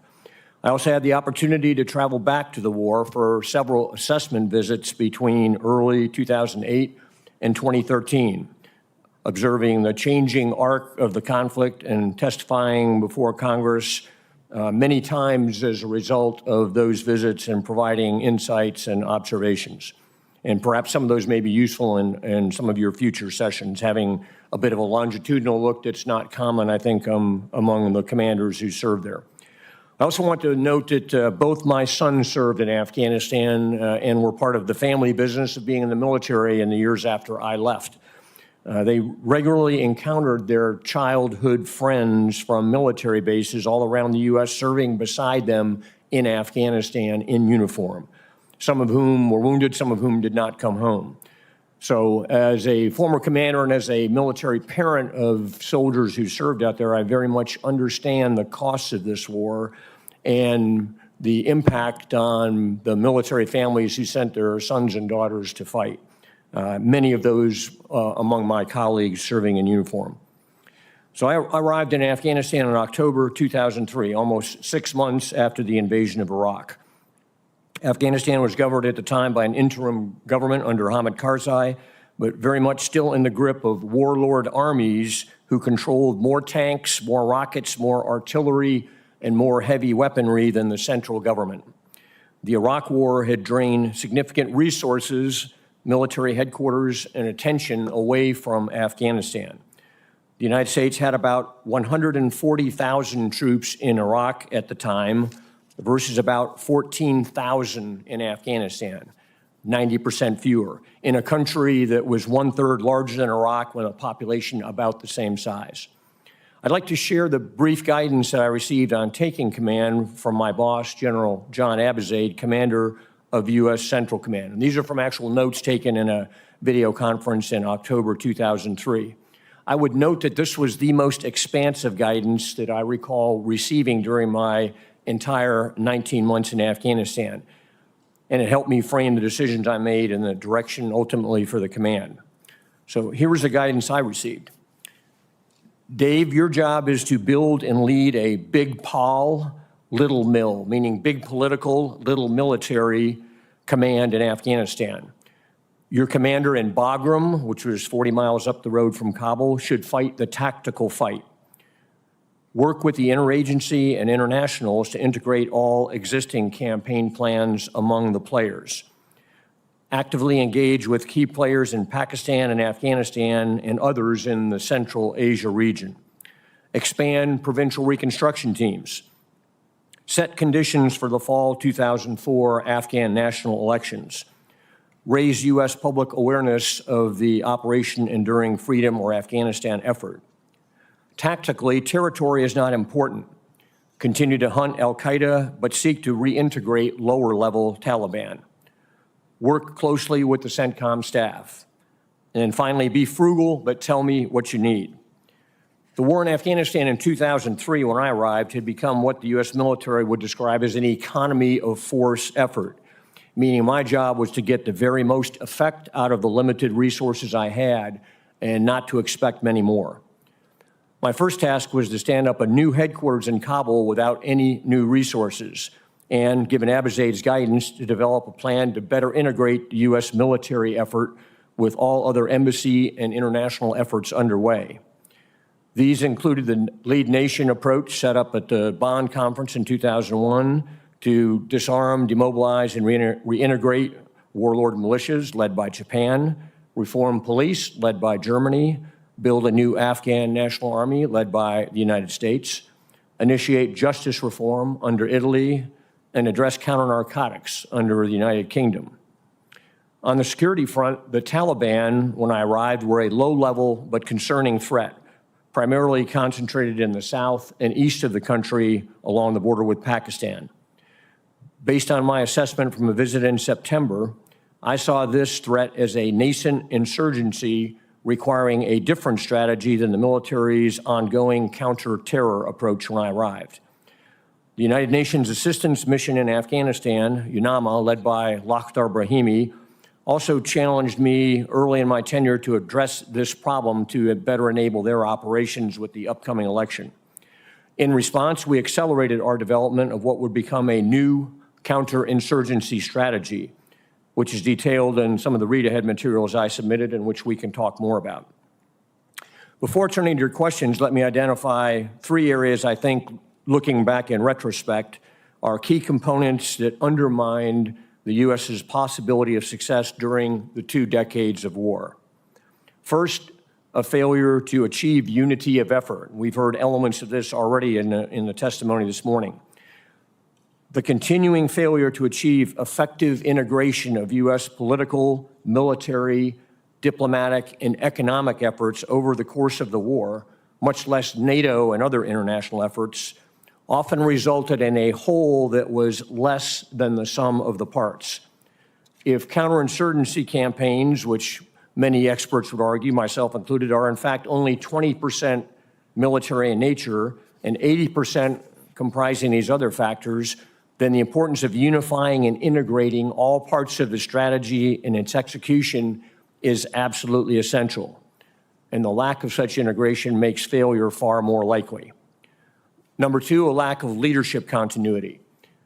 The rapid-fire turnover of U.S. military and diplomatic leadership in Afghanistan over the 20-year war all but guaranteed a fragmented stop-and-start approach that continually shifted directions.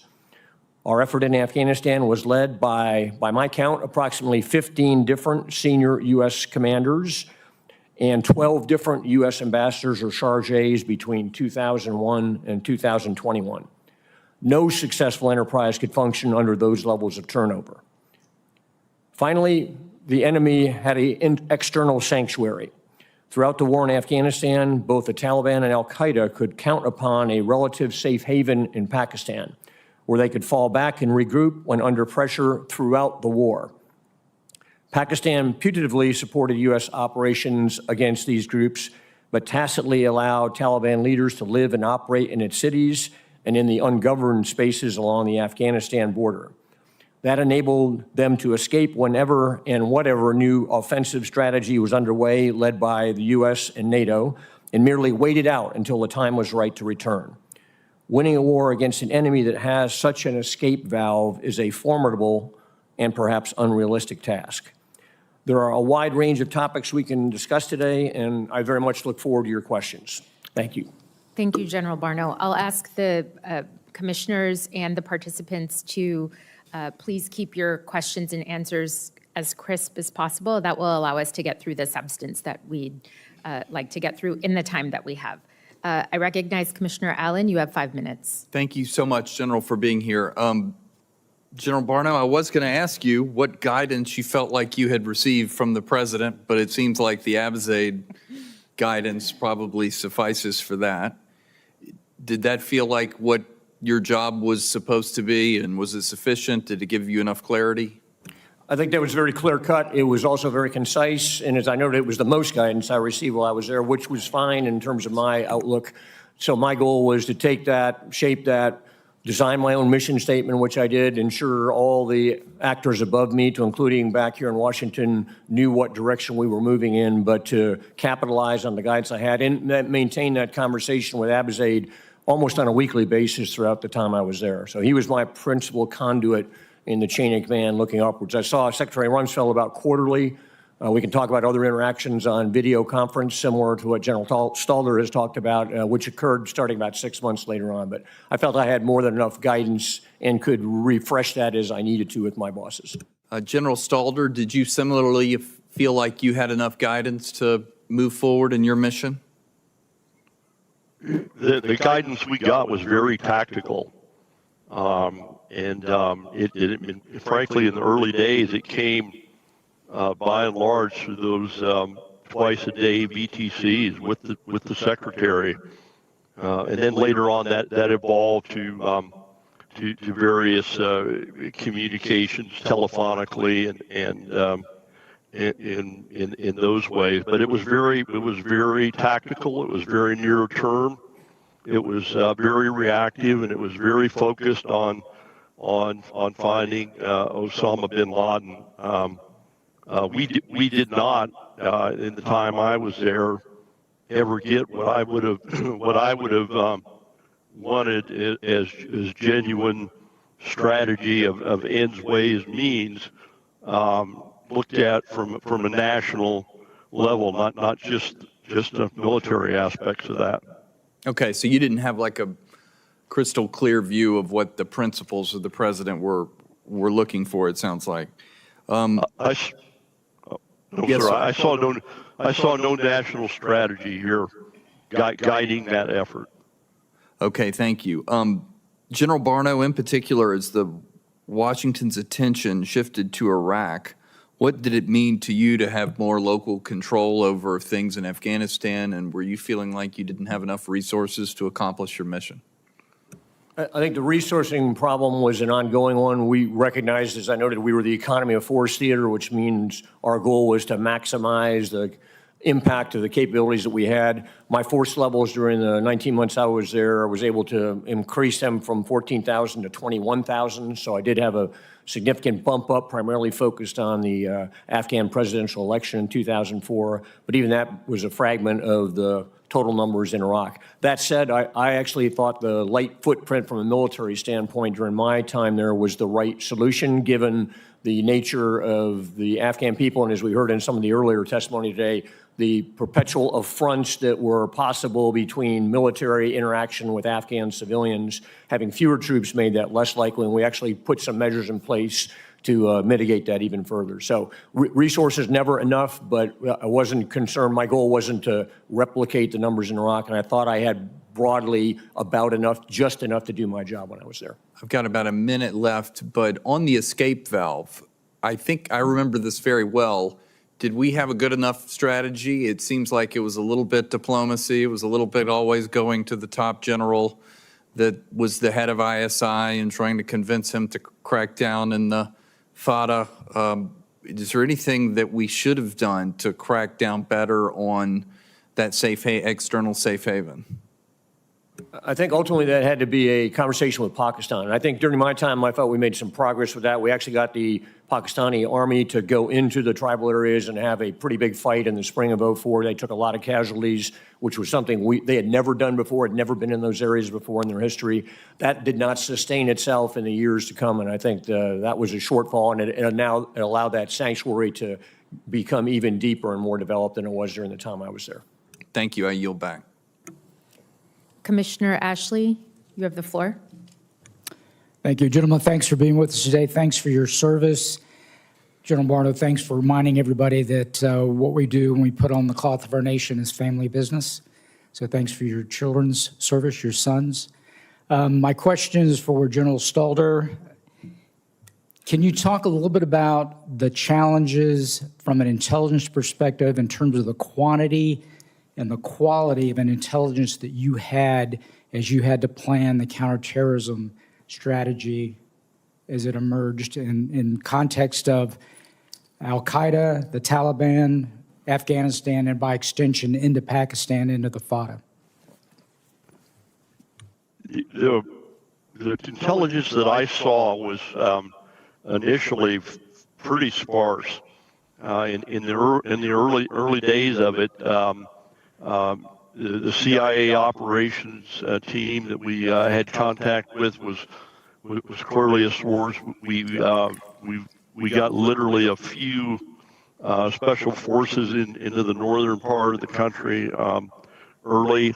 They were our most reliable source. There was an outreach we did to friendly regional nations to help them tell us what they knew about Al-Qaeda primarily. That was our primary interest, obviously, in the beginning. And so it was a very intensive effort of piecing together disparate fragments of understandings and information from all the sources that we could find and put together. And so that's my memory of the very early days. And then, of course, from that you have to make sense of what do you do with it, and then how do you then do it.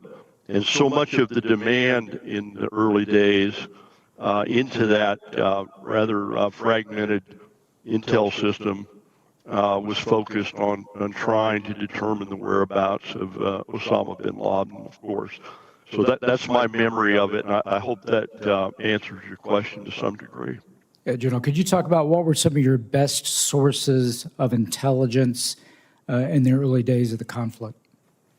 It was our special forces folks. Once they got into country and we had communications with them, they were unquestionably our best eyes on sources of understanding about what was going on in the country. All right, thank you. I'll yield back. Commissioner Crocker, you are recognized. Thank you, and thank you to both our witnesses for your extraordinary service to our nation, not just with respect to Afghanistan, but throughout your distinguished careers. We all owe you a debt. General Stalder, if I could take you back to Operation Anaconda in early March of 2002.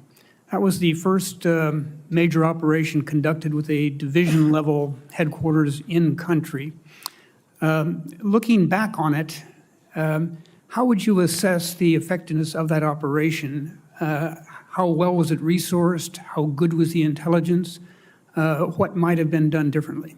Thank you. That's a great question, Ambassador. And I hope I don't give you too long of an answer. It needed more time, frankly, to be planned and integrated and carried out. As you know, the 10th Mountain Division was coming into to K2 at the time. Prior to that, the effort in country was by and large a special forces effort.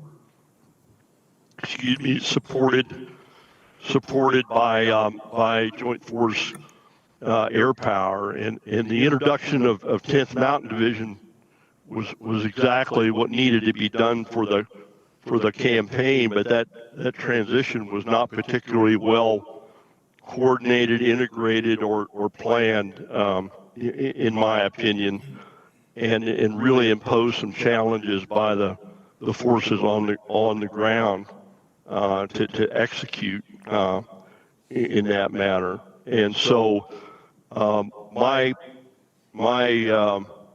work in that area identified a number of classified findings, which I shared with General Franks prior to leaving CENTCOM. But as I recall, my overall finding was the rushed nature of it and the lack of integration between all the forces involved from U.S. Central Command, and they were just not really set up to do that. And so it was a mixed success, Ambassador. I hope that answers your question. Thank you very much. General Barno, I was very struck by the direction you received from General Abizade to seek to reintegrate lower-level former Taliban. To what extent were you successful in that endeavor, and was it the subject of cooperation or coordination with the embassy?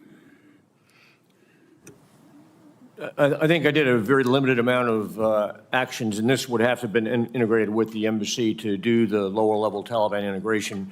I think I didn't have any active programs in the military to do that. That fell into the political domain. We heard a number of observations of that earlier today, and I think those accurately portrayed how much conflict there was in terms of how people were looking at that in the Pentagon and the White House and National Security Council and even in the embassy. And I think broadly, the general policy outlook was that would have to be a major decision back in Washington, and that decision never got made to actually do that. So we from an action standpoint, at the lower level, that was more of a tacit program than it was any kind of an active program. We were trying to do some of that through the disarmament, demobilization, reintegration program. We looked at that as the primary way that would happen. Thank you. I yield back. Commissioner Bash, you are recognized. Thank you so much, and thank you, General Stalder. Thank you, General Barno, for appearing here today and for your many decades of service to our nation. General Barno, appreciate the way you described the guidance that you received from General Abizaid. He kind of told you what you should do, if you will. How did you interpret the end state that you were looking to achieve? Was it stabilization of the country in anticipation of the elections? Was it to smash remnants of al-Qaeda? Was it to try to pursue the safe haven across the border? Walk us through a little bit about kind of what you were trying to achieve with those methods that you and General Abizaid discussed. From that, we developed what we called a 5-pillar counterinsurgency strategy. One of the pillars was counterterrorism and continuing to press the fight against al-Qaeda especially, which we viewed as a primary terrorist threat. Another one was to begin building the Afghan National Army, which we eventually saw as being the primary force against the Taliban. We had a pillar in terms of providing U.S. units ownership of entire territories so that they could manage all of the activities in those arenas, to including provincial reconstruction teams. We had a reconstruction pillar, and then we had an engage with regional partners pillar. I had 4 countries in my area of responsibility, not only Afghanistan, but all of Pakistan except for Jammu and Kashmir, and the southern part of Tajikistan and Uzbekistan. So I had some regional responsibilities. I primarily interpret those as Pakistan, Afghanistan, and spent quite a bit of time doing that.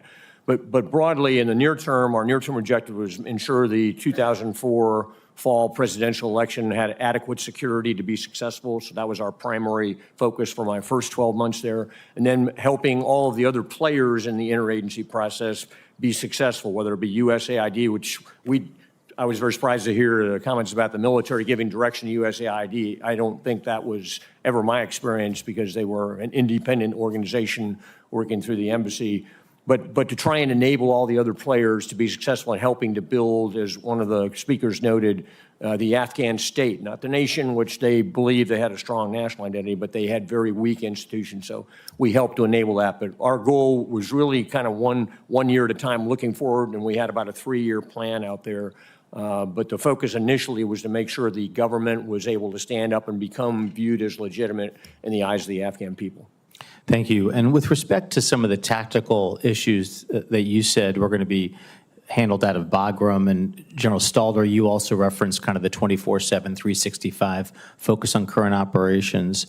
I'm curious whether or not either of you thought it would have been beneficial, possible, realistic in those early days to obtain more authorization to engage in hot pursuit over the border with Pakistan, or to engage in what we later undertook, which were kinetic strikes along the Afghanistan-Pakistan border, specifically directed at al-Qaeda leadership that had taken up safe haven. Was that something we were lacking? Was that something that we could have done better early on? Or frankly, the politics of Pakistan would have made it too complex? And both witnesses are invited to comment on that. Maybe I'll start with that. I don't think the intelligence was there, and the capabilities that were present in later years, such as Predator strikes, that capability was limited to minimal during the time I was there. So that capability probably wouldn't have been available even if we had more effective intelligence. Our military units along the border had the authority to always respond back to any fires they received from across the border. They were always allowed to respond to that. We did not generally allow them to go into Pakistan unless there was they could get permission to do that if they were asked to do so. So I think we had enough authorities in that region. What we did not have is the intelligence. What I felt relatively blind in terms of what I could see was happening in the tribal areas of Pakistan. And that was a big intelligence hole, I think, that we were never able to fill. And then our ability to actually do something about that other than work through the Pakistanis was pretty limited during my time. Thank you. And General Stalder, we have about 30 seconds left. I would agree with that, and it was even less developed during the time I was involved in. In fact, one of our key challenges relatively early was that the terminal controllers on the ground, who were all special forces folks at that point, were wary of being asked to target disparate tribal folks who just happened to be out of favor with the folks that they happened to be working with at the time. So it was very difficult there, and we didn't want to add to the problem by not really being sure what we were going after. So just reinforcing General Barno. Thank you. Commissioner Feda? Thank you very much. Thank you, General Stalder and Barno. Dave, good to see you again. It's been a while. Wanted to start by saying I could not agree more with General Stalder's written testimony, paragraph 2 under coalition operations, where he talks about the value of the allies. I really wanted to be part of this commission for exactly nearly word for word what you, General Stalder, wrote in your testimony. Thank you for validating the work and the sacrifices of our allies of over 20 years, or nearly 20 years on the ground. Very important contribution you wrote right there, and I appreciate the sentiment. For General Barno, again, reading your testimony, and apologies, I had to just briefly step out for something. You identified as one of the key components for how we didn't succeed in the war, or I'm probably using your words slightly wrong, failure to achieve unity of effort. When it came to COIN, you say that we could have done better, and it's 20% military and 80% other. In your mind, and having listened, I saw that you were here and Administrator Natsios was speaking. How much of what Administrator Natsios said also reflects your views on COIN and where we could have done better? I will say that much of what he had to say I found surprising because it didn't reflect my experience with USAID in Afghanistan. And again, my period of time there, not uniquely but distinctively, I think, was marked by having a very close integration with the U.S. Embassy country team and Ambassador Khalilzad, who is the ambassador through the vast majority of my time there. And he and I partnered very closely together. I lived on the embassy compound. I went to probably 300 country team meetings while I was there, which is more than any military officer should have to do, right? So, and those were incredibly valuable, and followed by 300 security core groups with the head of USAID, with the head of the intelligence there, with the head of the Afghan Reconstruction Group, a group of CEOs who were working there with us. And so we had a very integrated country team effort that I very much wanted and put myself as a part of. My office was 20 feet from Ambassador Khalilzad's the embassy. And so I thought that was, in a lot of ways, we achieved a very high watermark in terms of integration during our time there. However, I also am keenly aware, and I've written a bit about this, that our successors viewed that very differently. My successor immediately moved out of the embassy. He stopped going to country team meetings, certainly his choice. He took all the non-military things out of the campaign plan that we had integrated and built together with the embassy as a unified U.S. campaign plan for counterinsurgency in Afghanistan. And the next ambassador, was very much more of a traditional State Department person. So I think the institutions themselves are not built, as we heard, to do this naturally, and it takes a lot of unnatural effort to make it happen. And we've got to find a better way to make that the norm, and at least recognize it's important to find a way to build these teams, get them together, perhaps deploy them together and keep them together for a long time, which we ultimately failed to do throughout the war. Just staying with you for a second, then I'd like to ask both of you a closing question, at least during my time. a big part of this commission is not only to understand the facts and to be as objective as possible, but also, as you've heard throughout this morning, to get recommendations. And so I know there's been a lot written on COIN and what we can do differently and better, but I guess I would be curious to hear your thoughts on, I know you just said maybe combining more, but that long reach of Washington, and how much does that really affect trying to do counterinsurgency on the ground? I thought we actually benefited from having the Iraq War between us and Washington, and that absorbed so much of their energy, time, and attention, and it was not going well at all during the time I was there, that spared us a lot of what could have potentially been micromanagement from Washington. And we also had a very powerful ambassador who was not only connected to the Secretary of State, but also knew the president, knew the vice president, had long-running relationships with the Secretary of Defense. And so his ability to cut through a lot of the bureaucracy and shield us from perhaps a lot of unnecessary over-supervision was pretty strong. So that worked better than I expected it to when I went out there. And I thought, again, kind of a salient aspect of that unique period of time with the people involved. Okay, great, thank you. And now for both of you, and I'll start with General Stalder. I want to bring the allies back in one more time. And again, the 2080 comment that you make, General Barno, about how COIN should work. Working with the allies on counterinsurgency. For many politically, it was a tough thing to do, but what's one lesson that we can take away from working with allies on COIN that we can apply to a future conflict? And again, starting with you, General Stalder. I think wherever we work with them, speaking from the military perspective, we have to treat them as genuine partners. We have to listen, and include them in our plans and our planning, and be included in their plans and their planning, and continue a very close relationship from the planning phase all the way through the execution. In the case of U.S. forces, many times that will involve, helping them to help us. But that's a North Star for counterinsurgency or any kind of successful allies and partners operation, in my view. Now, briefly, I think the political legitimacy that partners give us is incredibly important, maybe as much in some cases the military contributions they can make. I also think we have to be realistic and be very clear with them on understanding what they will and will not do in an insurgency. And as I went back for some of my visits, it was clear that we had a tier of allies and partners who were absolutely there and were willing to fight. And we had another tier that were there to do no more than peacekeeping operations, as we might describe them. Those therefore cause us to have to think about putting them in different places and giving them different responsibilities. All allies and partners are not equal and shouldn't be thought of that way on the battlefield. Yeah, thank you so much, gentlemen. Appreciate it. Commissioner Jones, you are recognized. Thank you very much. Appreciate the time both the witnesses have spent with the commission so far. I wanted to turn to you, General Barno, and ask you when, based on your judgment, do you assess the insurgency really began? What time frame, and what were the key driving factors, as best as you can tell, including reflecting on it, that sort of drove that insurgency? Yeah, that's tough to put a mark on the calendar on that. I think by the time I arrived in October 2003, I was there for an assessment visit for a week plus the month before.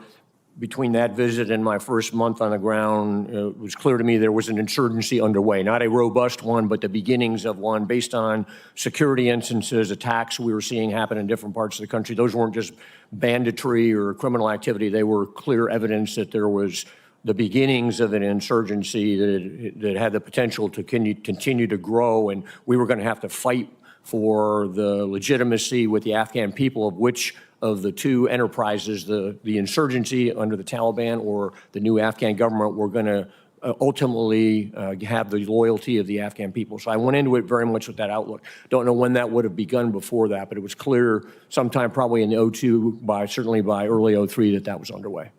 And briefly, your sense as you came into in that period, the causes for that? What was motivating the Taliban, and how were they able to operate? Partly, I think that they never disbanded. They were never defeated. They never, there were never large surrender ceremonies for the Taliban when they went in POW camps, right? So they simply blended back into the population after December 2001. Some went to Pakistan, but many went home and never really put down their weapons. And the ideology and the connections they had and perhaps their lack of representation in the ensuing government may have contributed to this, made, I think, fertile ground for the insurgency to begin again. Thank you. I wanted to turn to one of your comments in your testimony, which is the lead nation approach. I won't go through all the lead nations, but the Germans took responsibility for the police, the British for counter-narcotics, the U.S. for the Army. What is your sense, reflecting back on that, how well that actually was implemented on the ground and the challenges faced? How much of that was perhaps a function of wasn't a great idea to begin with or wasn't resourced sufficiently? What's your sense about the lead nation approach and its implementation? I think some of the challenges were capacity. Each of those nations brought very different capacity to the table. The bigger challenge, I think, was lack of a mutually agreed upon direction or strategy for each of those programs. I thought, for example, the DDR program, Disarmament, Demobilization, Reintegration Program run by Japan and really strongly overseen by the United Nations went very well. And I watched large numbers of Afghan militia forces be demobilized and brought back in, their weaponry taken away. Other programs I thought were much less successful, and they were on different azimuths, different directions than we might have liked in some cases. So we fought to get the police program brought under the United States, and ultimately were successful in doing that, shortly after I left, because we thought it was so important and it wasn't getting the right kind of direction, and it didn't have basically the right North Star that was aiming towards. It was aiming towards a much more, perhaps a European police style, as opposed to this is going to be in a wartime police organization. So each one, I think, had a different level. We couldn't have done that necessarily all of ourselves. So it had to be, I think the idea was a good one, but the execution, I think, fell short in some areas. So just briefly, last question. I want to pick up on one of Dan's questions earlier. The relationship between you and Ambassador Khalilzad, I think you have said, was a close one. I think as we look towards future cases where we get engaged in a situation like this or might get engaged in a situation like this, what is your sense about the right model for how to run a campaign along these lines? Is it something that has to be done between the ambassador and a military commander? Should it be a civilian lead? Should it be something else? One of the recommendations I made a number of years back was that if we're in a counterinsurgency campaign that's ongoing, let's say, what we need to do is pick a commander and an ambassador, give them small staffs, put them in Washington, D.C. together for 3 months, and make sure they can get along together, develop a joint coherent strategy that's blessed by state and defense and the other players. Then when that's all packaged up, send them to the country we're fighting in and send them there for 3 years at least and keep them together. And if it doesn't work, change them out. But don't randomly assign people based upon the algorithm at the time or the personnel model and hope that it works when they arrive in country and we find out they don't like each other or they don't work well together or they have completely opposite philosophies on how the war should be fought. We did quite a bit of that over 20 years, and I think there's better ways to do that than what we experienced. Thank you. Thank you very much. I will give myself 5 minutes for a question directed at General Barno. My question looks both backwards and forwards. So can you talk about the readiness challenges that you observed in the armed services when you went out to Afghanistan in terms of what was needed on the ground for preparation and what we were lacking? And then also talk about what we did bring to the situation. And related to that, looking forward, you shared with us that you teach a course at Johns Hopkins SAIS on the human face of war.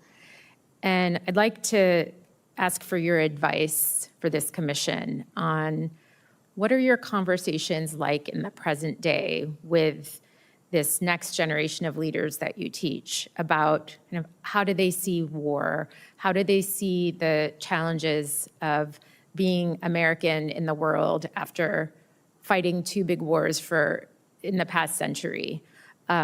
Give us the human side of the experience of your students, if you will, because for us, that's going to be extremely instructive as we write our report. We hope that this report will sit on the shelves of high school classrooms and college classrooms and be available to everyone who wants to learn. So in that spirit, please, sir, go ahead. If I understand the readiness question, I think one of the challenges we had, certainly during my era, is that we had units arriving in Afghanistan that had no idea what counterinsurgency was. There was no doctrine for counterinsurgency at the time. The military didn't publish doctrine until after I left Afghanistan on updating what they had had during the Vietnam War. And so there was a huge gap in terms of what's this environment they're going into. And our units actually adapted quite well. I write in a couple of my articles that their solution, when I talked to one of the battalion commanders on how they switched to counterinsurgency, was booksamillion.com, which was the predecessor of Amazon. They were ordering books from the United States to be shipped into Afghanistan on counterinsurgency and reading them in the field and teaching their people how to do these things when they came in with a very different understanding of what they might have to do. So over the course of the war, our units got much better at that. We developed doctrine. We started doing training before people came, but that was all very much quite a bit later than the time I was there. So it was a huge challenge, I think, at the front end. To your second question on the human face of battle, my colleague, Dr. Nora Bensahel, and I have been teaching this course for about 10 years now. And in the first few years we taught it, we were getting people, in some cases, literally weeks from Afghanistan in combat, arriving to take a course on the human face of battle and getting lessons on the impact of killing, the impact of dealing with casualties in units, duty, heroism, and fear, and what that means, small unit leadership. And it was an incredible experience watching them process their own experience in Afghanistan and Iraq in the classroom, talking about it afterwards. In the last several years, those people have all aged out of the force. And so now the students we have still a number of military students as well as many civilian students, which is why we taught the course. Our military students, for the most part, haven't deployed to Iraq and Afghanistan. And this is all new to them. And we look at, not just the recent wars, but we go back and look at World War II, Korea, Vietnam, and the experience mostly of combat on the ground. And they're very fascinated by that because they're looking to their future and the possibility of having to fight a major power war sometime down the road and what that might look like. And they'll be wrestling with a lot of these same issues, probably on a much bigger scale, God forbid if it comes to that. But I think that the generation in the military that's serving today is, as astute and as engaged and as committed to, being able to be ready to go out and fight those wars if they have to, as their predecessors were who fought the wars here in Afghanistan in the last 20 years. Last point on that, I think, is that those that did fight in Iraq and Afghanistan, particularly perhaps in Afghanistan, many of them, I think, have a profound sense of lack of resolution of that war. They don't feel like there's been closure on their experience based on what happened and how we left in 2021. So I think the commission's work in that area, there's a number of them that are very interested in that, or keen to hear that that's happening, because they came from a military, at least in the Army and Marines, that had a very strong culture of looking back and doing an after-action review of what happened and why it happened and what we can learn from that. And most of them, I think, correctly feel that simply hasn't been done in the military, and they want to find a way to get that closure. So I hope that the commission will help contribute to that for them, and I hope our course helps with that for them as well. Thank you, sir. I'll give the floor to Co-Chair Jackson for a question. This question's for General Stalder. In your testimony, you referred to the disconnect between your view of what would be required to build an Afghan national security force and the opinions that prevailed in the OSD staff at the time. I'm curious if you could expand on this a bit. You argued that it would take a decade, it would be more costly, that special forces couldn't do it alone. What do you think right would have looked like at that point in time? What kind of army and police force did Afghanistan need in your estimation, and what would have been involved in turning that into a reality? I think the planning to do that and to appreciate the current conditions in Afghanistan would have done a great deal to improve the success of the effort, and frankly would have been valuable for all of the folks who were involved in the process to understand One of the earlier panelists pointed out something very articulately in terms of perceptions in Washington and elsewhere about what sort of institutions and challenges there were in Afghanistan were wildly overestimating the raw material of young men, for example, who might become part of an Afghan national security force. Their level of literacy, the social cohesion, and all of the things that go into the raw material for creating an Afghan national security force that's genuinely effective, and a police force that's genuinely effective, loyal to the community, and acting for the greater good, as opposed to a tribal or even family loyalty. And so those baseline understandings, although we did our best to communicate them through the various bureaucratic channels, did not seem to be resonating, or certainly did not seem to be in favor, because it was going to be long, expensive, and challenging if you do it right, but it'll be worth it. So to answer the basic question, that baseline understanding is the critical starting point for that kind of an effort. And in my experience, we did not achieve it. I left in the summer of '02. Maybe other efforts occurred after my departure to bring that mutual realization to those involved, but I did not see it up to the time that I left. So that's a critical element, and in terms of what right would look like for a reattempt, I would start with that. What are the current conditions, and where do we want to go? Begin with the end in mind. I hope that answered the question.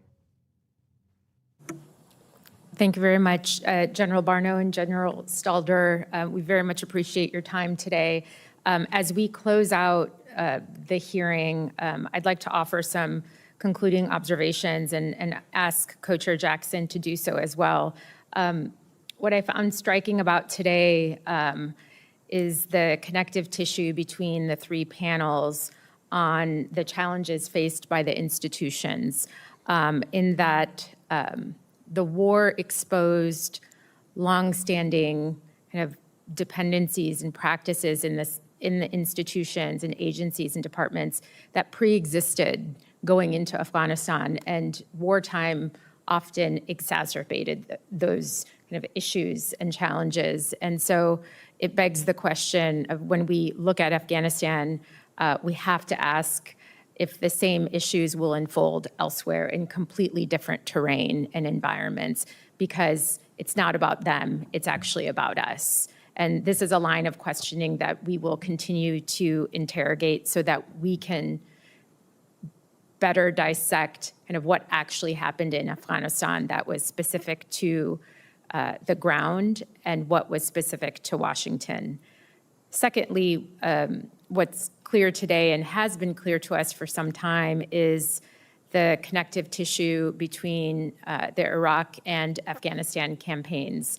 We're often told that this is an artificial comparison. We also see in some communities that they jump to the conclusion.